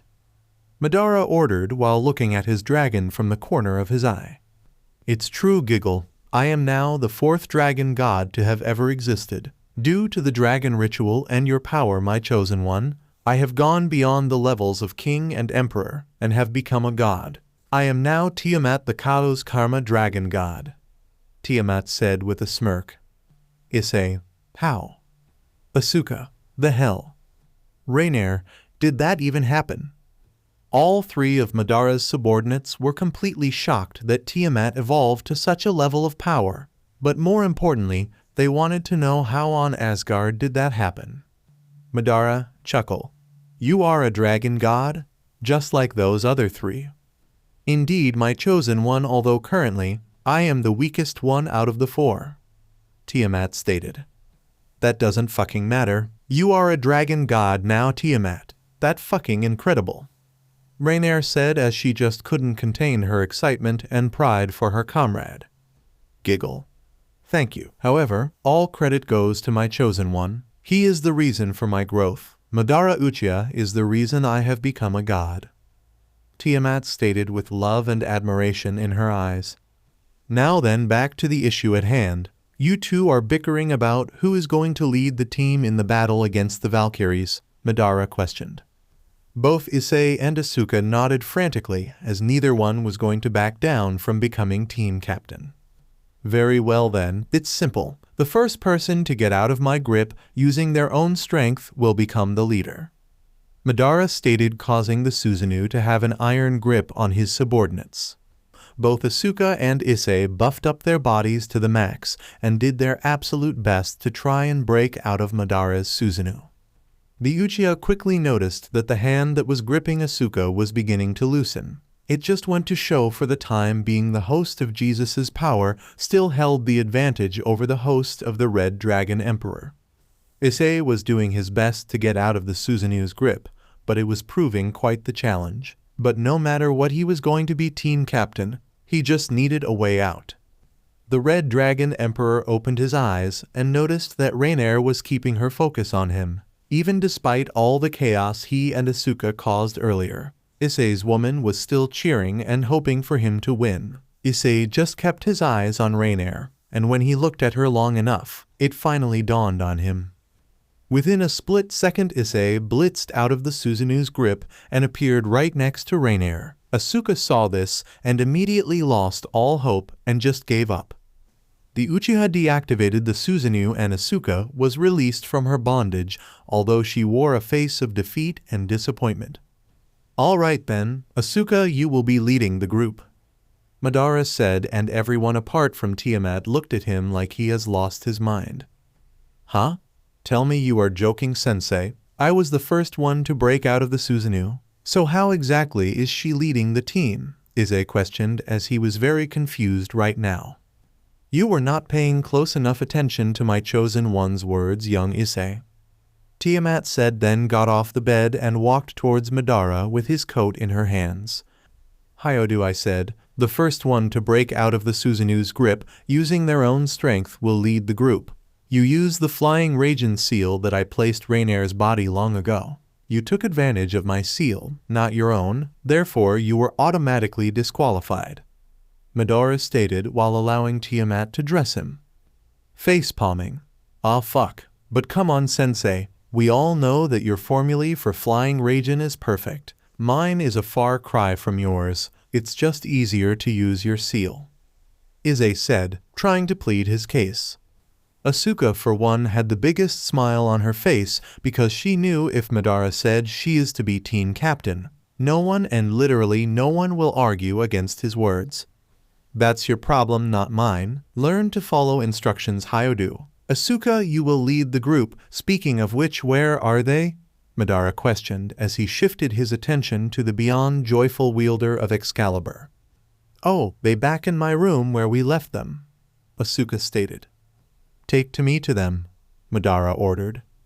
Asuka's room asterisk. Sigh. How on Asgard are we going to explain the destruction those two idiots caused to Lord Madara? These were the words coming from an extremely worried and anxious Kalawarner as she has been pacing up and down the room while biting her nail. "They have been gone for a while. Looks like Rainier must have failed to stop them," Midelt said as she was relaxing comfortably on Asuka's bed. "Wait a minute, if I remember, Issei and Asuka's fight was causing them to move up the hall, wasn't it?" Kanu questioned as she was trying to figure out in which direction those three headed. "Wait a minute, up the hall? Isn't that the direction to where Big Brother's room is?" Asia questioned, and the second Asia's words registered in the minds of her comrades. They all paused and gave each other a worried look. "Oh, that's not goo." Asterisk door slams open asterisk. Midelt couldn't finish her words as the door to Asuka's room slammed wide open and immediately walked in the cause of their anxiety. Madara walked into the room with the rest of the team following suit, and Rainier made sure to have an iron grip on Issei's and Asuka's ear. Wincing. "Oh, easy on the ear, baby," Issei said as the Red Dragon Emperor and host of Jesus Christ were experiencing a decent level of discomfort from Rainier's grip. "Fuck no, I am not letting you two go until Master himself tells me to," Rainier said, making sure to grip harder. The group's anxiety was now replaced with relief and humor as seeing Rainier pull Issei and Asuka by the ear was rather entertaining. Kanu promptly got off her seat and made her way to her father figure and wrapped her arms around him. "How are you doing today, Papa?" Kanu questioned with a warm smile. Chuckle. "Here is yet another who wishes to know of my well-being," Madara said as he looked down at Kanu and began stroking the top of her head. The young Uchiha couldn't stop her tails from showing their excitement. She loved it when Madara petted her. "But of course, Papa, you are one of the most important people to me. I need to make sure that you are all right," Kanu stated with a loving smile. "HMPH, I am all right, child," Madara responded. Asia and Midelt couldn't help but feel jealous of the interaction between Madara and Kanu. Although it was a daughter conversing with her father, they couldn't help but be envious of their bond. "Oh yeah, before I forget, giggle, look Papa." Kanu quickly turned around to show Madara the back of her clothes now have the Uchiha crest. When Madara saw the Uchiha crest on yet another individual, he had a mini flashback as images of his life in the shinobi world interacting and encountering other members of the Uchiha came flooding back in. Our protagonist truly believed that when entering this world, he would be the only Uchiha, and now there are 2 more Uchihas who walk this world beside him. "Are you not happy about it, Papa?" Kanu questioned with a hint of worry in her voice as Madara has been silent for some time. He just kept his eyes on the Uchiha family crest. "Big brother, is something wrong?" Asia questioned as Madara remained silent for an uncomfortable amount of time. Chuckle. I never anticipated the Uchiha to expand this quickly short pause. I believed that I would remain the only surviving member of the Uchiha, and now there are 3 of us in this very room. Chuckle funny how things turn out, Madara said with a gentle smile dawning on his face. Kanu and Asia couldn't help but smile, but also feel very special to be part of the same family as the man they admired and respected most, as this was a treasure they cherished deeply. Tiamat decided to get closer to our protagonist and hugged him from behind while resting her chin on his shoulder. "You know, my chosen one, the Uchiha clan can expand further if you so wished. After all, every great man needs to create a powerful legacy," Tiamat stated as the thought of her becoming another member of the Uchiha and birthing Madara's children did tickle her heart. HMPH, perhaps in time. Now on to the matter at hand. Rainier has informed me of what has transpired. Have you 7 prepared yourself for the upcoming battle? Madara questioned. At this moment, Rainier released Issei and Asuka from her grip as she could tell that they would all need to give Madara their full attention. "Well, my lord, we still have the issue of not having a team captain," Calawarner said. "That has already been taken care of. Asuka shall lead you all in battle with Hyodu being second in command," Madara stated. Calawarner sigh, "Fuck." "Ha! Told you so, Calawarner. You better pay up," Midelt said with her donning a rather cocky expression. Calawarner walked over to Midelt and gave her a key. "Wait, that key, don't tell me that." "Yeep, it's the key to my room in Asgard," Calawarner said, finishing off Rainier's sentence while wearing a defeated expression. "Someone please explain what's going on here," Asuka requested as she was beyond confused as to what was happening. "Happily, while you guys were gone, me and Calawarner made a bet to see who would be team captain. I gambled on you, Asuka, and looks like the gamble paid off. You won me Calawarner's room." "Wait, Calawarner baby, you gambled on me?" Issei questioned, now shifting his attention to his lover. "Of course, Issei, you're my man. I will always bet on you," Calawarner said while walking over to Issei's side. Issei felt a sensation like no other. It warmed his heart to know that someone would bet on him. Never in his life had he seen himself as someone worthy of being gambled on, so this meant so much to him. He truly has evolved from a low-life high school pervert to someone people actually respect and gamble on. "Come here," Issei said while opening his arms wide to embrace his fallen angel. Calawarner happily obliged and greatly reduced the distance between them, and once she was close enough, Issei embraced her in a loving and protective hug. Calawarner just snuggled her head onto his chest. It did feel quite lovely to be in Issei's arms and embrace. "You are sharing a room with me," Issei said, tightening his grip on his lover. "Giggle. Okay," Calawarner answered in a very giddy manner.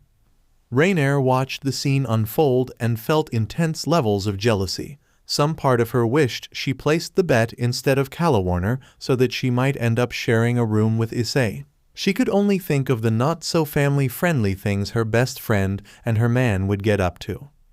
"Anyway, you said Asuka will be leading us in the battle against the Valkyrie's big brother," Asia questioned, choosing to get back to what was important.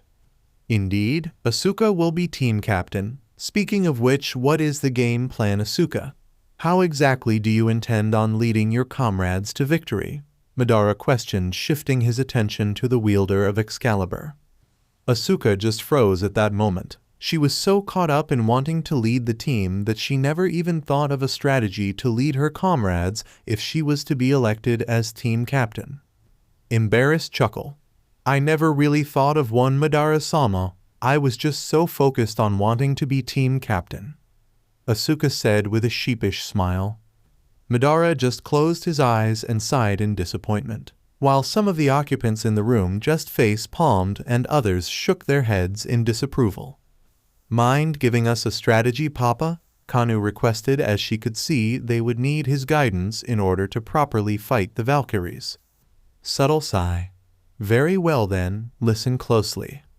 The Uchiha went on to list the strengths and weaknesses of everyone who was participating in the fight against the Valkyries and devised a game plan they could follow and tips to support each other's strengths and cover each other's weaknesses. As Madara was continuing to speak, everyone could hear a cry of a horn in the distance, and it immediately stole their attention. It would seem the time has come. Prepare yourselves. I entrusted you all with this objective. Do not make me regret my decision. Madara said, moving his attention from one subordinate to the other. Issei, we got this, sensei. Asuka, ain't no ways we losing Madara-sama.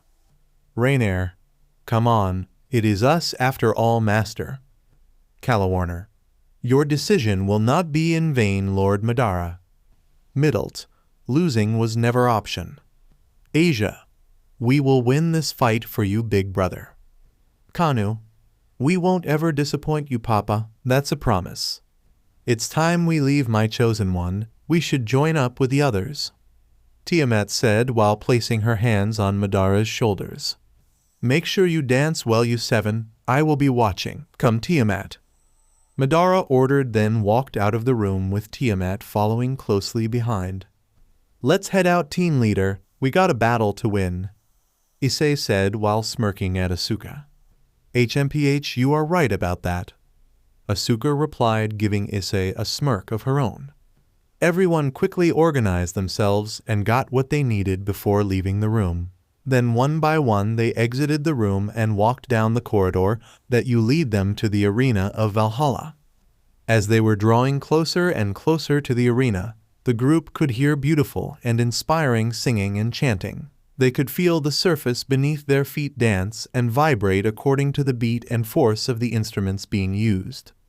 Whoa, I don't know which atmosphere was more intense, Olympus and the Olympic Games or Valhalla and our fight against the Valkyries, Rainier said as she could literally feel her body vibrate to the beat of the instruments.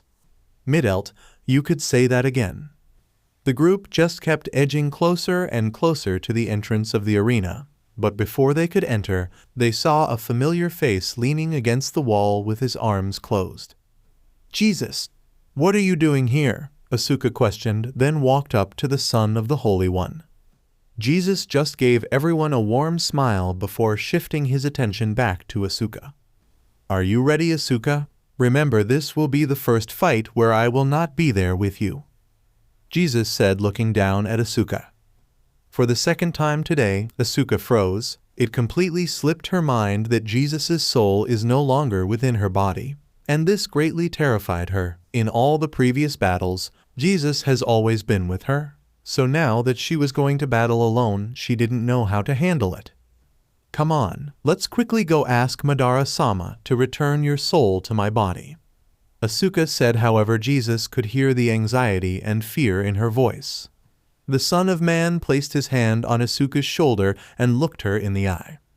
Do not run away from it, Asuka. Thanks to Madara's ability, I can have a temporary body. This will be very beneficial for us and the Akatsuki. You must learn at times to fight on your own, Jesus said. Slight panting.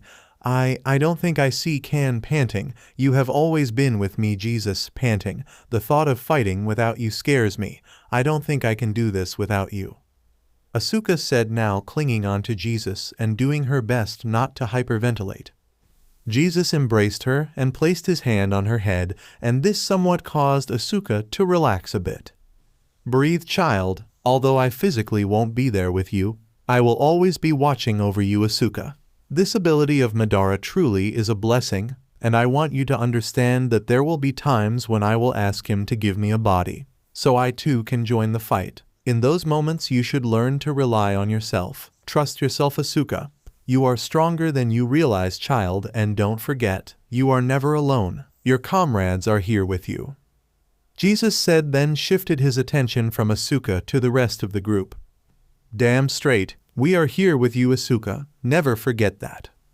Issei stated, then walked up to the wielders of Excalibur and placed his hand on Asuka's shoulder, and both Issei and Jesus could feel Asuka relax even more. Jesus. Believe in yourself, Asuka, just as how I believe in you. Asuka eventually released Jesus and looked up at him with a grateful smile. Jesus once again placed his hand above Asuka's head and began pouring a good amount of his power into Asuka's body, and this caused the young Toriyama's eyes to glow a sliver. You can do this, Jesus said, giving Asuka one more confident smile, then walked off to where Madara and the other gods are.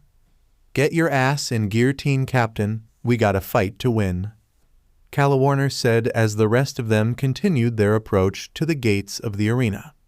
Asuka shook her head in order to get back to her senses. Calawarner was right. They had to go and make Madara proud. The young Toriyama collected herself and quickly caught up to her companions. Asterisk with Madara. Madara and Tiamat were being escorted by the other Valkyries to the VIP section of the arena, where they would meet up with the other members of the Akatsuki. However, their advances were brought to a halt as someone caught their attention. What in the name of all creation? Madara, Tiamat, and the other Valkyries turned around to see Jesus walking towards them. However, he wore an expression of pure amazement and shock on his face.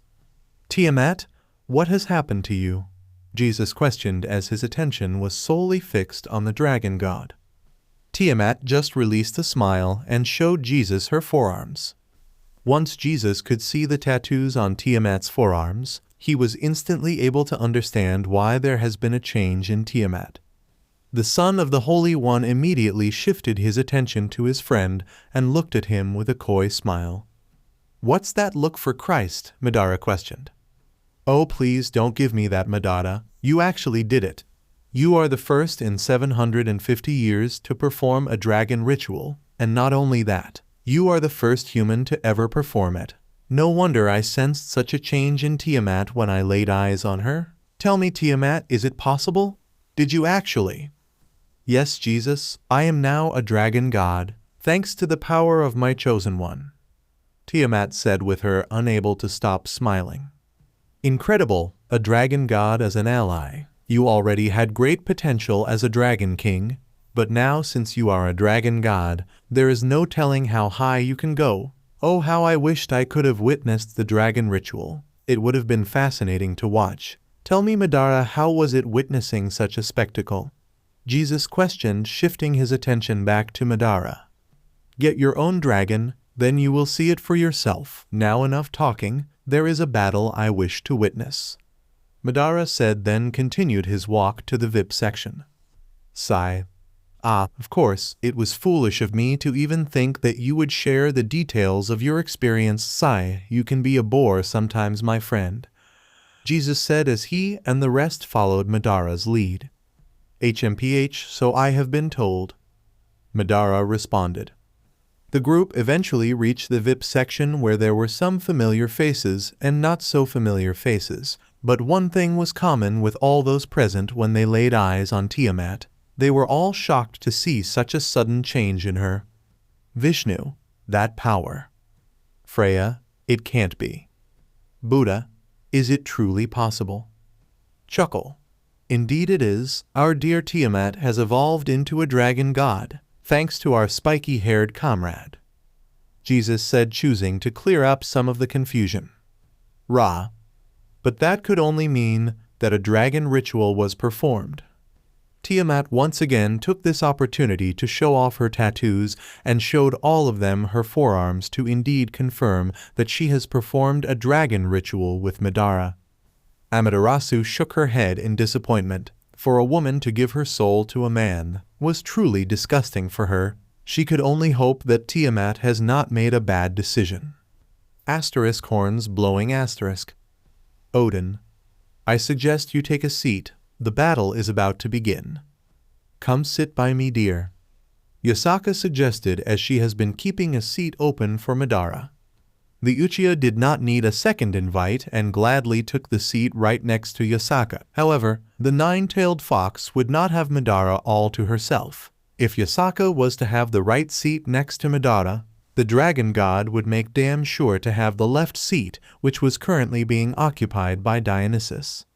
Tiamat just smiled at the god of wine and festivities. However, her aura was far from peaceful. It felt like Dionysus's head would be chopped off if he didn't move, and due to the fact that Tiamat was now a god, he was even more inclined to submit. The god of wine promptly got off his seat and gave it to Tiamat, not wanting to cause trouble with Madara and the dragon god. Madara now had Yasaka to his right and Tiamat to his left, and both women would find their own way of gaining the Uchiha's attention. Yasaka took hold of Madara's right hand and Tiamat would gently caress Madara's left knee and inner thigh. Before this battle commences, Odin. Freya, where is Yui Toriyama? Madara questioned, shifting his attention to the two Norse deities. Resting. She is in the care of Na, one of my trusted friends. Rest assured, Madara, she is in good hands, Freya said. She better be. Best you don't forget that Yui is under my protection, Madara said, focusing his attention on the goddess. Freya. Oh, I know. You are the last person I want to anger, Madara. She is in good hands. You have my word. Asterisk horns blowing asterisk. Whoa, this arena is massive. These were the words coming from a somewhat intimidated Midelt. She was not the only one. The rest of her comrades had to admit that they felt rather nervous and anxious. Add to the fact that so many eyes were watching them, from the members of the Akatsuki to the warriors of Valhalla, to the other remaining Valkyries not participating in the fight. Asterisk horns blowing asterisk. The remaining Valkyries banded together and began singing to signify the start of the fight. Author's note. For reference, play God of War 2018 Ost Valkyries, A Valkyrie's Fate. Okay, that's not intimidating at all. Ise stated as the singing from the choir just added more intensity to the battle. Asterisk. Asterisk multiple objects crash landing asterisk. A huge dust cloud took over and covered the whole arena. Get ready, guys, Asuka said as she and the rest of her companions waited for the dust to settle. The time draws near, Madara. Are you ready for defeat? Freya questioned while shifting her attention to Madara. Madara remained silent and just kept his attention on the arena. He knew once the dust settles, the fight would begin. The dust's reign would eventually come to an end and finally settle, and Madara's group could see 7 Valkyries directly opposite to them. Well, this is it. Get ready, everyone, Asia said, and the rest of the group took a fighting stance. The majority of the members of the Akatsuki and the audience shifted their attention to Nike as they were waiting for her call. Sigh. Why did I have to be the goddess of victory? Face palm. I always have to be the one that has to signal the beginning of a fight, Nike said out loud as she wished she could just relax and enjoy a fight without having to be involved. Nevertheless, she summoned her golden metallic wings and descended to the arena floor. Fighters and warriors of Madara Uchiha, are you ready? Nike questioned while shifting her attention to Madara's group. Ise, fucking bring it. Asuka, cracks knuckles, let's go. Rainier, this should be fun. Calawarner, yeah, we're ready. Midelt, ain't no ways we losing.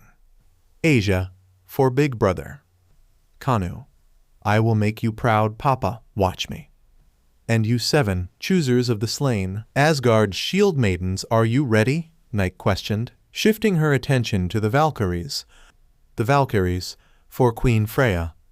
Nike flapped her wings and returned to her seat so that she would not be an obstruction for the fighters. Fight. And within an instant, the Valkyries launched into action. One of the Valkyries blitzed her way to Issei, grabbed him by the face, and slammed the Red Dragon Emperor to the ground. Asuka was up next before the wielder of Excalibur could even blink. She was forced to the ground by one of the Valkyries, and her neck was being ruthlessly stomped on. Rainier, Calawarner, and Midhelt were much quicker to act and quickly took to the skies in order to create space. However, that distance would be closed quickly as 3 Valkyries flapped their wings and went straight after the fallen angels. Kanu instantly activated KCM and narrowly dodged a punch from none other than Sigrun. The young Uchiha knew that in a battle like this, she would have to go all out. Asia, for one, just moved back, so too did her opposing Valkyrie. With both of them being healers of their respective teams, they knew they had to stay out of the battle for as much as possible. "Arg, enough of this, get off me," Asuka demanded and grabbed her opponent's foot and flung her as far away as possible. The host of Christ got on her feet and began rubbing her neck in order to soothe the pain. This was not a great start to the fight. Explosion. Asuka looked up and saw an intense dogfight. Her companions and their opponents kept launching attacks at each other, creating massive explosions and fireworks above the arena. Rainier, with a light spear in her hand, collided with a Valkyrie, and it created a rather spectacular explosion. However, it didn't end well for the fallen angel. Crash. Rainier crashed back to the arena floor just in front of Asuka. The wielder of Excalibur quickly rushed to her friend and helped her onto her feet. "TCH, heavy panting, fuck, they're good," Rainier stated while wiping the blood off her lips. "Yeah, they're kicking our ass, but we can't let Madara-sama down. He put his faith in us," Asuka said as she noticed that her opposing Valkyrie was slowly getting her bearings and was preparing to strike back. Rainier, heavy panting. "Yeah, you right about that."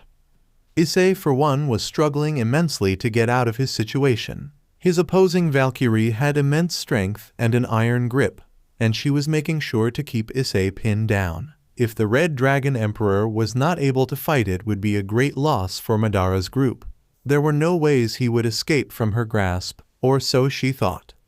Issei quickly shifted attention to the side and noticed Rainier and Asuka conversing, and that's when he saw his opportunity to escape. The Red Dragon Emperor broke out a smirk, and it greatly confused his opponent. "Ire, what's that smirk for?" Chuckle. Later. That was all Issei said, then used the flying Ragin seal on Rainier's body to teleport to her. "Huh? What?" Ire was greatly confused. One moment she had Issei in her grasp, and the next moment she didn't.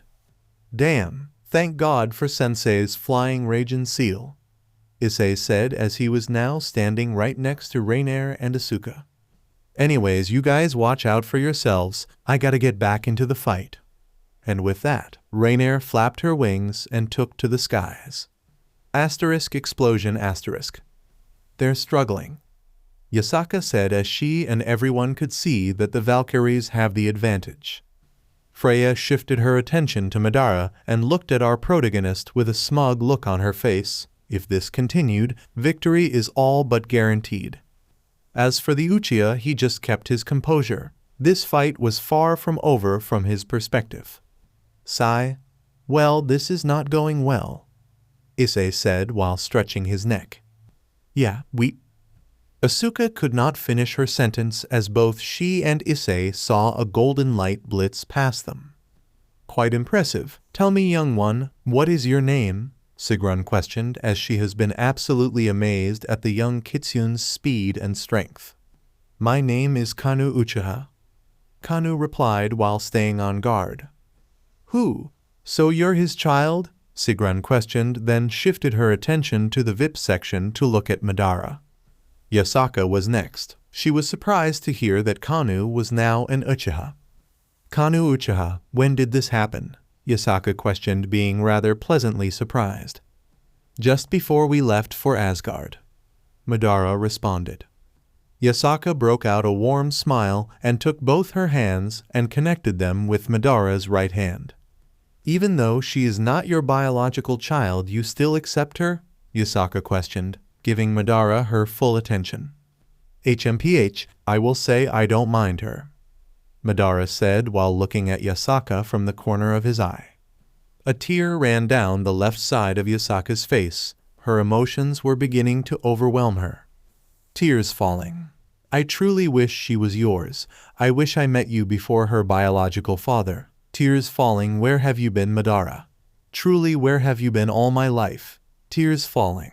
If I could go back in time and knew of your existence, I would have waited. Oh, I would have waited for you, my dear. Tears falling. You have no idea how much me and Kanu look up to and depend on you. If only your blood ran through her veins. Tears falling. We would be a family. You are not her biological, but I am beyond happy she chose you as a father. I beg you, Madara, never change. You are our inspiration. Yasaka said while leaning closer and resting her head on Madara's shoulder. Amaterasu, for one, was lost for words. She was conflicted. On one hand, she was so happy for Yasaka, and to show these emotions really touched her heart. But on the other hand, she was appalled that Yasaka and Kanu would choose Madara as the one they would devote themselves to. Madara Uchiha was slowly driving the goddess mad.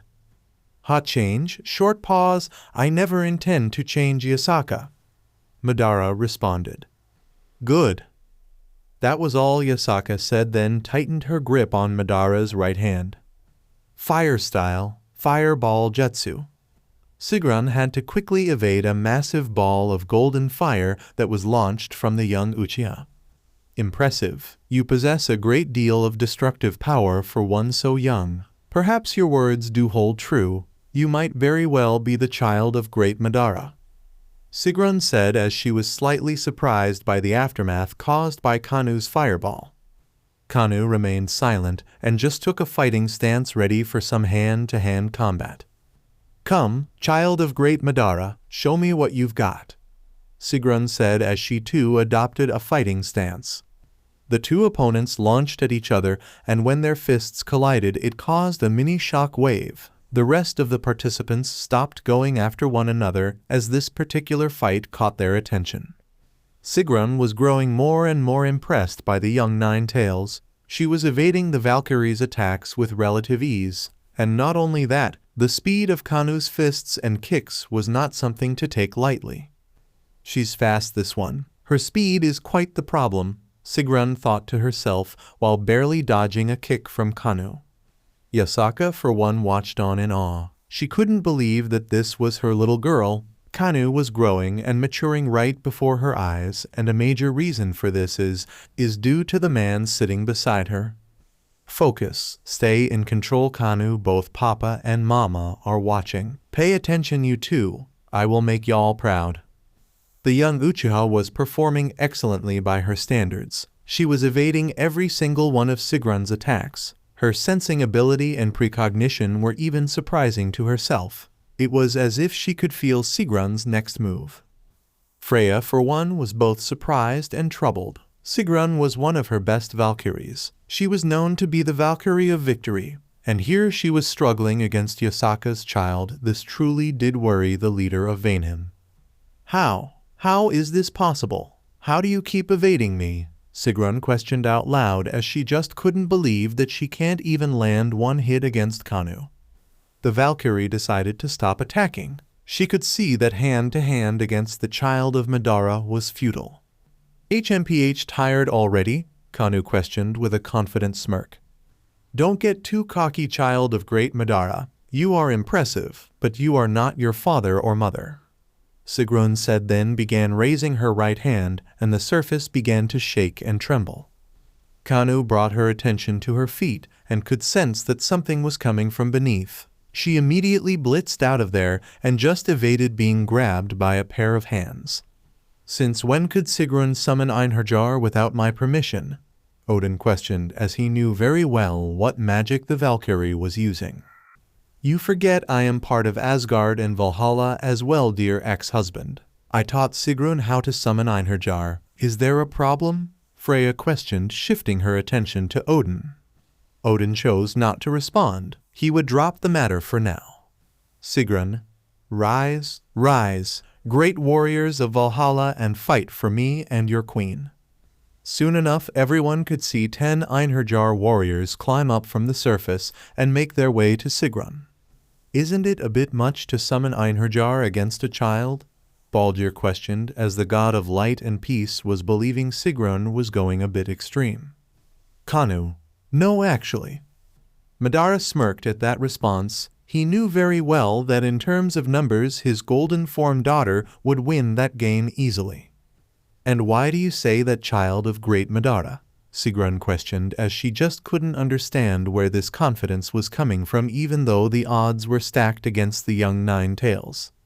Simple, because I am the child of Madara Uchiha, and as his child he has taught me things that will guarantee my victory. Now watch closely. Kanu brought her fingers together to form a cross and uttered 4 words. Multi-shadow clone jutsu. Within an instant, 20 smoke clouds appeared around Kanu, and once the clouds dispersed, everyone could see 20 other Kanes surrounding the original. This is why it's not too much, Lord Baldur, Kanu said with a confident smirk while looking at Sigrun. Everyone shifted their attention to Madara as they were seeking answers as to how Kanu can multiply herself 20 times. And exactly what is it that you are all looking at? Madara questioned while staring back at everyone with a bored expression. How is it that this child can duplicate herself so many times? Freya questioned. Simple short pause, I taught how to. Madara responded, then moved his attention back to the fight. All Kanes, let's go. Einherjar, for Valhalla. The 2 groups launched towards each other and clashed, creating quite the team deathmatch. Damn Kanu, you really are incredible, Asuka said as she couldn't help but admire the young Uchiha's display. Yeah, no kidding, Issei responded, being rather proud of the young Kyubi. Well, I don't plan on being beaten by a kid. How about you? Issei questioned, punching his fist into his palm while looking at his rival. HMPH, I'm fine with being beaten by Kanu. As for you though, I will be damned if I get beaten by you, Asuka responded and then summoned Excalibur. Hey, me and you have unfinished business, Issei said while looking at Ire. Ire stopped her admiring as well and focused her attention on her target, the Red Dragon Emperor. Come then, Issei Hyodu, let us see if you are as impressive as your young comrade. Ire flapped her wings and began her charge toward Issei. I'm going to need to borrow this, Issei said, then grabbed Excalibur from Asuka and quickly placed a flying Raijin seal on the blade. The Red Dragon Emperor then threw the blade towards Ire, and all the Valkyrie had to do was tilt her head to the side to evade Excalibur. Chuckle. Well, that was just pathetic. I have you know, Issei Hyodu. Sure about that? Issei questioned with a confident smirk. Then within an instant Madara's student completely vanished and appeared above Ire with his right hand clenched into a fist and proceeded to punch her with as much force as he could muster. Everyone's eyes widened in surprise, especially Freya. Madara's group was doing a lot more damage than she anticipated. That's revenge for slamming my head into the ground. Here you go, Asuka, I appreciate the assist, Issei said, then threw back Excalibur to its owner. Asuka grabbed Excalibur. However, her eyes still remained wide. What? I told you I don't plan on getting beaten by Kanu, Issei said as he found it rather odd that Asuka and everyone else looked at him like he is some foreign creature. The host of Jesus' soul immediately shifted her attention to the VIP section of the arena and focused her eyes on a certain spiky-haired individual. Okay, that's it. There is no way I'm going to let this slide, Madara-sama. You have been spending too much time on Kanu and Issei. I also want some training. The next person you're training is me, you hear that? Asuka ordered.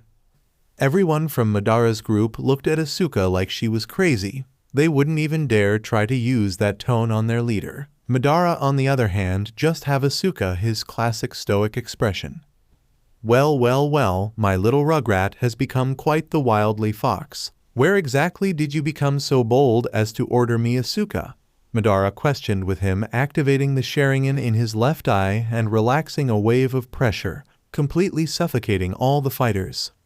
TCH.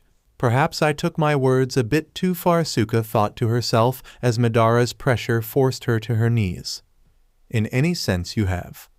No, no, don't you dare mention that I have Jesus as a teacher. Jesus can only take me so far. I have more than just him. I have Jesus and you, Madara-sama, so please show me some attention too. Asuka said while raising her head and fixing her attention once again on our protagonist. A good amount of the arena's faces grew softer, as they found it quite wholesome that Asuka was seeking attention. Everyone's attention once again shifted to Madara. Madara, this whole love thing is more tedious than I anticipated. Hagoromo, and yet the ghost of the Uchiha must still accept it. Fine, win this battle, and perhaps I shall give a piece of my time. Madara said to Asuka, then deactivated the Sharingan, releasing the pressure. Asuka smiled when she heard his words. Now she was more than determined to win this match. She got onto her feet and was now ready to show everyone what she's got. All right then, who wants some? Asuka questioned, resting Excalibur on her shoulder. I will fight you, host of Jesus. Gandu responded as the Valkyrie appeared in front of Asuka, dual-wielding two blades. HMPH, let's go then. Asuka said, then summoned her snow-white wings and blitzed to the Valkyrie, and Gandu was not afraid to mimic her actions. They clashed and soon sparks were created from their swords colliding. This was the first test for Asuka to see how far she has come with the blade. Soon into the fight, Gandu knew she had to be careful. After all, she is going up against Jesus's blade, one of the most powerful blades in all creation. Every time when she would block or parry Asuka, she could feel the force of the holy blade acting against her wrists and hands. Asuka quickly flapped her wings and took to the skies to create some distance, and when she made a sufficient amount, she dashed back to Gandu, intending to slice her torso. The Valkyrie simply strengthened her knees and planted herself firmly and brought her blades together for an X-like block. Excalibur once again collided with the two blades, forcing Gandu to create a small crater by her feet, and once again the pressure from Excalibur was doing a number on her hands as well as her blades. She was beginning to notice cracks form on her weapons. Kanu vs Sigron *. Sudden impact. Kanu's and Sigron's fists collided once more, creating a shock wave. The Valkyrie just couldn't understand it. A child, a literal child, keeping up with the Valkyrie of victory. Fists collide. How? Just how is this possible?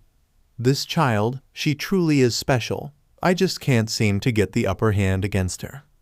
Fists collide. Kanu and Sigron just kept going back and forth, blitzing all over the arena. The daughter of Madara absolutely just refused to give up. She wants to win this fight for her parents. However, even she can feel it. She can only keep up with Sigron for so long. KCM was now starting eating away at her chakra reserves. Fists collide. No matter what, I am winning this fight, so bring it. Let's go. Kanu shouted, then evaded a punch from Sigron and kneed the Valkyrie in the face. Issei vs Ire *. Ire rose to her feet, though she did experience great pain in her back. However, for her sisters and for Queen Freya, she steeled her resolve. She would not allow such a thing as pain to slow her down. Would you look at this? Ready for round 2 then? Issei questioned, watching Ire rise to her feet. For Asgard, for Valhalla, for Queen Freya, I will not fail. Ire stated, then entered a combat stance.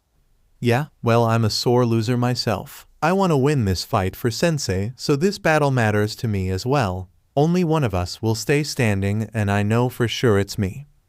Issei claimed, then punched his fist into his palm and instantly awakened his scale mail balance breaker armor. The two combatants launched at each other, and this time Issei held the edge in speed, punching Ire's abdomen, sending the Valkyrie flying crashing into the arena wall. Madara's 3 fallen angels versus Freya's 3 Valkyries. This was an aerial battle like no other. The number of attacks colliding with one another was truly something spectacular. In fact, it just looked like fireworks in the skies. Rainier, Kalawarner, and Midelt were really testing and pushing their 3 rivals with the number of light energy attacks they were dishing out. They operated like machines that seemed to have limitless energy. Those three really have improved, Azazel said to himself while releasing a proud smile. He couldn't help but admire how far they have come. What's wrong? You guys tired already? Rainier questioned with an arrogant smirk on her face while hovering above the arena with her two companions adjacent to her.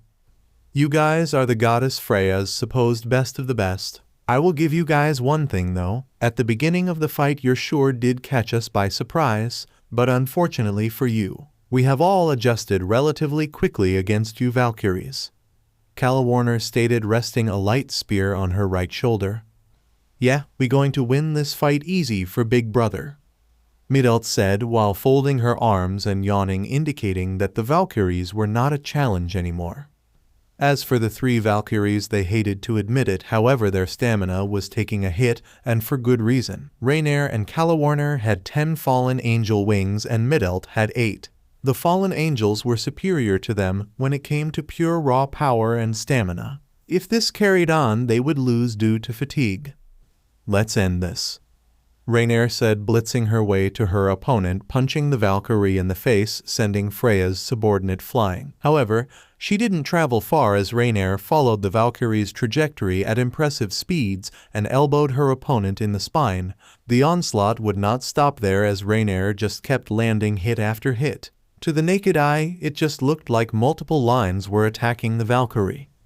Calawarner, on the other hand, chooses to exhaust her opponent a different way, by letting the Valkyrie do all the work. Freya's subordinate charged for Calawarner with choosing to be on the offense, wanting to avoid the fate of her sister.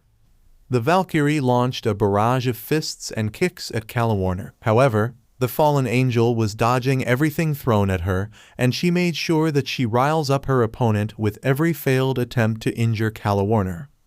Dodge. You know, if it was about a year back, dodge. You would have dodge, mostly likely kicked my ass dodge. But luckily I met Lord Madara and dodge. He completely broke me down and built me from the ground up dodge, creating what you see before you dodge. I was genuinely worried and concerned dodge. You must understand something. You guys are the Valkyries dodge, Freya's chosen warriors. The story I have heard about you guys are legendary dodge. I will admit though dodge, in the beginning, you guys caught us by surprise dodge.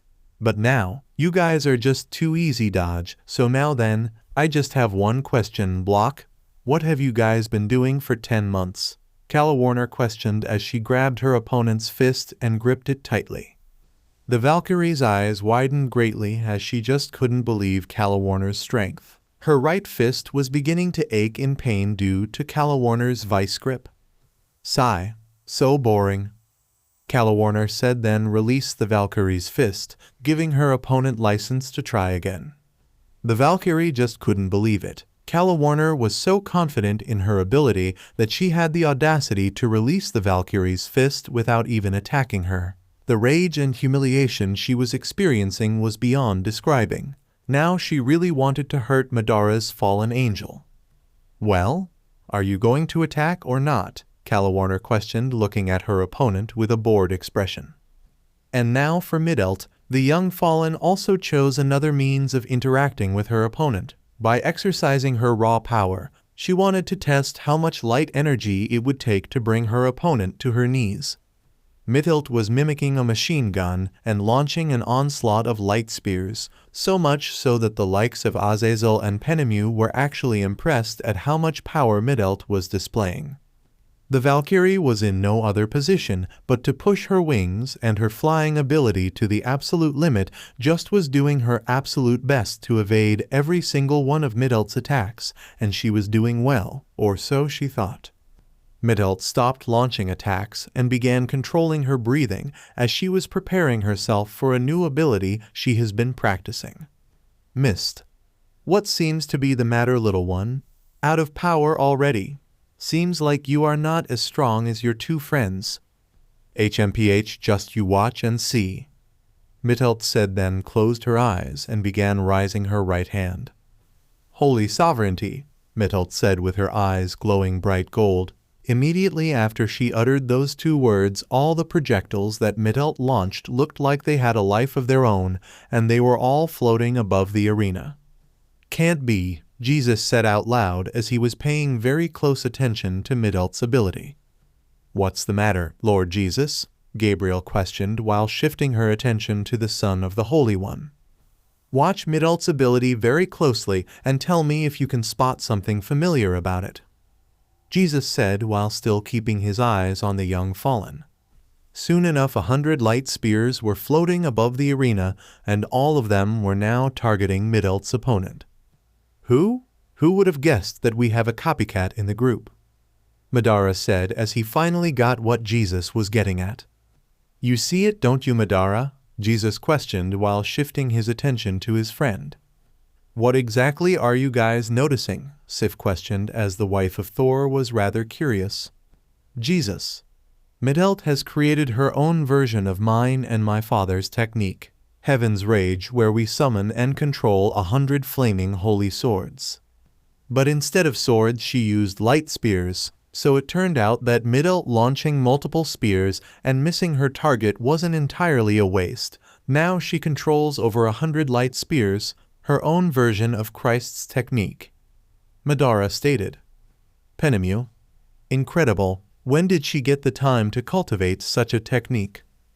For her to have control over so many objects at one time. It just shows how far young Middelt has come. Chuckle. I might copy this technique myself. After this battle she must teach me how she has cultivated this new ability of hers," Azazel said while admiring Middelt with a proud smile. All the fighters stopped engaging with their opponents and just observed Middelt in awe, especially Asuka because she knows very well how taxing Heaven's Rage can be on the body. "For you to garner so many light spears to strike me down, I must say in some way I am honored," Mist said as she was heavily doubting her chances of surviving the technique that was inspired by Jesus. Chuckle. "Who said all these light spears were meant for you? 100 light spears might be a bit much for you, so how about we divided them a bit?" Middelt said, then snapped her fingers and her light spears sprung into action, placing themselves around her teammates. Middelt herself, Kalawarner, Rainier, Issei, Asuka, and Kanu all had 15 light spears covering their backs, sides, and heads, and Asia had 10 light spears mimicking the same actions. The fallen angel gave Asia fewer light spears because technically Asia is not a fighter. However, there was no way she was going to leave their healer defenseless. "Now everyone listen up. I gave you all a certain number of light spears as your fighting buddies. Use them as you like, as long as you make sure to beat down the Valkyrie you are facing," Middelt said while adopting a proud power pose. "How in the hell are you able to have such control of your light energy like this, Middelt?" Kalawarner questioned, being greatly impressed as well as shocked. "Yeah, no kidding. Only God, Jesus, Michael, Raphael, Uriel, Gabriel, and Lucifer when he was an angel have demonstrated better control of light energy than this," Rainier stated, admiring the light spears surrounding her body.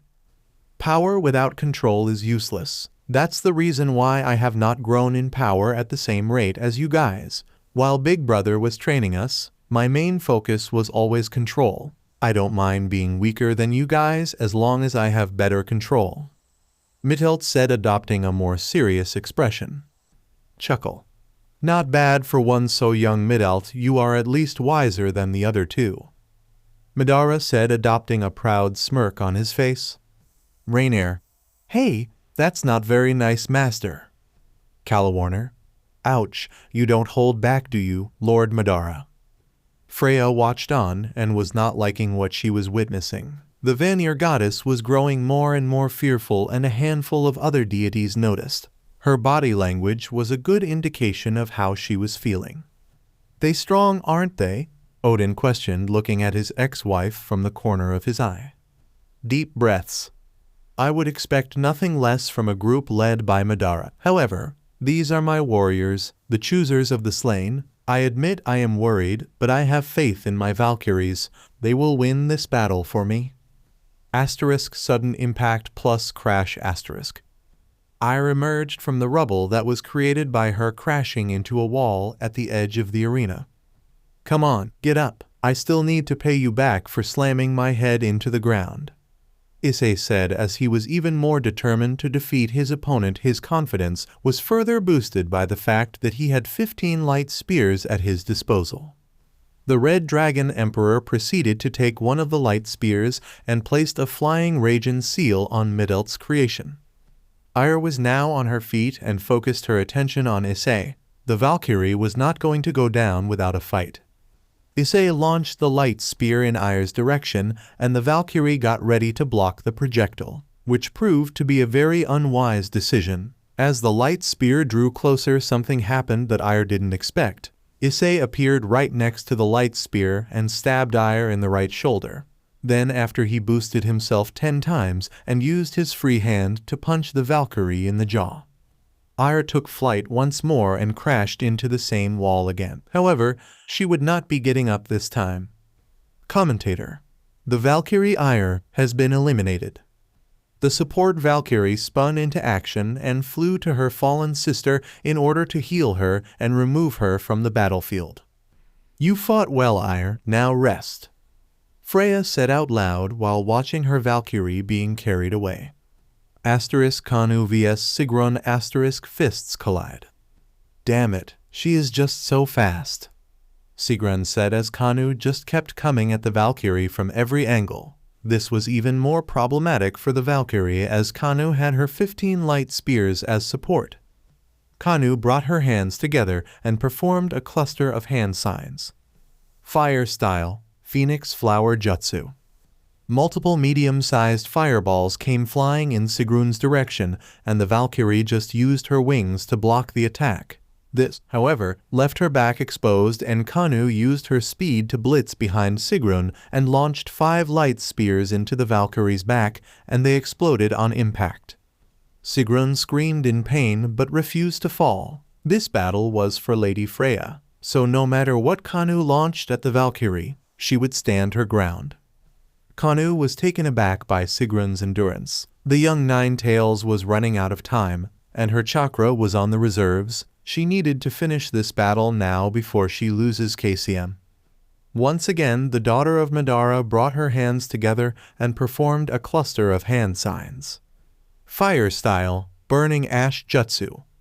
An enormous amount of chakra-infused gunpowder was spewed from Kanu's mouth, and it surrounded the immediate area Kanu and Sigrun were occupying. The Valkyrie was quick to notice that she was surrounded in a cloud of gunpowder and immediately readied her wings in order to take to the skies. However, it was too late. Kanu created a spark in her mouth which ignited quite the explosion. Sigrun was able to fly out of the explosion, however not unscathed. She sustained some heavy burns. However, the young Uchiha would not stop her assault and launched her remaining light spears at the Valkyrie. Fire style, Dragon Flame Jutsu. 3 enormous flaming dragon heads came raging out of Kanu's mouth with the sole target of eating Sigrun alive. The Valkyrie's flying capabilities were being pushed to the absolute maximum. Dodging and outmaneuvering the light spears was one thing, but the flaming dragon heads was another issue. The audience watched on in awe as Sigrun was doing everything she absolutely can to outmaneuver Kanu's projectiles. This demonstration truly showed why she was the Valkyrie of victory and one of Freya's best shield maidens. Kanu's attacks were indeed a serious threat. However, although by the skin of her teeth, Sigrun was successful in evading all of them. The Valkyrie was now hovering in the air, sweating heavily. Kanu's attacks really did push Sigrun. She truly was impressed that this was the capabilities of the child of Madara. Kanu for one dropped to her knees, clutching her chest and breathing profusely. Her chakra was now at reserve level. Her Nine-Tails chakra mode now completely vanished, and she was on the verge of collapsing. Amaterasu couldn't help but be in awe of her little niece. This looked nothing like the Kanu she knew before. To push herself to this extent was truly something exceptional. She held nothing but pride for the daughter of her best friend. Madara for one smirked at what was happening in front of him. He could see very well the game Kanu was playing. This child really is something. To think she saw it once in my Genjutsu and already is trying to attempt it herself. Go on then, Kanu, impress me. It may not turn out exactly like yours and Sasuke's. However, She has already set the stage. Let's see how good her manipulation is after all. She won't need chakra for this, Hagoromo commented. Madara. Indeed, sage. Let's see what she can do with what she has seen from me. Freya. Looks like little Kanu is out of power. I will give her a round of applause. She did put up a good fight. Yet not bad for one so young. Zeus commented as the Greek god was blown away by Kanu's display. Throughout this entire battle, the daughter of Madara was his favorite fighter. Indeed, it looks like there is no limit to her potential, especially with that golden form of hers. Ra stated. Yeah, it really is a shame. However, it does look like she will be losing this fight, and I was rooting for her too, Sif said. Tiamat just shifted her attention to Madara and could see that her chosen one was holding an amused smirk. She truly was wondering why he seemed so confident when Kanu was basically on the verge of defeat. Heavy panting plus clapping. I am very impressed. Kanu Uchiha panting. Never did I think that a child would push me to this extent. Panting. However you did panting. Even though I hold the advantage now, just know that after this battle, if you ever consider being a Valkyrie, we will welcome you with open arms. Panting. You would make for an excellent chooser of the slain. Kanu raised her head and looked at Sigrun, adopting the same smirk her father has. This truly was do or die for the daughter of Madara and Yasaka. And now? What's that look for? Sigrun questioned, being very confused. Madara burst into his trademark laughter, and the entire arena except for Kanu shifted their attention towards him, as they were wondering what on Valhalla was so amusing to our protagonist. And now? What's so funny, Madara? Freya questioned, not understanding as her Valkyrie held the undoubted advantage. Trademark laughter. Go on then, Kanu. Show them what a child of Madara Uchiha is capable of. Madara said with an amused smile. Yes, Papa, I will show them what you have taught me. Kanu said, then slowly got to her feet. Thunder. Sigrun? Huh? Everyone apart from Madara and Kanu looked up to the skies, and the breathtaking clear blue Asgard skies were now substituted for thick dark gray clouds. Thunder. Madara, don't tell me, she did the same thing you did against Riser? Xerxes questioned. Aphrodite, and what exactly is that? Simple really, that final attack Kanu launched. Dragon Flame Jutsu can serve two purposes really. One, it can be used to burn your opponent, or you can use it to manipulate the weather and create thunder clouds, so even if the user misses their target, launching the jutsu is still far from being a waste.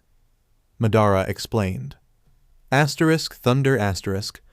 If what you are saying is true, this could only mean that Kanu is going to attempt to use that.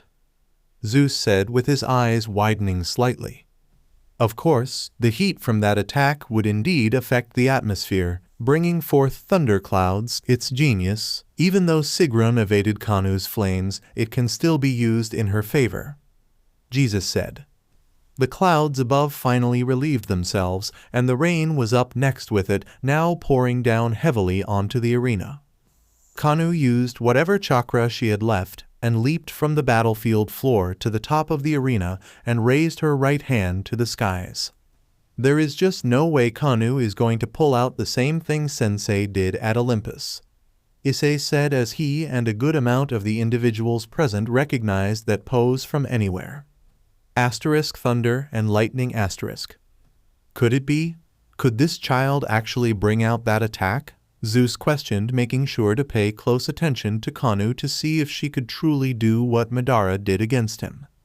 This attack belongs to my father. He showed me it before we left for Asgard. Now I know for a fact that my manipulation of lightning is a far cry compared to his, but that's fine. My attack does not need to be as good as Papa's. It just has to be good enough to take you down, and the cool thing about it is that I don't need to use a lot of chakra for this attack. All I need to do is guide the lightning's path.